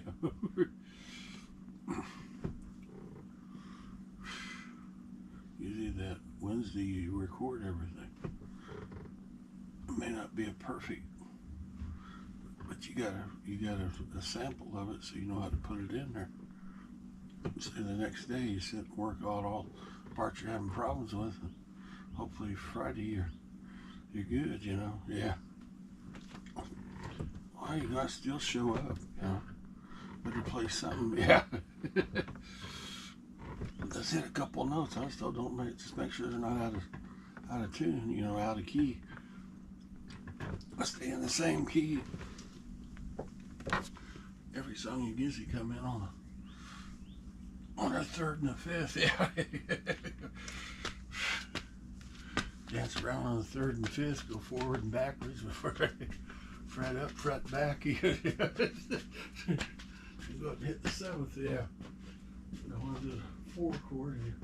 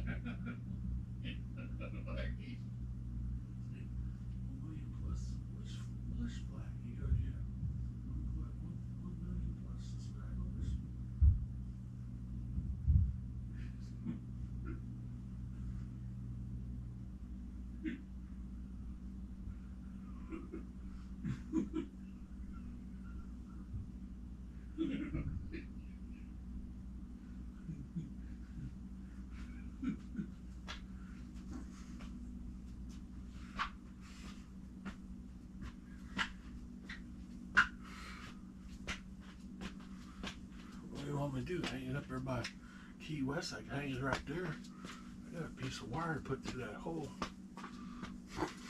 Deal there. Wire it right there. Yeah, right.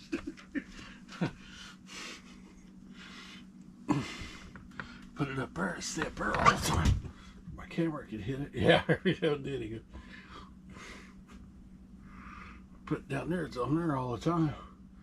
But if my mom comes by with the food, I'll have to move it. I could put it right next to Mile Zero Key West here. The most important plaques in the room. I put the wolf right next to it. Is it metal? I got magnets, yes.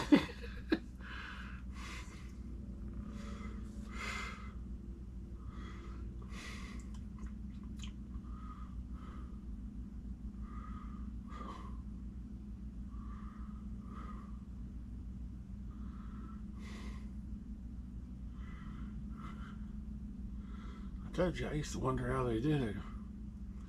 One guy said he's got a million subscribers. He only like 135. I thought, boy, my computer's broke here. Yeah. Now I know how to do it. I got 1 million plus. I keep having so many people join, they just can't keep track of it. There are more people at YouTube there.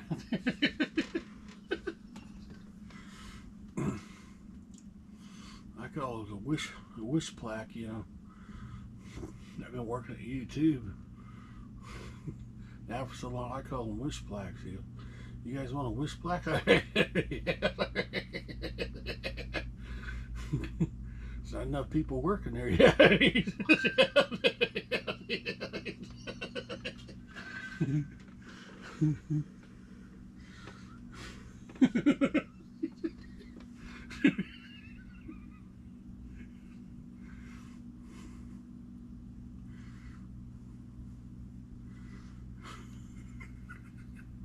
Mine only says 64. They're trying to get enough people. We don't have enough people working there yet.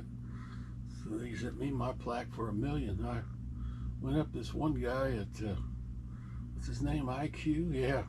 He told me he'd get 200,000 for me, and Google sent this to me. So I wonder why I said this. I got 1 million stars.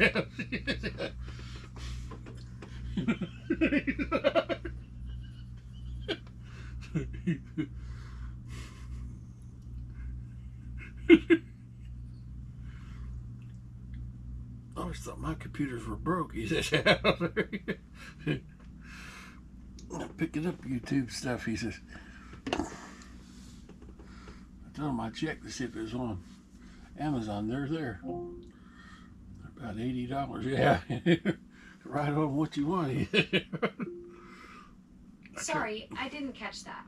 Can you please clarify? Yeah, I tried to put a wish list on it, yeah.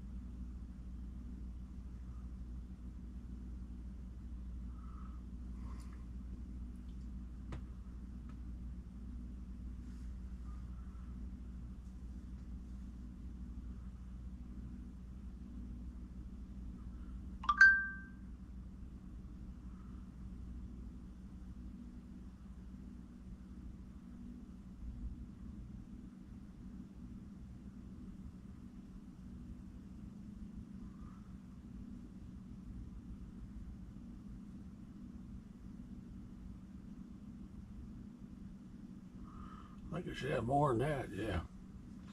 Million plus was the first concert at Seoul, Korea, yeah.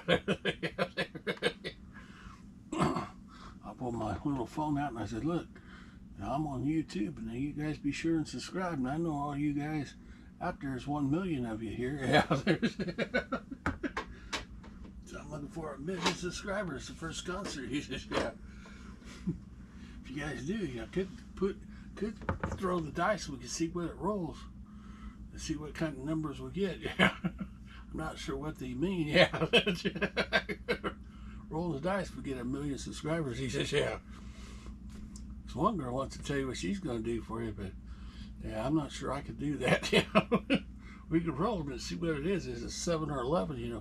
Oh, thank heaven for 7-Eleven. Yeah. Maybe God's on this. He is out there.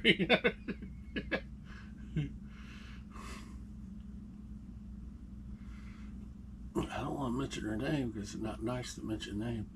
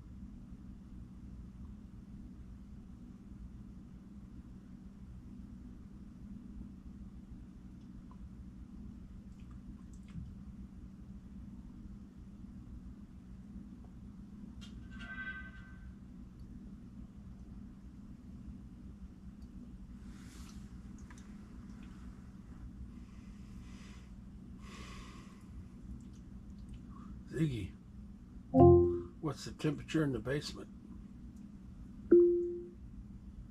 The temperature in the basement is 77.4 degrees Fahrenheit, according to Larry's second Echo Plus, and 80.2 degrees Fahrenheit, according to Larry's fifth Echo.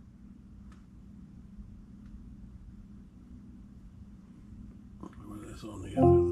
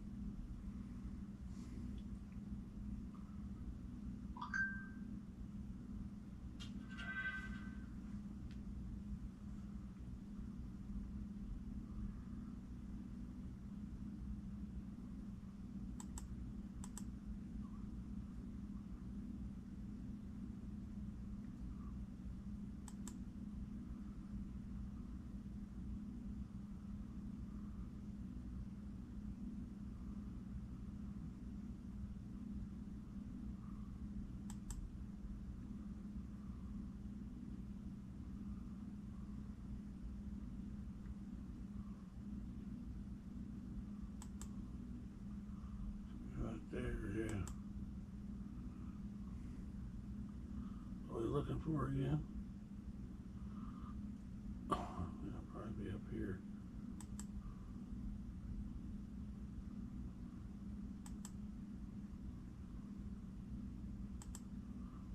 How many subscribers are?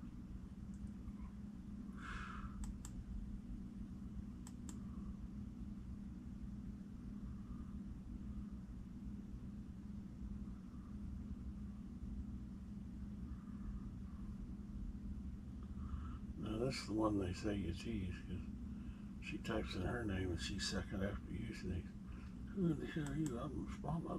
I'm a New York Jets cheerleader. So what the hell are you? I'm David Cassidy's lead guitarist. Yeah, up there.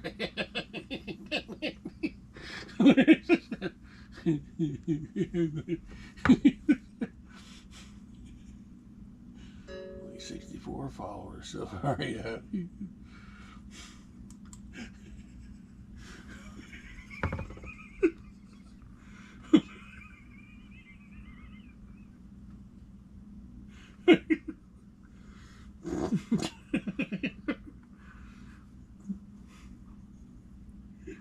It's because I'm too big to be on your small stuff. Yeah. I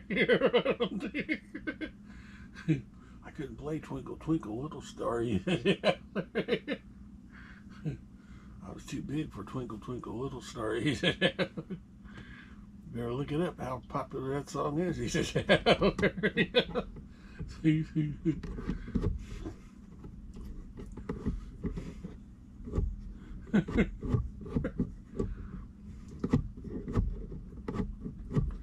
bigger than the sun. Yeah.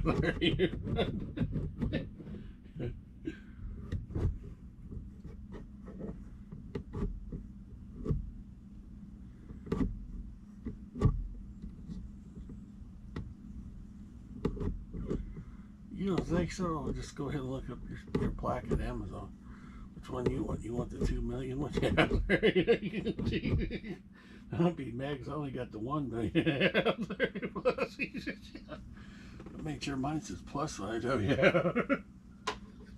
It's for people just like you didn't know the 2 million out there.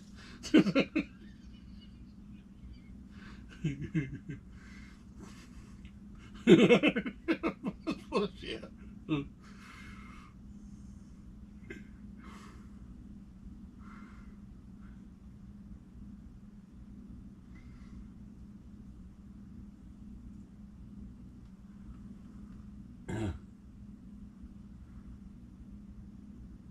I don't get paid anything. Yeah.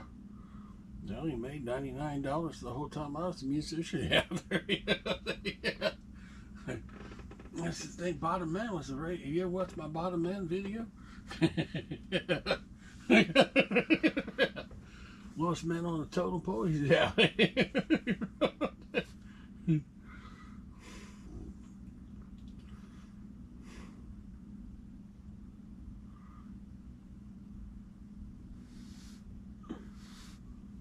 Go ahead and ask the bottom man for a raise. Yeah. Above my pay grade. Yeah. You're already making more money than I do. I don't even get paid overtime. He says, hell.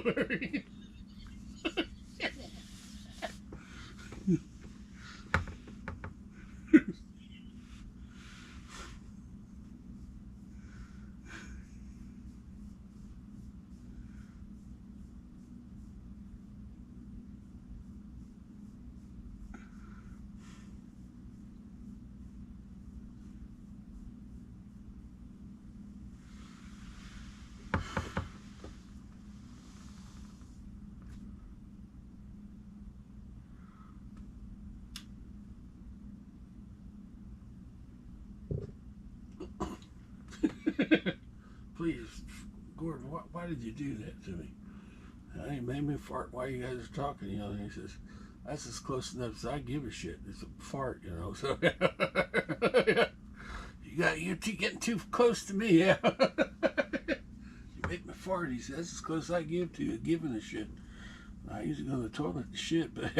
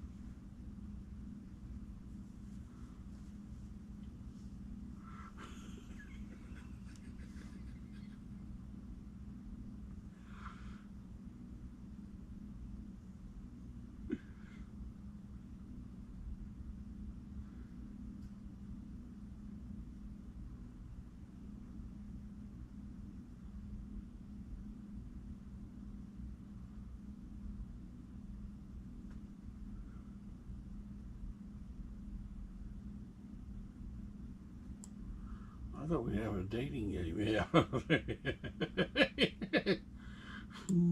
We got 3 bachelors over here. Bachelor number 1. Yeah. What do you do for a living? Oh, a content creator and influencer.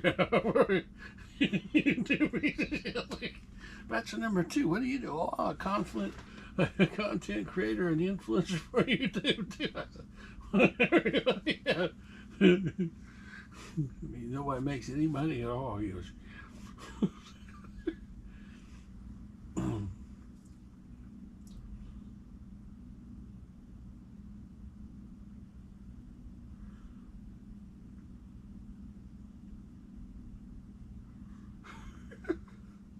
Oh, really? Google doesn't influence you? You sure? No, what I was wanting to do is this game here, this thing changing all the time. I want to put that on every scoreboard in the NFL and every scoreboard on the MLB and every scoreboard that there is in the NBA and in the NHL. So when they're not using them, that's what all this displays is, just this Google Pictures thing. Yeah, it just keeps blinking. So you know that your display is working good. So you think it's not an influence, this picture right here, to be that artist, to put that picture up there and have that blink around? Well, I don't know. I think you'd get more time than even a song. Yeah, song only gets 2 minutes and 50 seconds. Yeah.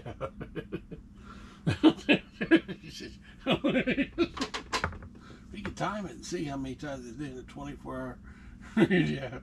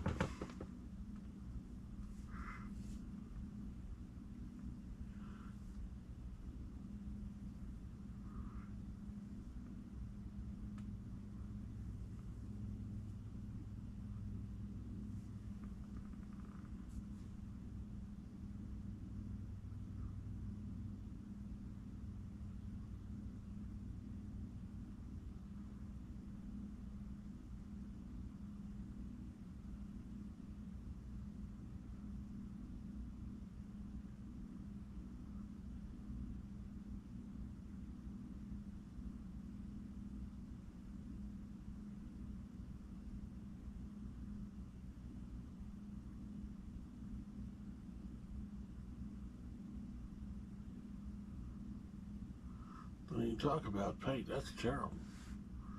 Apple IIe used to make you pay for paint. If you want paint, this what is it, $250 software package? Yeah. Paint, yeah.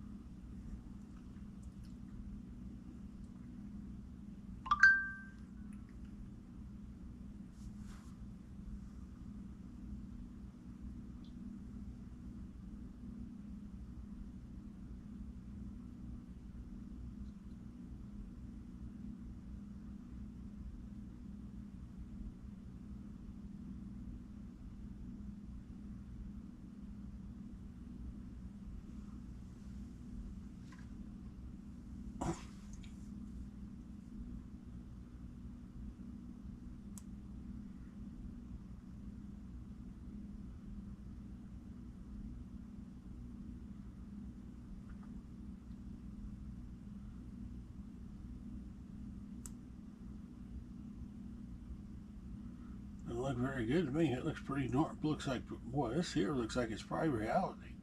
This stuff up here on channel 9 and stuff that you see, it's probably got the same stuff, but it's probably got this phony window right behind it. Yeah, and they moved these out a little bit.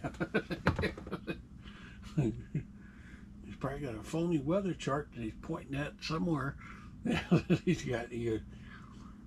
This here looks more reality to me than anything I've ever seen on TV. Yeah.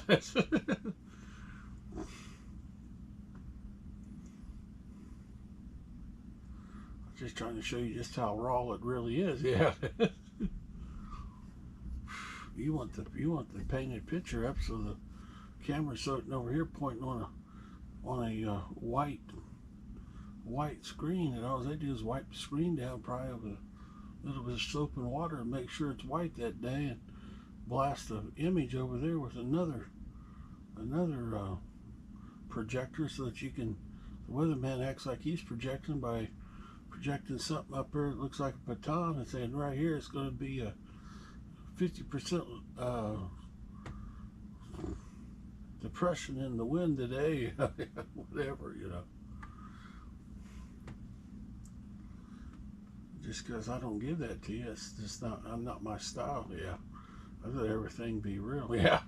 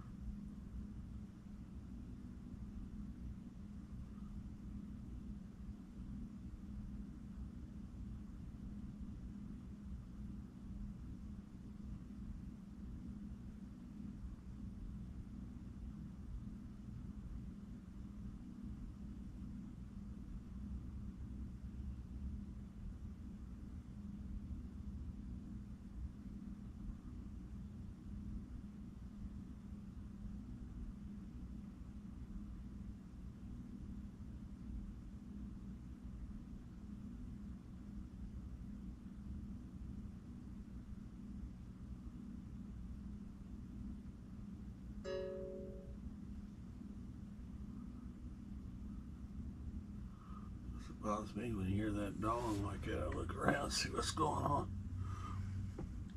And that means he's got a thing. You gotta tell him that you're here before he blinks you right off of the deal. You usually go around and touch all the screens, but I don't know why you'd even want to, but touch the screens. Let him know you're here. Yeah.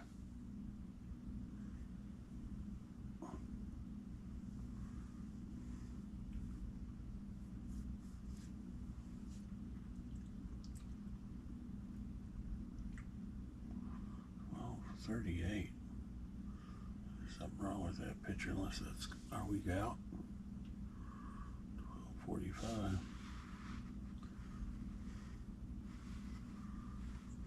Somebody got mad and blew you off the deal.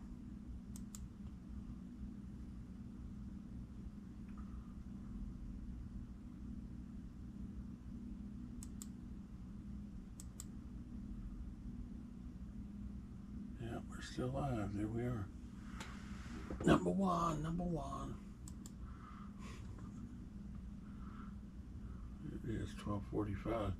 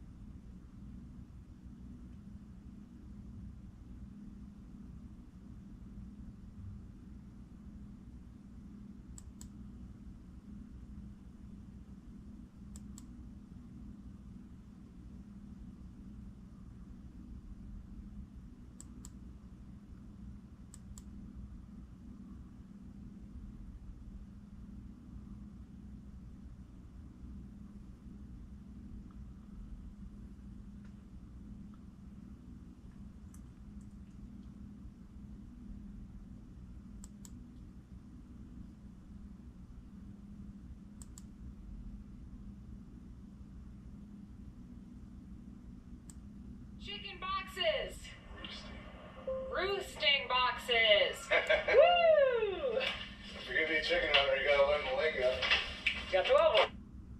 We are back in Justin's shop, and today we are making chicken boxes. What are they called? Chicken boxes! What are they called? Chicken boxes! Roosting boxes! Woo! If you're gonna be a chicken hunter, you gotta learn the lingo.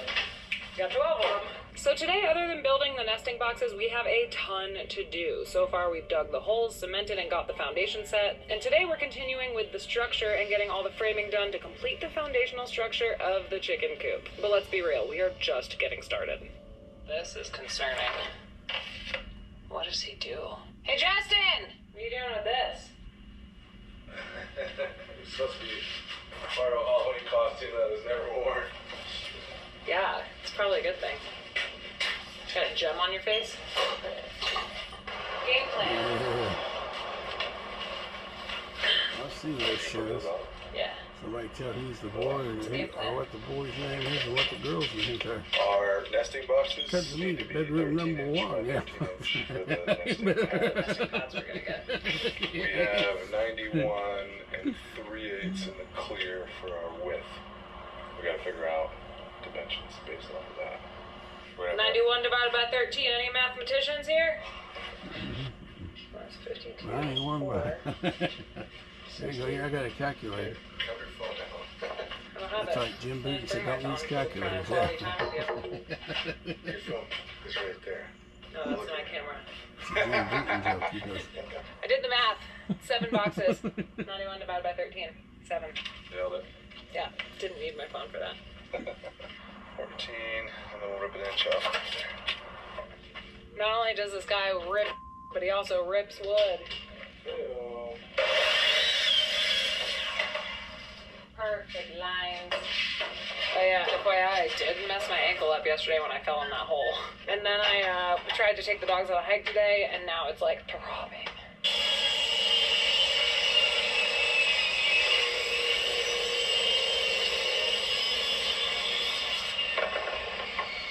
You wanna grab a square and line these out? Why on earth is this called a square? It's a triangle. It squares up a line.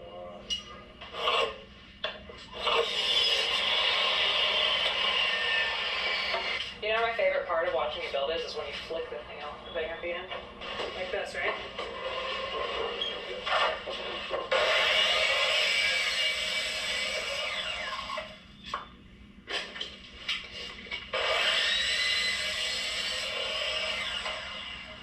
I'm ready for that storm.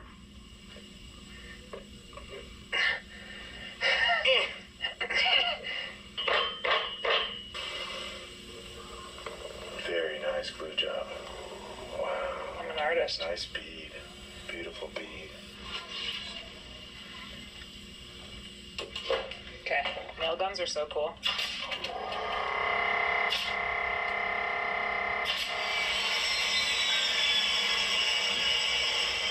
He's on cutting duty. I'm on scribing duty. I'm the brains of this operation. He's the looks.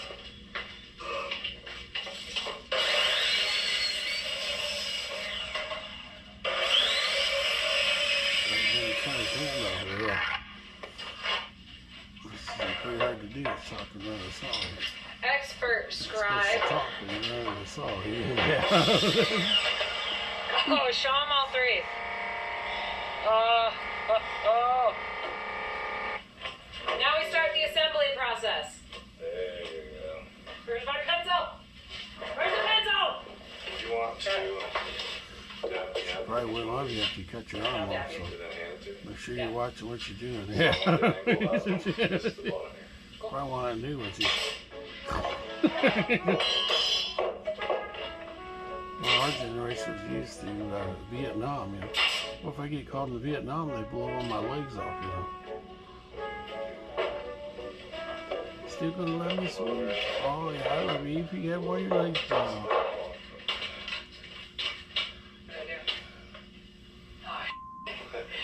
The wrong side.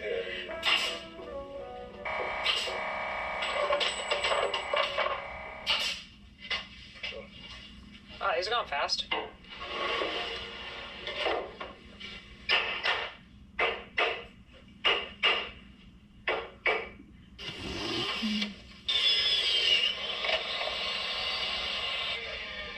Alright, I'm gonna dab this thing. Boop, boop, doo. That was a bad one. Let's get that back there. Oh, that's worse. Dry work slow.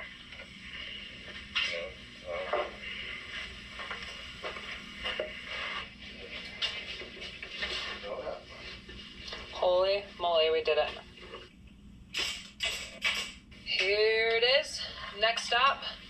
What am I doing while you're at your day job? Staining. You gotta paint this thing. For being honest here, I'm kind of questioning everything. This is a lot of work.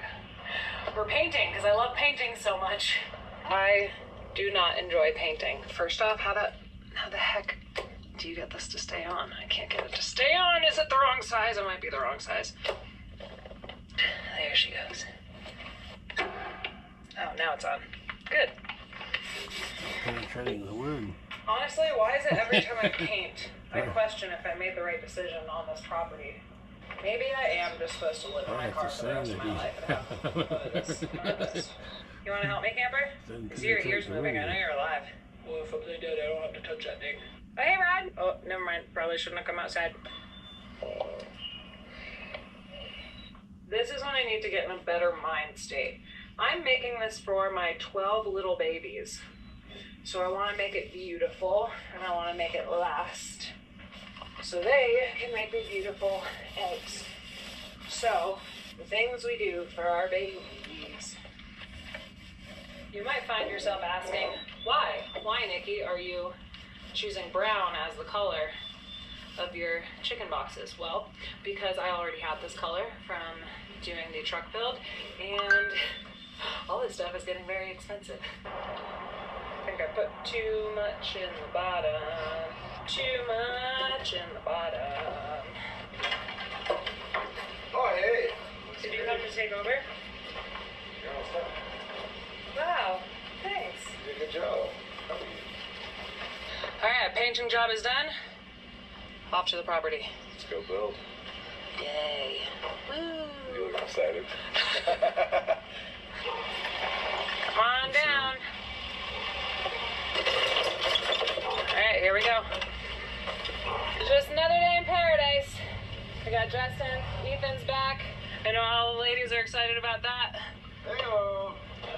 How many people does it take to set up shade? I don't think I'm tall enough for this.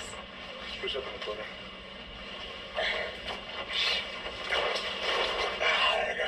You did it. Wow. It's getting warmer. How are we feeling? Tired, overworked, underpaid, not appreciated. All the above? I'm not ready. Can I just pop this out? Yeah, but don't hit your face. Okay. Step 1. Pop these out. Almost hit my face, after all. Here, let me get that. I won't hit your face. Step 1. Take off the support structures here. Whoop! Look at that. Strong standing beams. Justin, I think this is my favorite job yet. Justin! Yeah? Do you want watermelon as usual? Oh, heck yeah, it's my favorite. Awesome. My favorite is raspberry. So one of my girlfriends, Miranda, turned me on to Element when I couldn't find a remedy for my headaches on my long hikes. This was something that she suffered through too, and she said that Element was the only thing that could remedy it. So of course I had to try it, and I have been using it ever since. Element is a tasty electrolyte drink with everything you need and nothing that you don't. That means lots of salt and no sugar. Plus, none of the junk. No coloring, no artificial ingredients, no fillers, no BS. And along with headache prevention, it helps with things like muscle cramps, fatigue, and other common symptoms with electrolyte deficiencies. Here you go. Thank you. Make sure you're hydrating. I am so thankful that Element has agreed to sponsor us, not only because we have been using this for quite a long time here, cheers, but they're a brand that we truly stand behind. If you would like to try Element for yourself, right now you can get a free sample pack with 8 of their most popular flavors so you can figure out what is best for you or just share it with a friend or loved one. Just go to drinkelement.com/Nikki. It is that link that will get you this deal, but it's also that link that helps us out, so make sure you're using it. Again, it's drinklmnt.com/Nikki. All right, you ready to get back to work? Let's do it. Back to work. Once again, I need more materials. Whoops. Excited. Back in your favorite place. I love coming here every day. It's like my morning coffee routine. Where's the Mickey Mouse house? I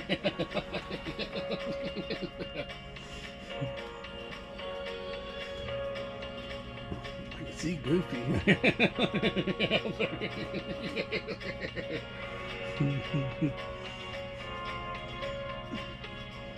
We're back.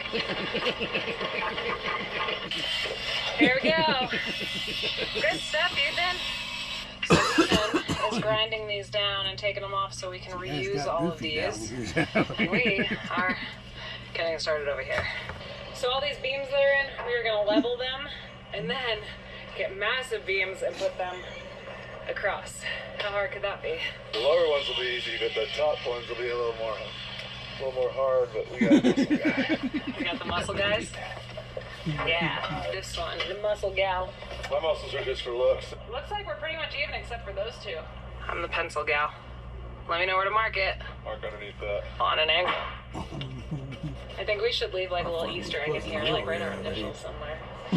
Don't worry, I have the remedy. Also, have you ever tried to do pull-ups with gardening gloves?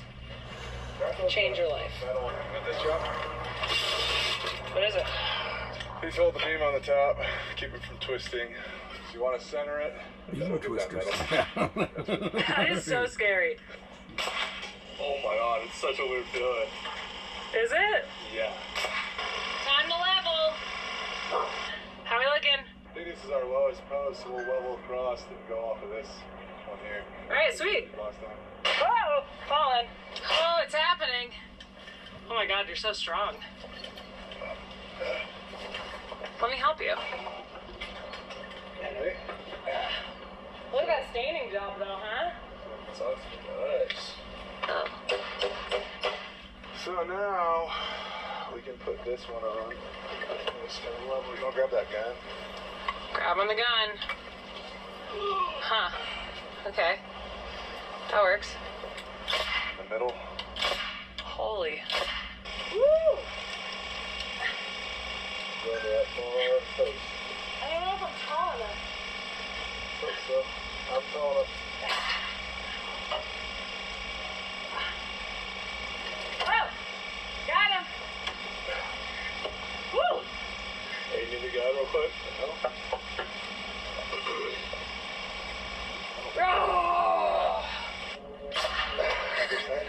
Oh, it's not going. It's not going, dude. Alright, let me get out. what's up. It might. Come this side. This side there. Oh god. Oops, we figured out why it wasn't working. We forgot to cut this one down. So we're gonna redo that. Wait until Saturday. You're gonna earn that beer on Saturday. Ayo.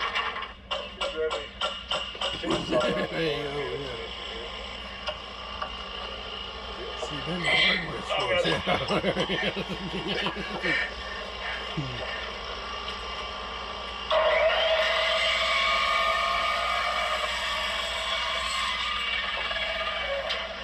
Undo Justin's mess up, so.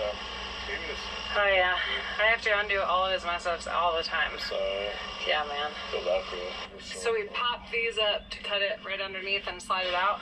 Yeah, I forgot to cut this one. Beautiful. Look, I feel like I'm on a high rise. You wanna high five? Ah! Why would you do that? It's a 2-inch heart attack. It's my nickname in college. What? I was going to build the scaffolding at my house. Oh, wow. How did I end up with a bunch of frat boys? I got lucky, I guess. Wait, watch it. What's that seat from the right? But you gotta hold it over his head. Whoa, babe, do not hurt yourself. I'm not. Okay? Yeah. I did it. He's strong now. You know what he does when he's sleeping? He accidentally gut punches me sometimes or smacks me in the face. Accidentally. Well, it's ready to start throwing on Joyce. What is Joyce? You'll find out. Keep saying Joyce. Just say roof. Nobody knows what a Joyce is. Girl named Joyce? We're doing a template right now. It's called. I'm doing a nap Some template. girl named Joy, yeah. Hot. That's what it looks like, ladies and gents. I've heard of a girl Only named 19 Joyce. more to go. Test it before we do 19 more. Just like that. That's nice. If it fits, it ships. We did it. If it fits, it shits. I want it to be level-ish. You put 3 nails in it like that. Yeah, sounds easy enough. I'm going to come up here. I'm gonna put this across So you're just gonna be around on the edge. outside edge. Oh, sick! Good job. Oh, that was 2 at 1. This is sick! Beautiful. We're so good at this. Now what? How do you get the nail in though? You're gonna put it on an angle like this.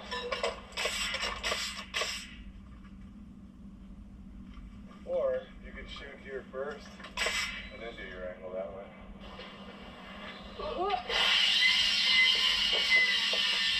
You go first. I'm scared. You got it. Alright, here we go. Talk about some kickback. Woo! Okay, this one's harder. Wood, and I'm hanging out. I think a hammer Yeah, got a that bit. corner. Oh, Yeah. Jesus. You gotta look before you nail. Fired. Justin, I went a little too need your help. Your children both f***ed up. Too low. Whoa, dude. I don't know, dude. Camp Daddy is also Job Daddy today. Maybe a little more babysitter. Because both of us keep screwing up. First timers.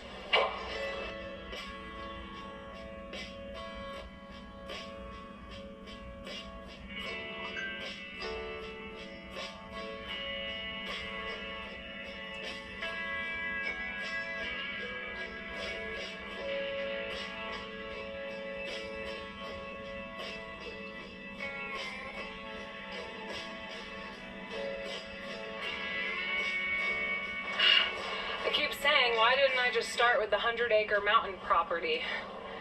Because we have to do this all over again if we do get one. It's gonna be so much fun.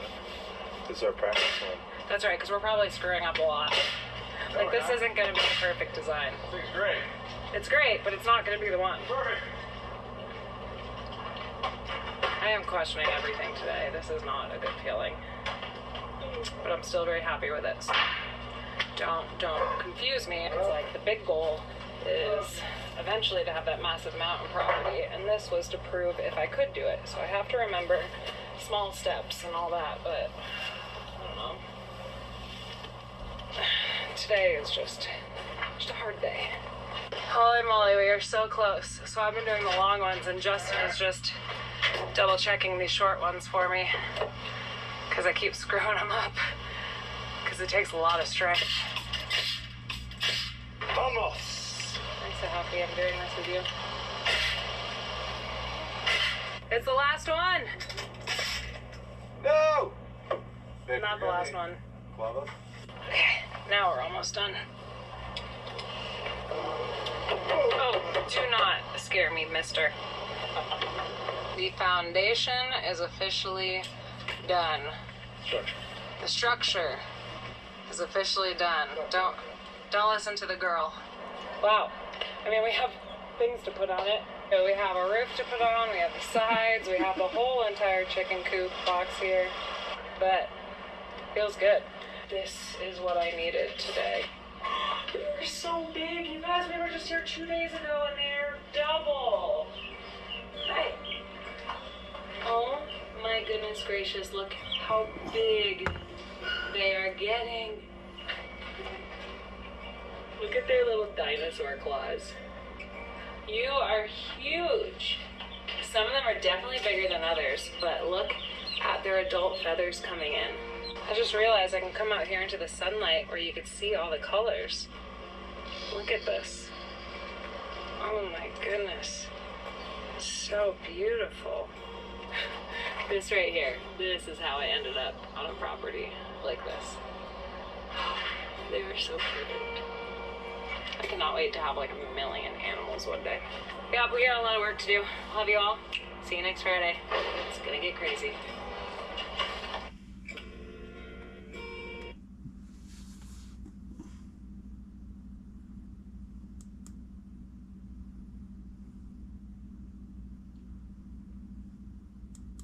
There you go. If you guys are out chasing something, always ask. What else do you have? It might just be a D9 Yeah, I mean, if you have to, tell them, say, hey, you got a place around here I can go use the bathroom? Do your knees a little bit like that? You know, when you walk off, start looking. You know,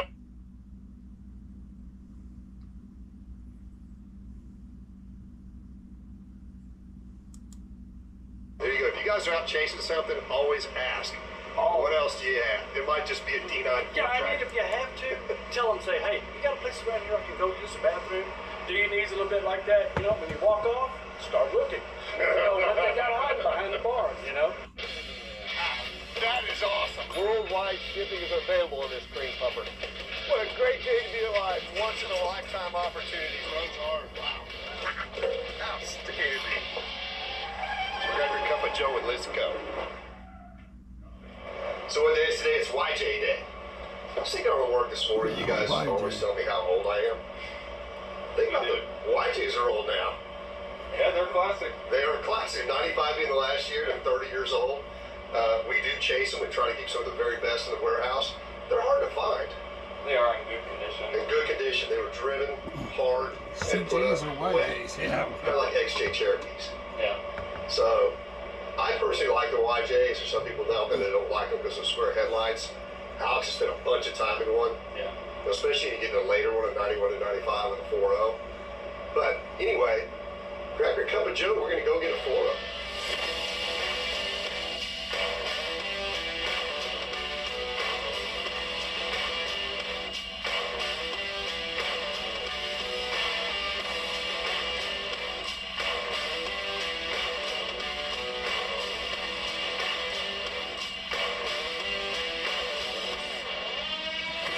Long shooter, boy.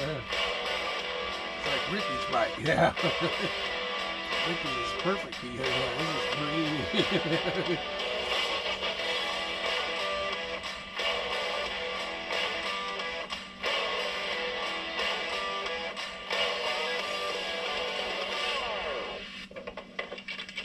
All right, we're in Quinlan, Texas. Out to see our buddy and old friend Thomas. He's always got classic cars, and today he's got a Jeep, which we bought Jeeps from over the years, and it's his birthday. Happy birthday, old man. Yeah. You got that taxi Simpson yet? Probably about, I know that. Are you there? What is it? 65? AA, AAA or something? Oh, ARP, I got that. Yeah, they've been sending it to me in the mail. Oh, I have my ARP card. It's actually a good discount. How are you? So what's going on with you? Same old, same old. Why did you bring me a shirt? Why everybody else has got one? I'll bring you a whole I'll send you a whole package tomorrow. Actually, I probably have something. I actually thought about that this morning.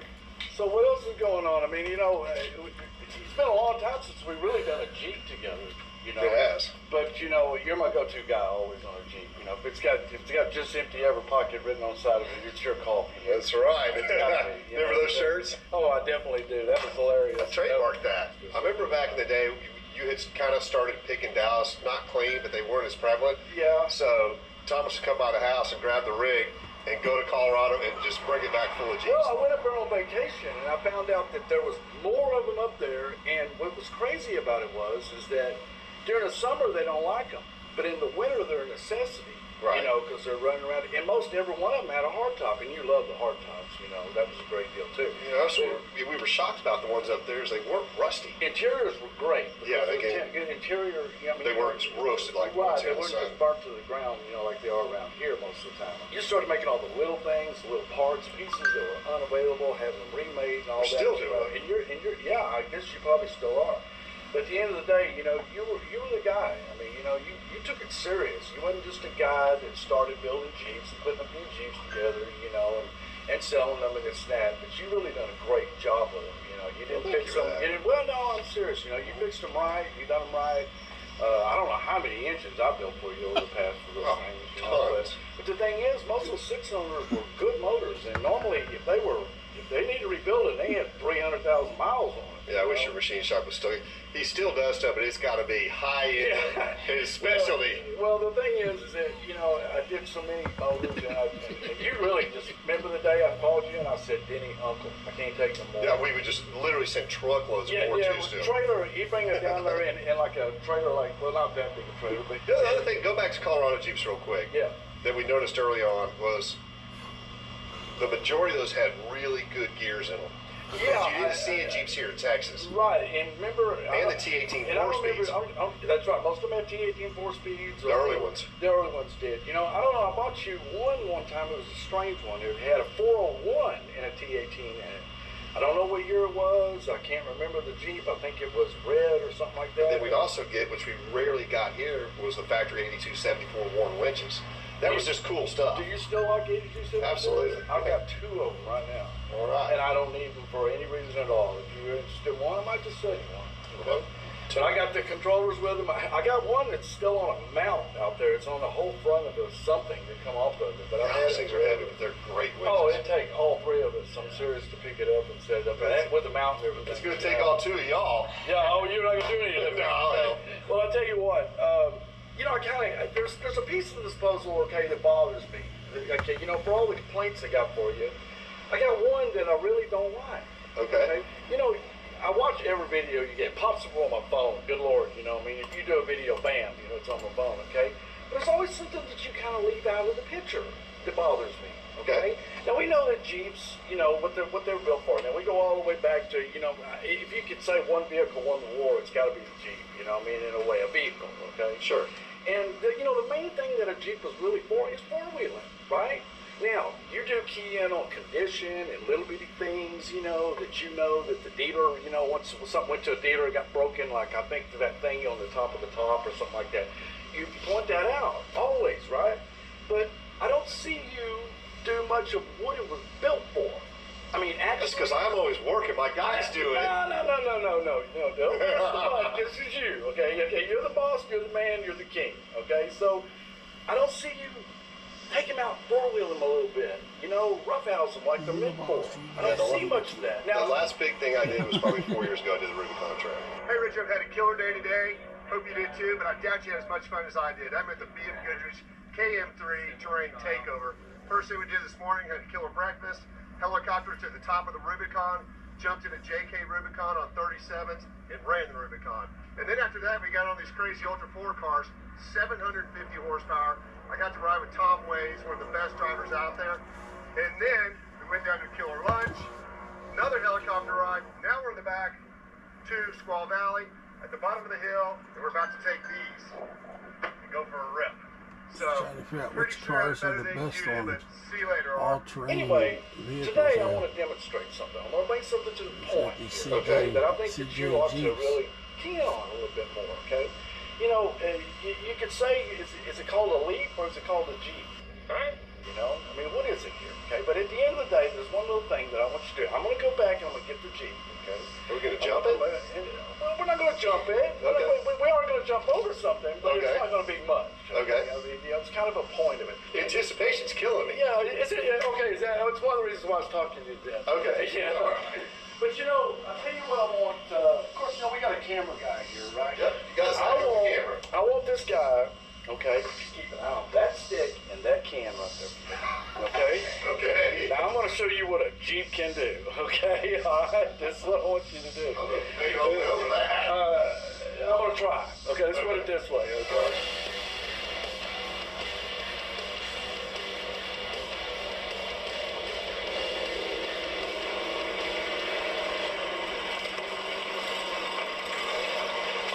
Did you see that? Did you see this thing? It jumped over that just like it wasn't even there. Can you believe it? And that's what this is for. Isn't that what this is for? Tell me. that is is that what what it's it's for? Okay. Now, you try that with a Mercedes-Benz. You try that with a BMW. You try that with a Honda Civic. What are you going to end up with? Nothing but a repair bill. Or a problem. Or a problem or a repair bill. But you know what? You can get in that Jeep and you can go anywhere. If you're tall enough to get in it. I would say that was a little risky on those old school pro cars. Well, you know what? They may be old school, but you know, so am I. Okay? You know that this man, I wanted a couple things I want to point out. This man made these bumpers. He was an engineer. Okay? He made them. He did himself. Even a lock here to lock it.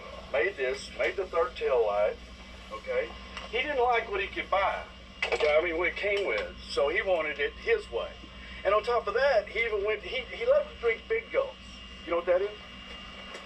No, I was looking at the 4-liter decaf. Oh, yeah. You know what that is? That's the stop. Instead of the original stop being up here, Right. he made a rubber stop for this so it doesn't come around across the tail light. Okay. Now, there was a problem that he couldn't stand. He loved to drink Big Gulps. Okay? He 100% loved to drink Big Gulps. So what did he do? He made his own cup holders that were big enough to hold a Big Gulp.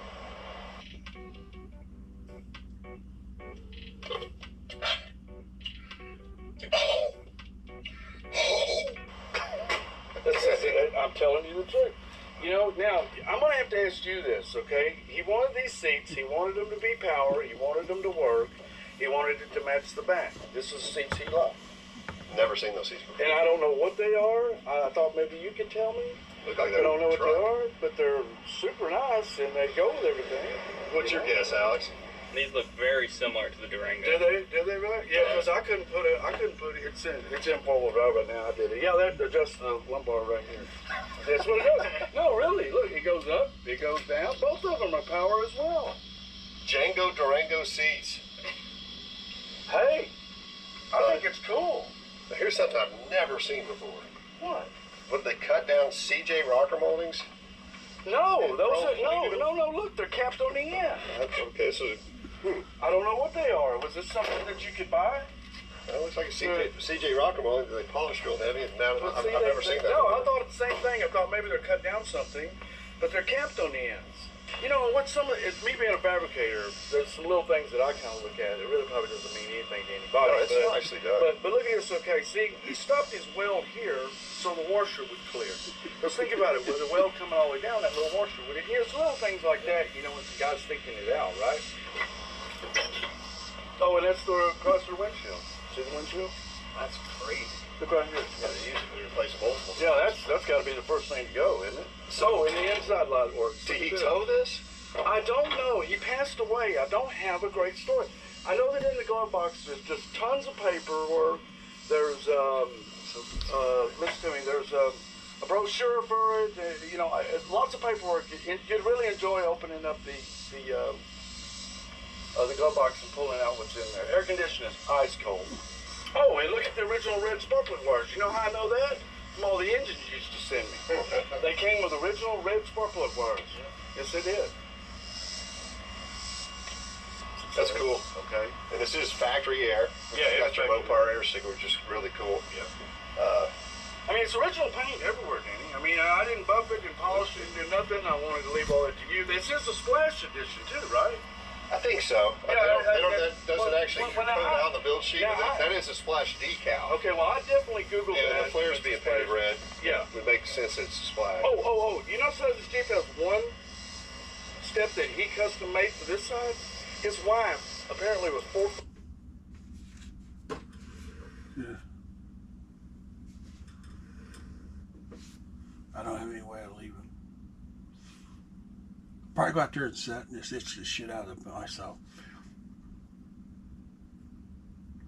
Yeah, I'll be alive longer than you because they promised me that. Yeah, I can tell you that. You definitely didn't get promised anything. I did. Yeah. So I knew you was going to try to kill me, and I made sure I was going to be able to kill you before you killed me. Yeah. Yeah.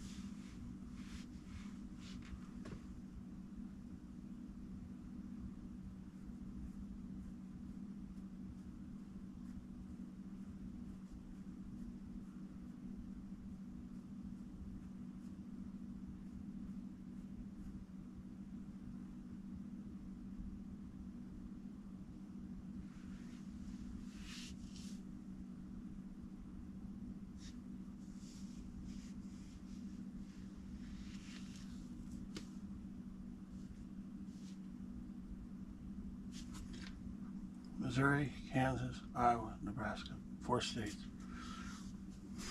Sometimes Minot, North Dakota, sometimes Bismarck, sometimes, yeah.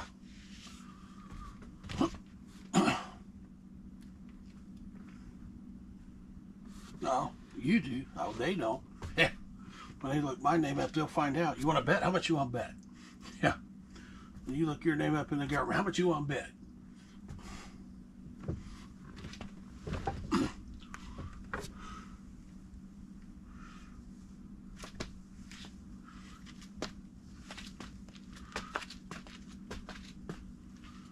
Nothing. Same thing that was involved before I left. Yeah. Same thing. Same deal. No, I don't want any drugs. I don't want any of your goddamn. Don't want any of your goddamn pain pills. Don't want any of your shit. Not yet. I don't want you to be involved in any of my shit ever. I don't like you to think you would think about it. Yeah. There. See that gate post right up there? You're probably that post. Yeah. You're not supposed to say anything.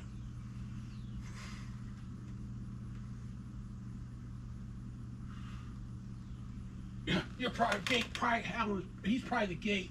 I never go out there and buy it. I just go the other way. I wouldn't want to go through Howard's gate ever.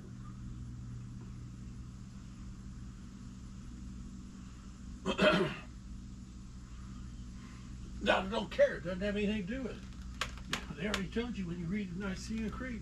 It has nothing to do with what you believe. That's just the way it's going to be to have a church. If you're in a church, that's it, buddy. Yeah. I used to tell you I'm more religious than a church because I believe in God. I take your goddamn bullshit, but I think there should be churches, so you'd have your Nicene Creed.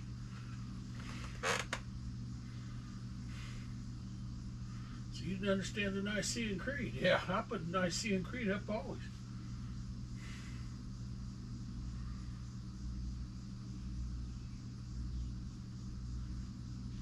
Yeah, well, even Baker University has a problem with it. Sonny Brown said nobody even believes in the Holy Spirit. I said, well, there's definitely another church there. Yeah.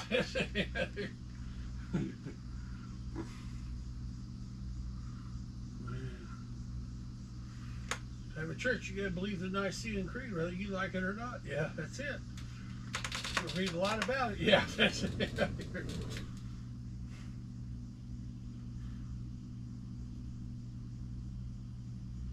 That's the gate right there. It's open. You can go through it. I go this way. Yeah. I have to open that gate. Yeah, I don't care anything about your gate. Yeah. They always want me in your gate. Yeah. So I can sit and read all the books just like you and figure out what the Holy Spirit is, then go on to the other gate out here where nobody even believes, so I might as well not even read the shit. Yeah.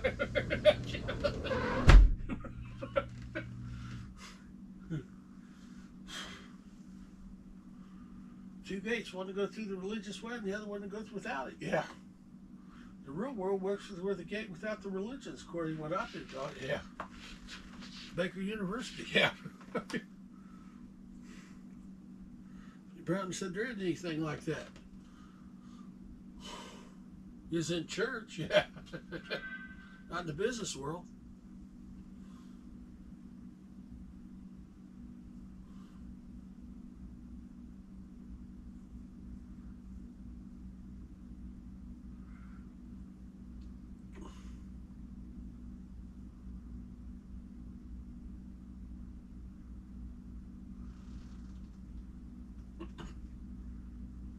A content creator and an influencer, yeah. I tell you which I think I believe about Christianity. It's a gate, yeah. Or a doorway. You want to do call it a door? How about a window? Yeah.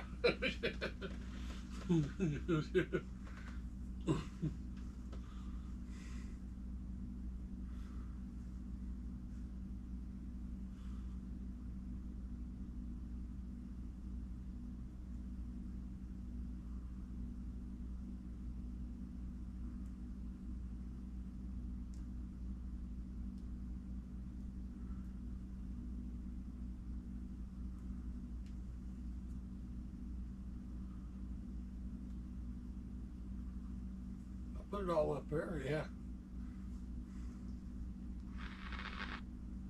You want to make a church, you got to believe the Nicene Creed. Well, you want to bring in the Bibles? Hell, you know which one you're going to use? Yeah. The Wycliffe, that's older than the King James, yeah. Why the King James? What about the Wycliffe? You want to argue about which Bible's the oldest? Yeah.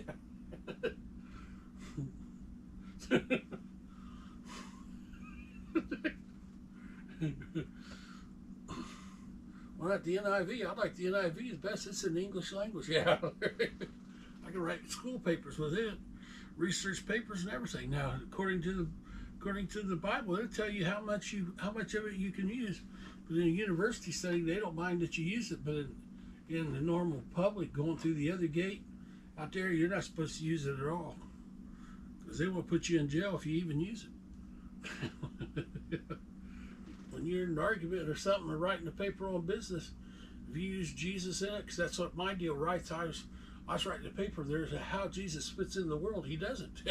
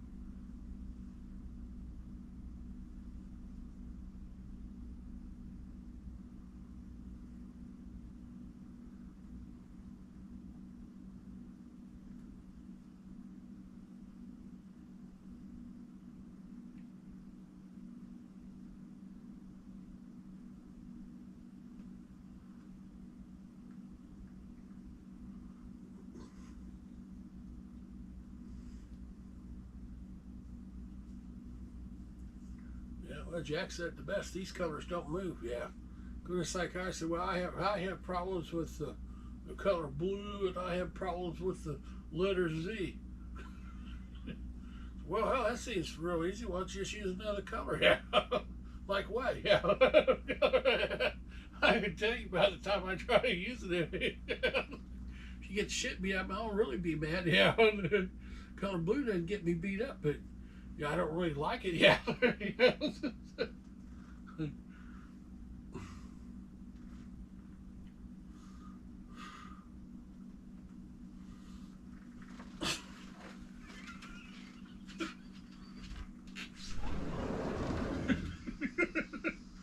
Yeah, Z blue, man. Yeah.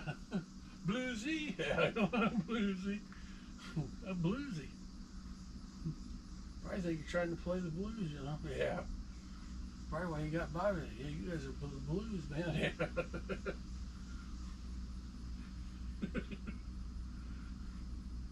Can't use red, yeah. I can wear a Kansas City Chiefs jersey, probably.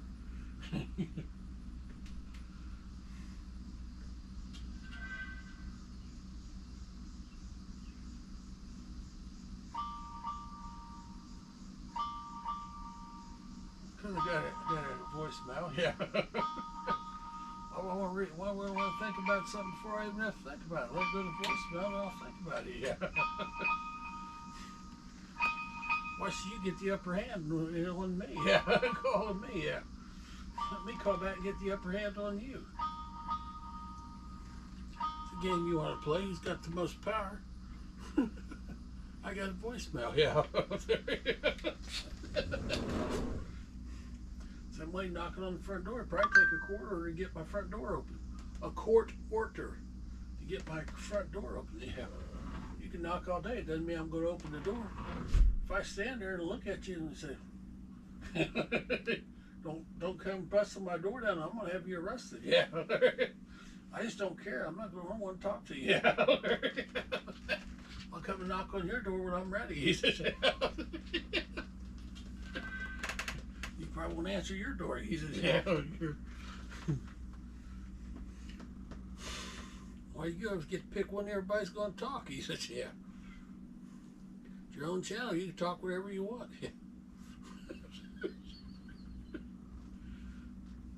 Google might throw you off. Yeah.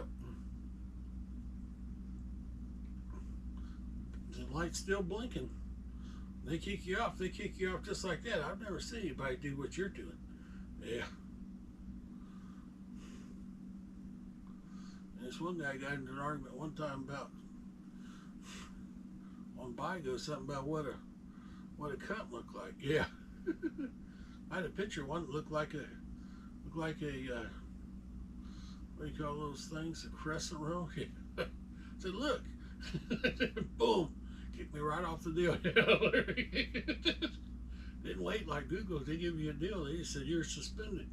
You'll be able to be back for another week. Yeah, for showing a cut. Yeah. Boy, that's something. Little cuts in there.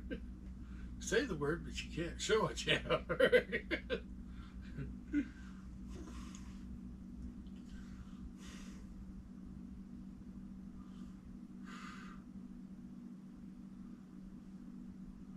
Biggest game in the world on Bigo. See how you can get him kicked off.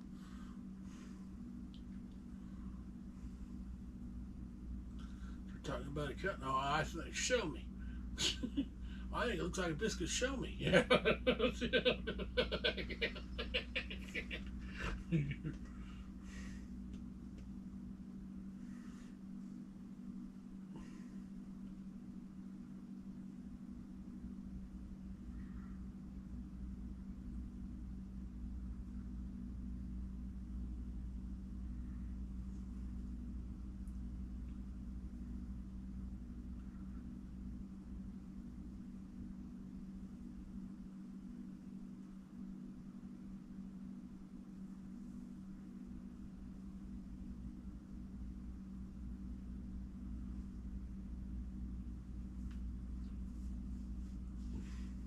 Abe Lincoln. I'm like Abe Lincoln. Yeah.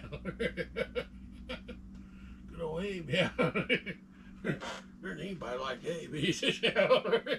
So I got a bulletproof car and everything. I won't even go to the theater so they can even shoot me. He says, yeah.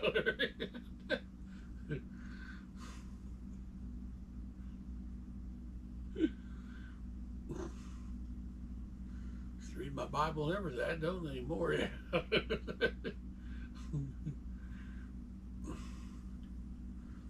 way Abe was. That's how he learned how to read. It's the Bible.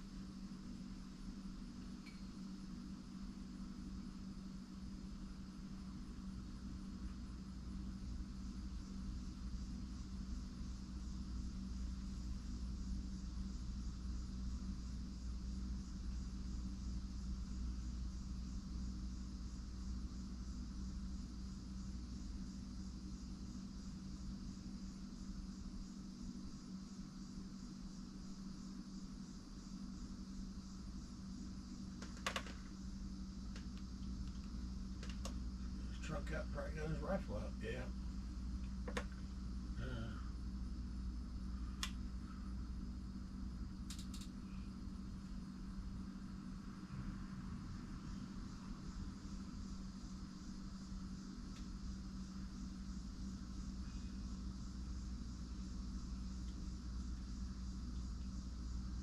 Probably why I don't even have a ham radio license. Yep, I'd be talking on the radio about wavelengths and stuff. He goes, yeah.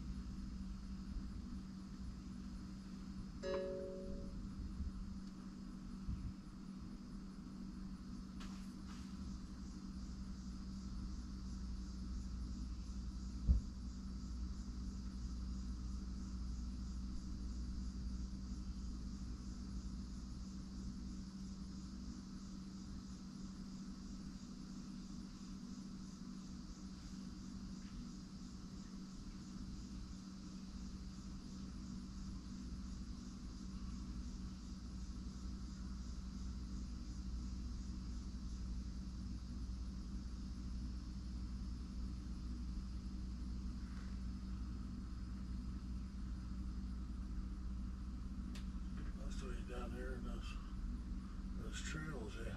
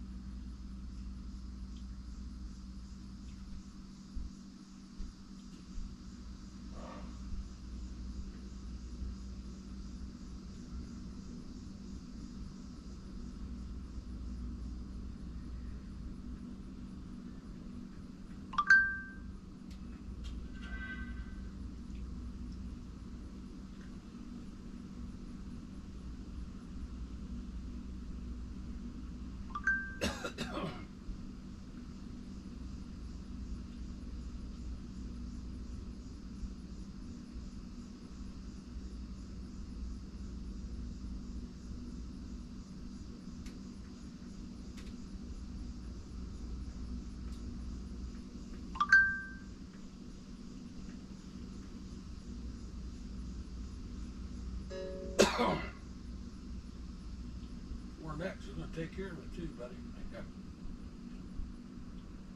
I hope not. I hope not. I hope you're just sitting there when they walk in, they just blow your fucking head off.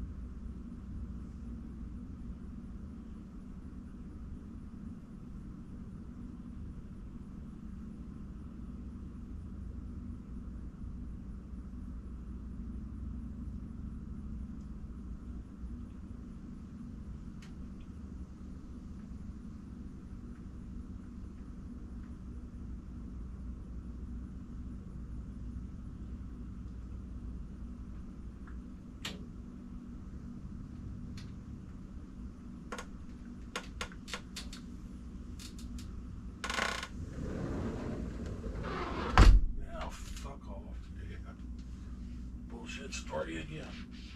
Bullshit story 1,550.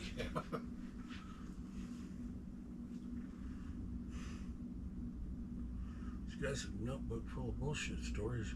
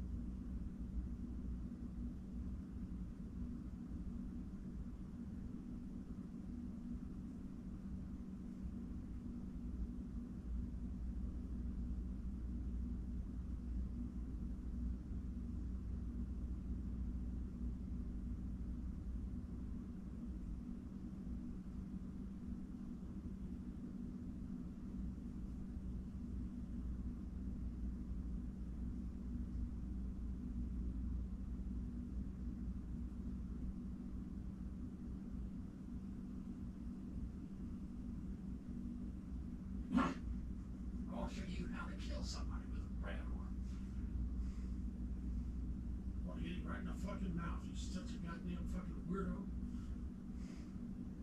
Why don't you leave people alone? They told you to go on. Go down the road and find your own way, butthole.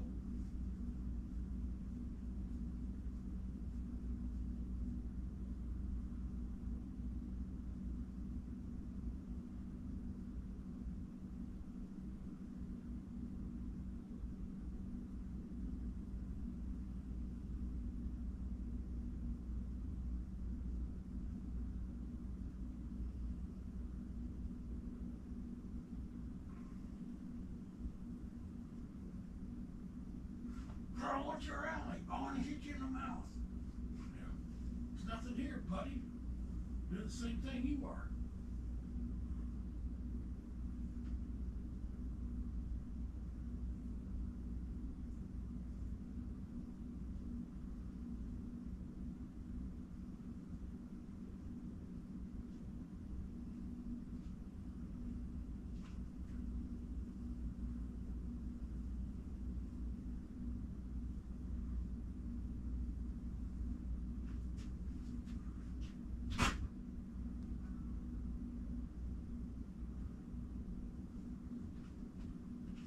Prison.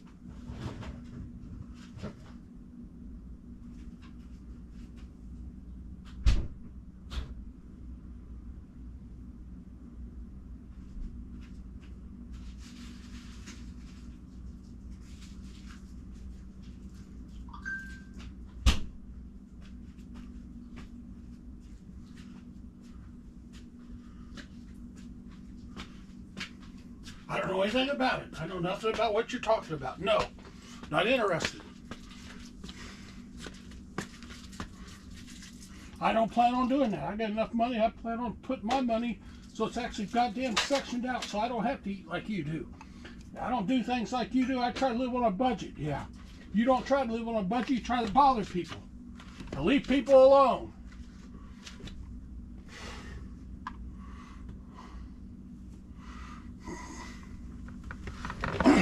Now, you want to bet?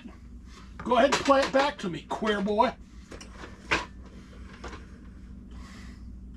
I'm going to cut your throat. You keep your shit up. It's like goddamn Luther Dotson, buddy.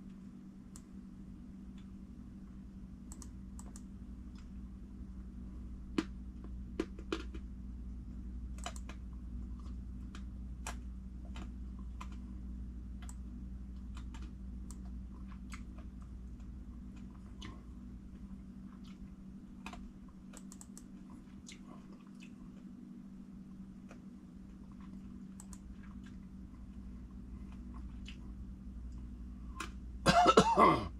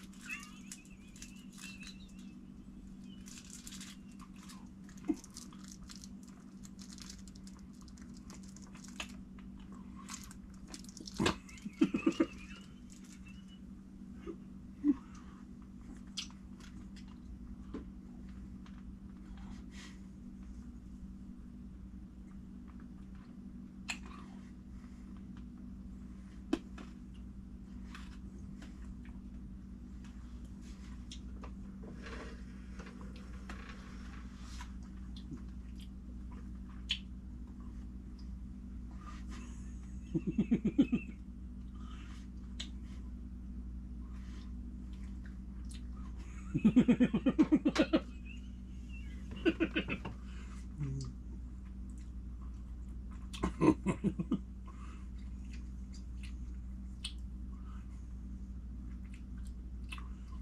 they do is turn it on TV. Hey, it's on YouTube now.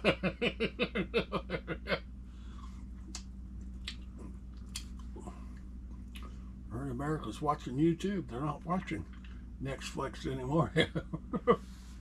Or even regular TV, not even HBO or anything. On Google News. YouTube's the biggest one of them all now.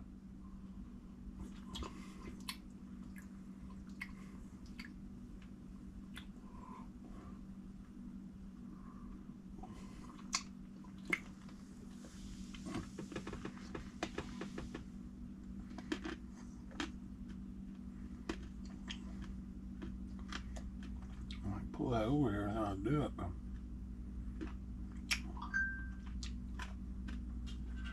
All the plugs plugged in.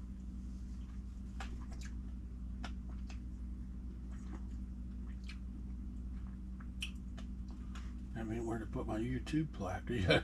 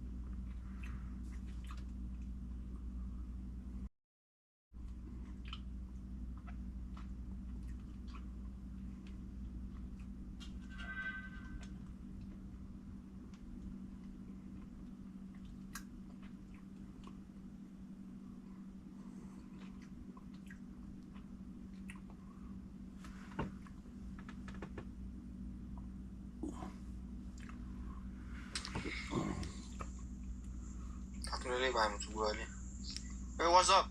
What you doing? I'm cool. Where you from? Kansas City. Where are you from? I'm from Nigeria. Can I see your face? See what? I said I'm from Nigeria. Let me see your face. Oh, how you doing? Pretty good. How you doing?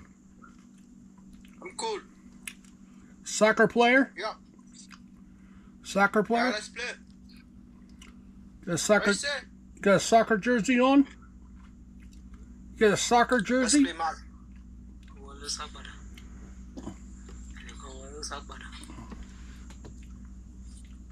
Let's battle. You look like a woman. What do you want me to do? I said you look like a woman. You got it long hair. Is that a problem? I just love you. I love your hair. You got it long hair. Bye bye bye bye bye bye. Yeah, I love you too. Wow, you need to. You got it long hair. I love your hair. Let me see. Wow, you got it long, very long. I love it. Yeah. I love it. It's very nice and good. You look good on it. What Thank about you. your wife? I'm not married. I'm single. Why? I'm single. Been married twice already. You're too handsome like this. You're supposed to get the Been nice married woman. twice before. Will you marry a Nigerian woman? Yeah. What's up? If I follow you, will you follow? If I follow you, will you follow me back? I will get you a Nigerian woman who will take care of you. I promise.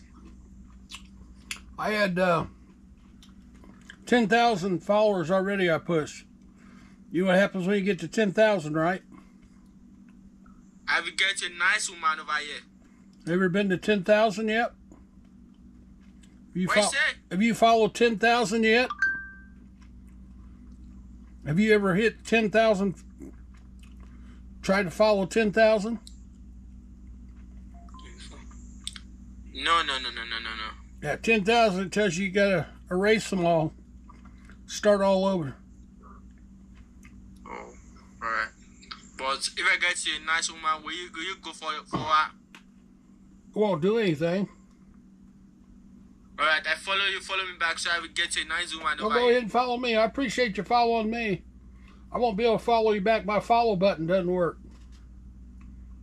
Oh, I get you now. So I will send you a text message. Alright? I don't have a phone. My phone's in another room somewhere. Which phone are you using now? Who got the Oh, phone you're my using? YouTube button's gone. I got it on mix. I just played a mix of somebody's station. Oh, so how can I talk? How can I test you? How can we test each other? Well, I'll just be back on TikTok tomorrow. I'll see you on there. Alright, maybe when you come to live, just send me a request. I will show you the picture of the woman I'm talking about. It's very simple. Oh. It's very nice, very beautiful. Oh, you gonna give me one? Yeah. Oh boy. It's free of cost. Very nice woman. What you say? Oh, okay. I appreciate that. Just promise you won't break her heart or you won't hurt her. No, I won't break her heart. What do you do for a living? Content creator and influencer. Oh, you got money on that? A content creator and influencer on YouTube. Oh. I'm getting ready to get a plaque that I got a 1 million+ subscriber wish. Oh, you got the car you drive. You got the car you're driving. No, I got a 1 million+ subscriber list or wish plaque I got coming from YouTube. Okay, so you live alone now? Oh, okay. Talk to you later.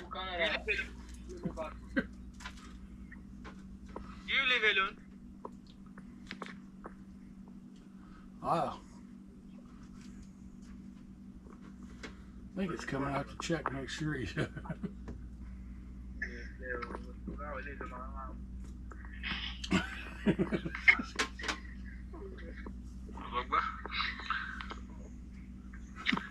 Alright, nice meeting you. I'll talk to you later.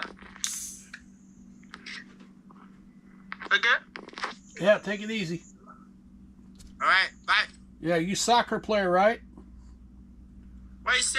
Are you a soccer player? Football? You play football? Well, no, I don't like that. Oh, okay. You look like a football player. But I watch wrestling. Oh, okay. Yeah. Handsome very Harley nice. Race? I love that. Handsome Harley Race? Yes, I know him. Oh, really? Yeah, that was back in the 60s, so I used to watch Handsome Harley Race. Yes, I really love Ramirez. I love him a lot. Take it easy. Alright, bye. Bye-bye. I'll talk to you later, okay? You know how to get off? Guys, I want to get up. It's not over yet, so I want to eat. I like about TikTok. Nobody can figure out how to get up. See you later. You're still there, he said.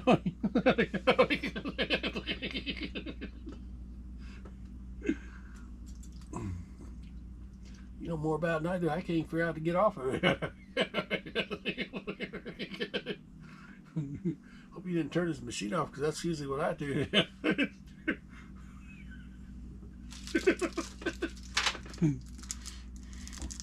If I buy it, I'd have to figure out a way of hitting this button to actually let you disconnect it.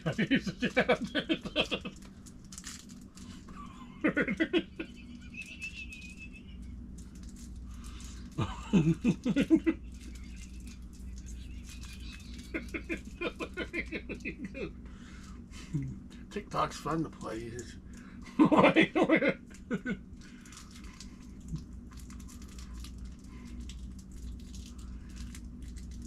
I'm glad it's not perfect, you know. Come from a perfect world today.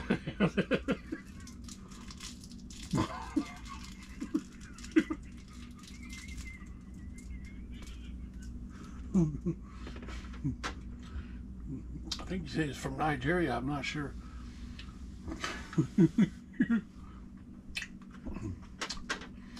These soccer players, yeah.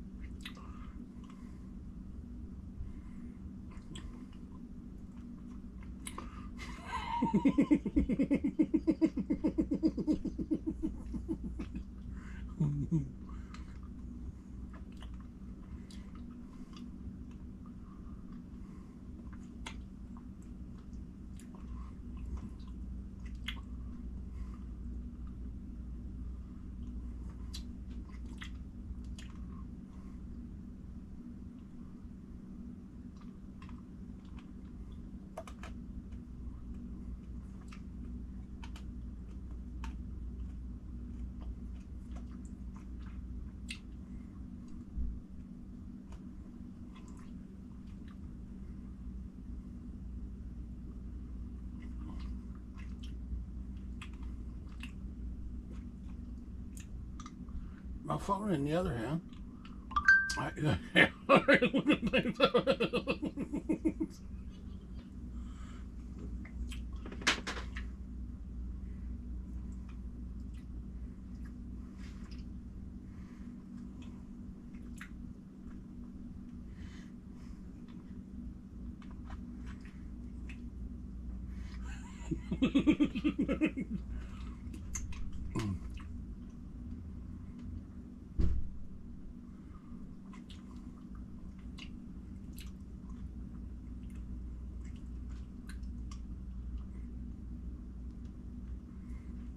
you guys are my favorite brand. He says, yeah.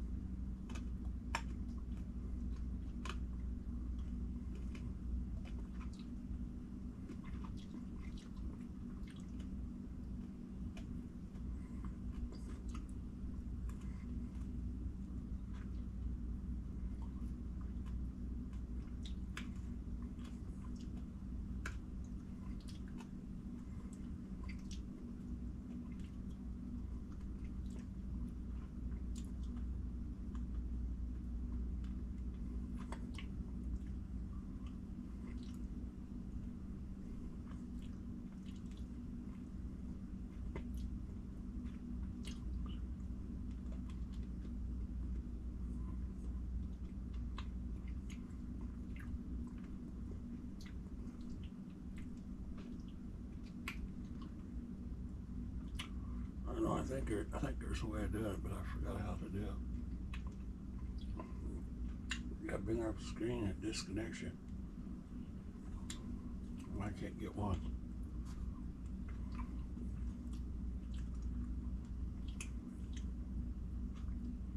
I really laughed that there isn't.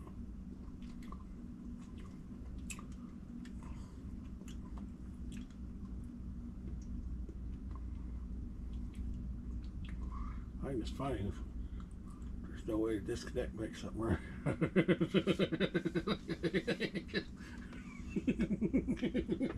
See you later. Are you still there?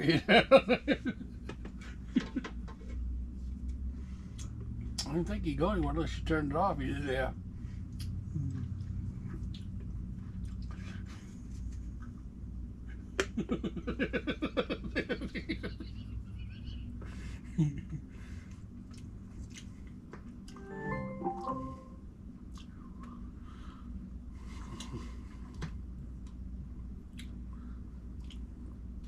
Ziggy, what's my notification? You have one new update from Amazon Shopping. I found a low price offer inspired by an item in your cart. Here is more on Blackview Android 15 Tablet Mega 2 2025 12-inch Android tablet. It's $178.19 after $101.80 savings. Want product details? No. Okay, no problem. That's all your updates.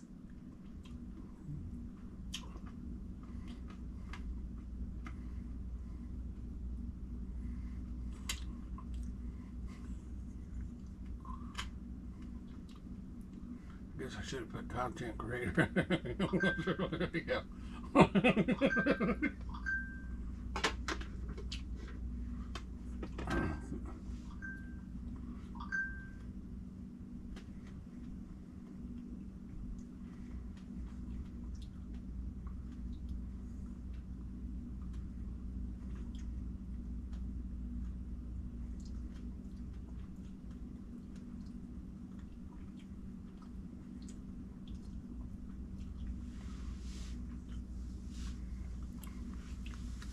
Can't figure out how I even got 64, yeah.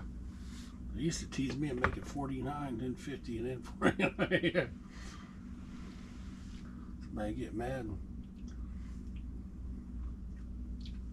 What?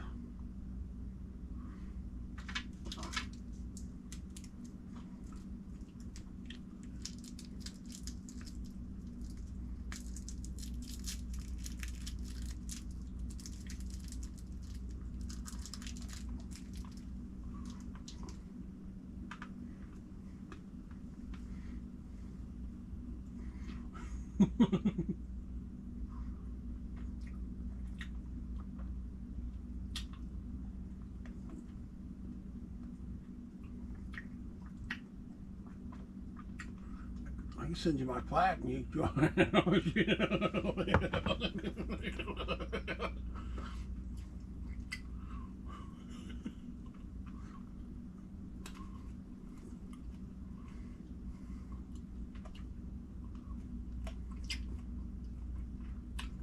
Never gonna get any easier. Come on up. I'll give you half of mine. Half of my breakfast.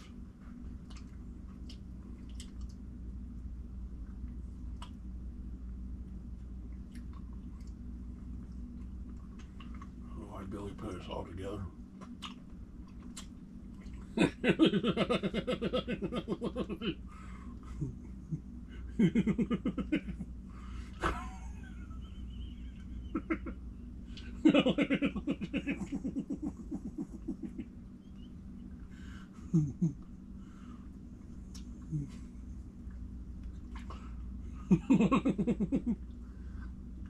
I can buy you a plaque with your name on it.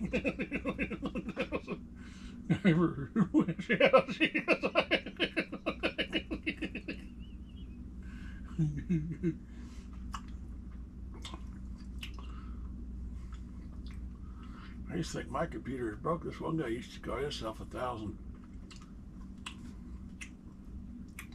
Probably with this IQ guy did. Maybe like that, yeah.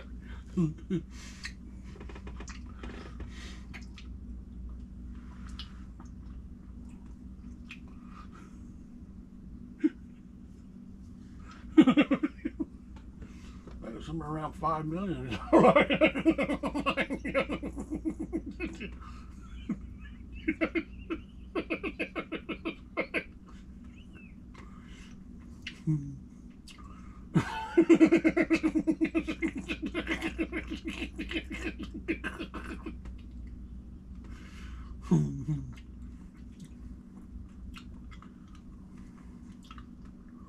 I'm gonna need my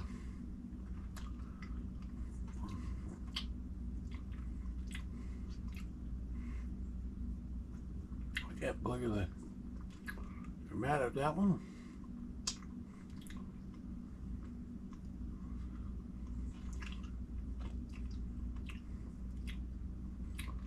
Well, maybe I won't broadcast it on YouTube. I just put it on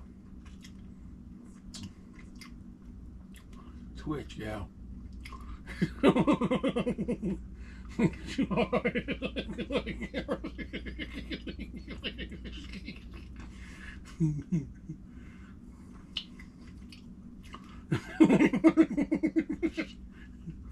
This black Google sent me is I got it from Amazon.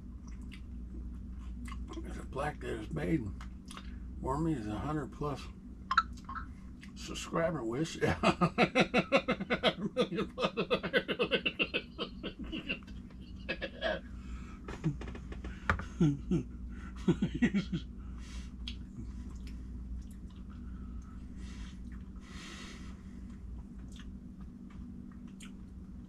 Mom had some Wish t-shirts in there. Oh boy, maybe this. I could make YouTube Wish t-shirts. Yeah, 1 million subscriber plus Wish. Try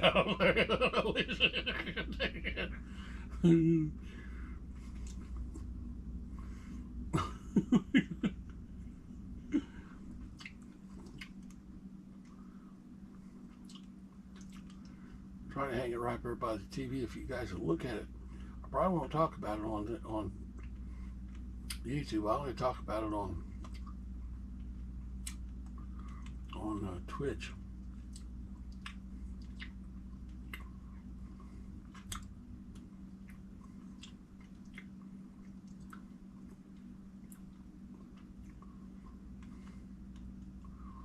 I could just call it a plaque.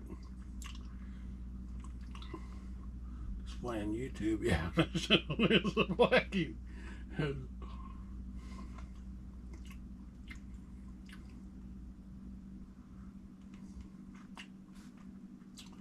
YouTube plaque saying 1 million subscriber plus 1 million plus subscriber wish. It's a plaque for a 1 million plus subscriber wish. Larry Eugene Nielsen Jr. Red 777. Yeah.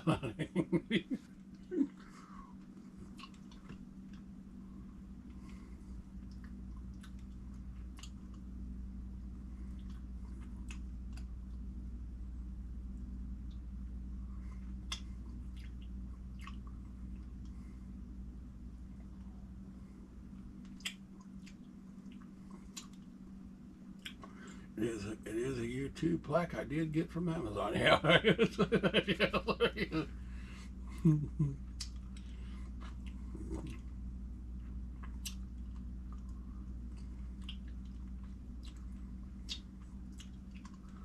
to have it customized for a 1 million subscriber, for 1 million plus subscribers.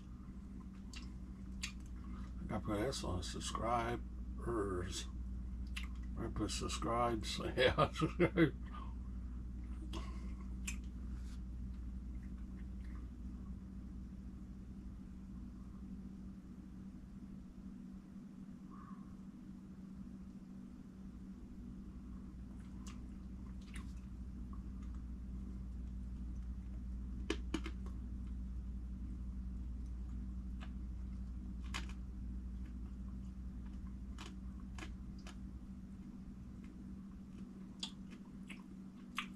That'd be alright. Say 1 million plus subscribers.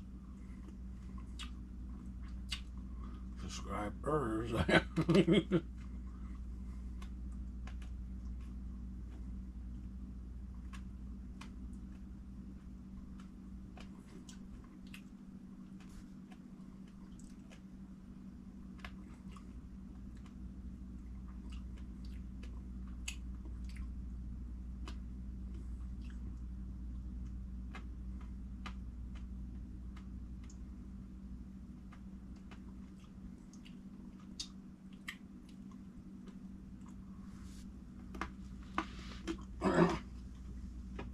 I'll get up and get this fixed. Not having any. Oh, this is stop in the middle of that. Yeah.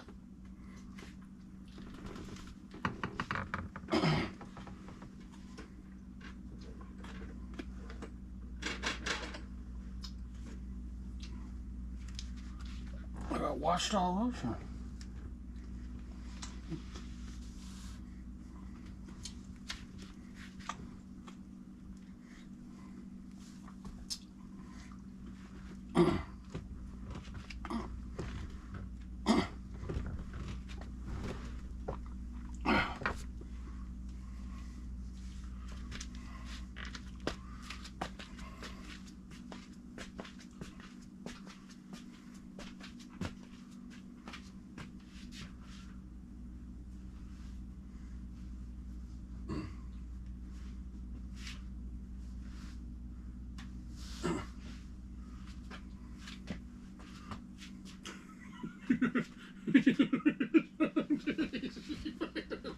I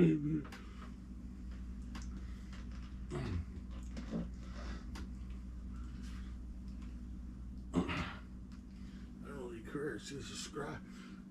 Even if it's written wrong, it doesn't really matter. Yeah, I'm already so like that.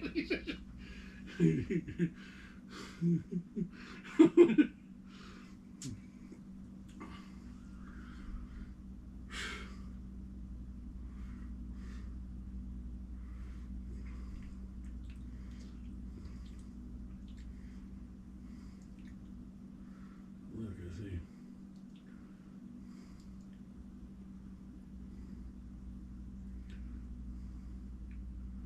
No idea why I thought that would be funny at the time.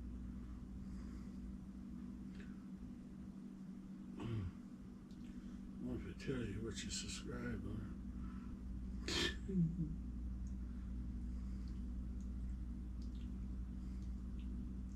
She seemed to enjoy it. She has it by her computer.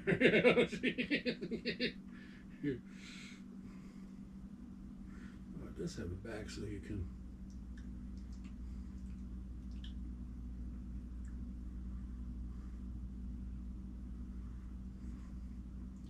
Probably be better to set like that than like a picture.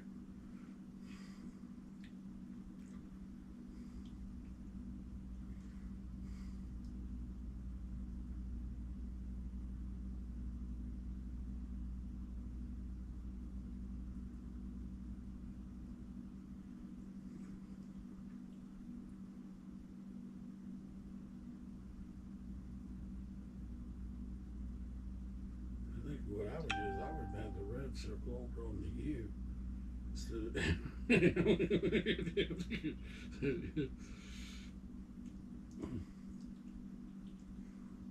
Mine doesn't have it on either, so I like it because that was on my deal there. He says, yeah.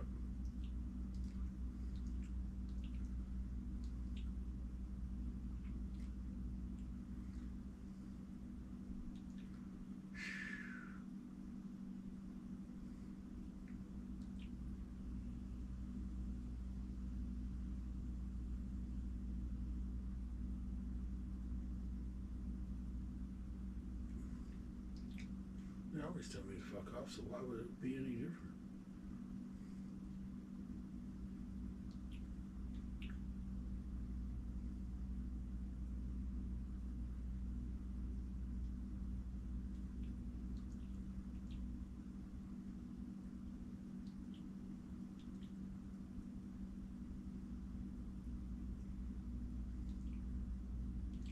I should have took a picture of it. He says, yeah.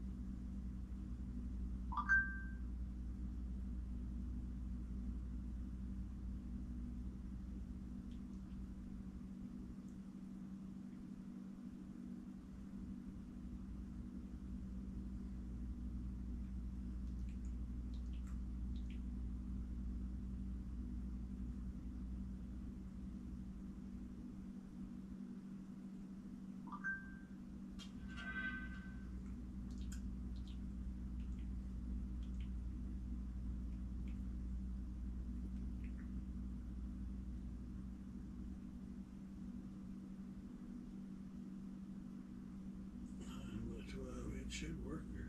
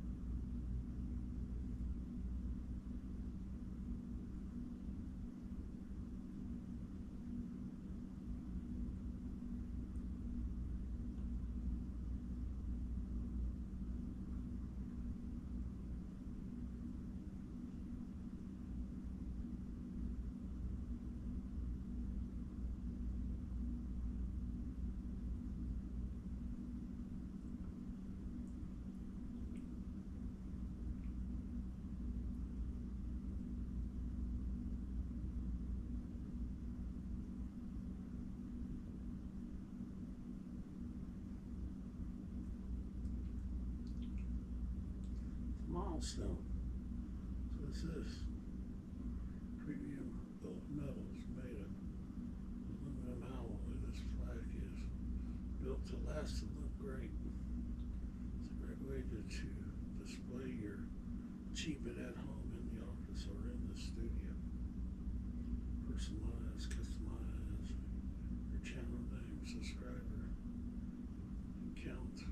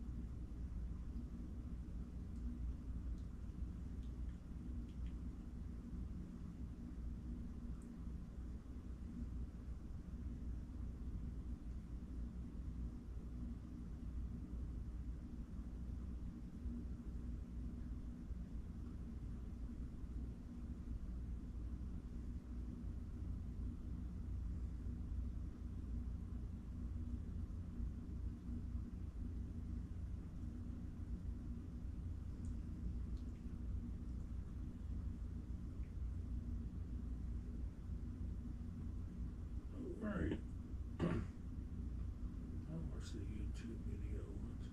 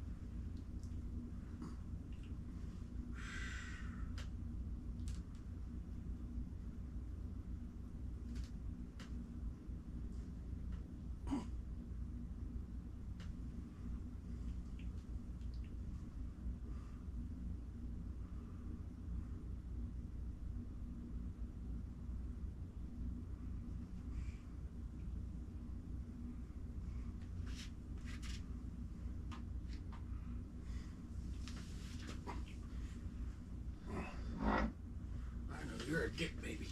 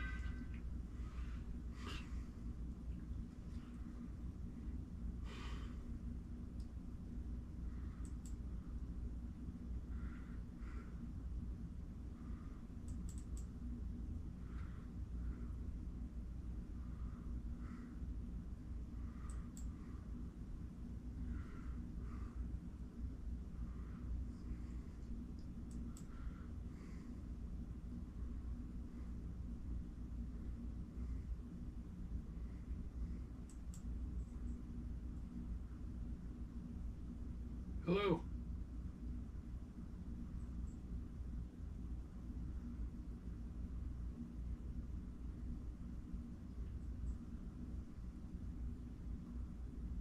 Hello.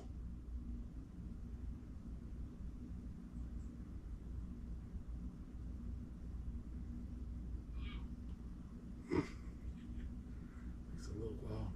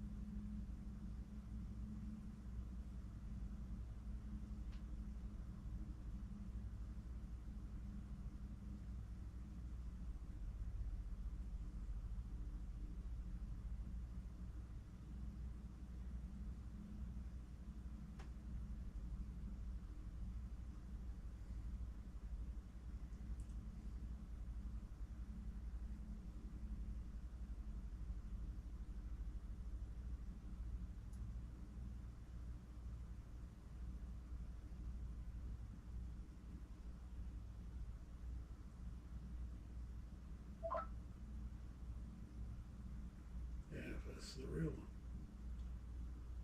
one. It'd be terrible if he's still alive. If only one dies yet.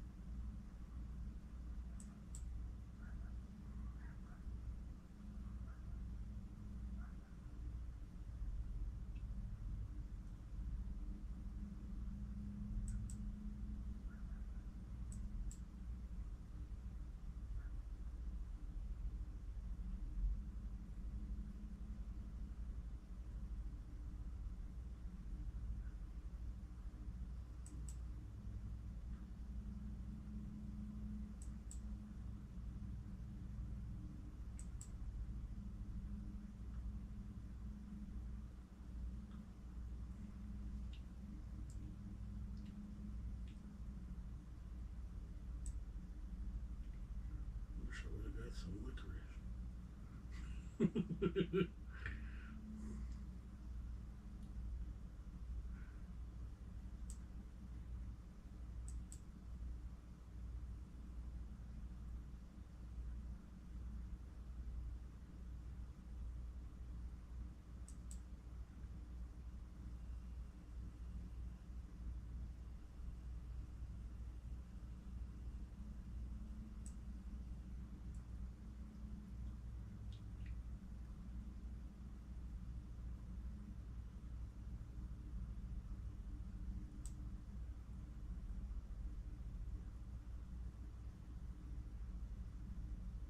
We're going to give you one now. Why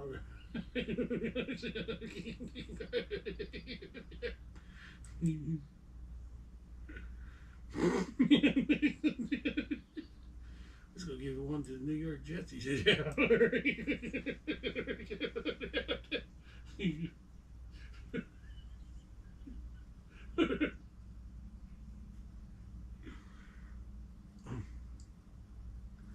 I thought it was one of the benefits of watching it. Yeah. Yeah. I wonder who you talk about Joe Namath. He's a shadow.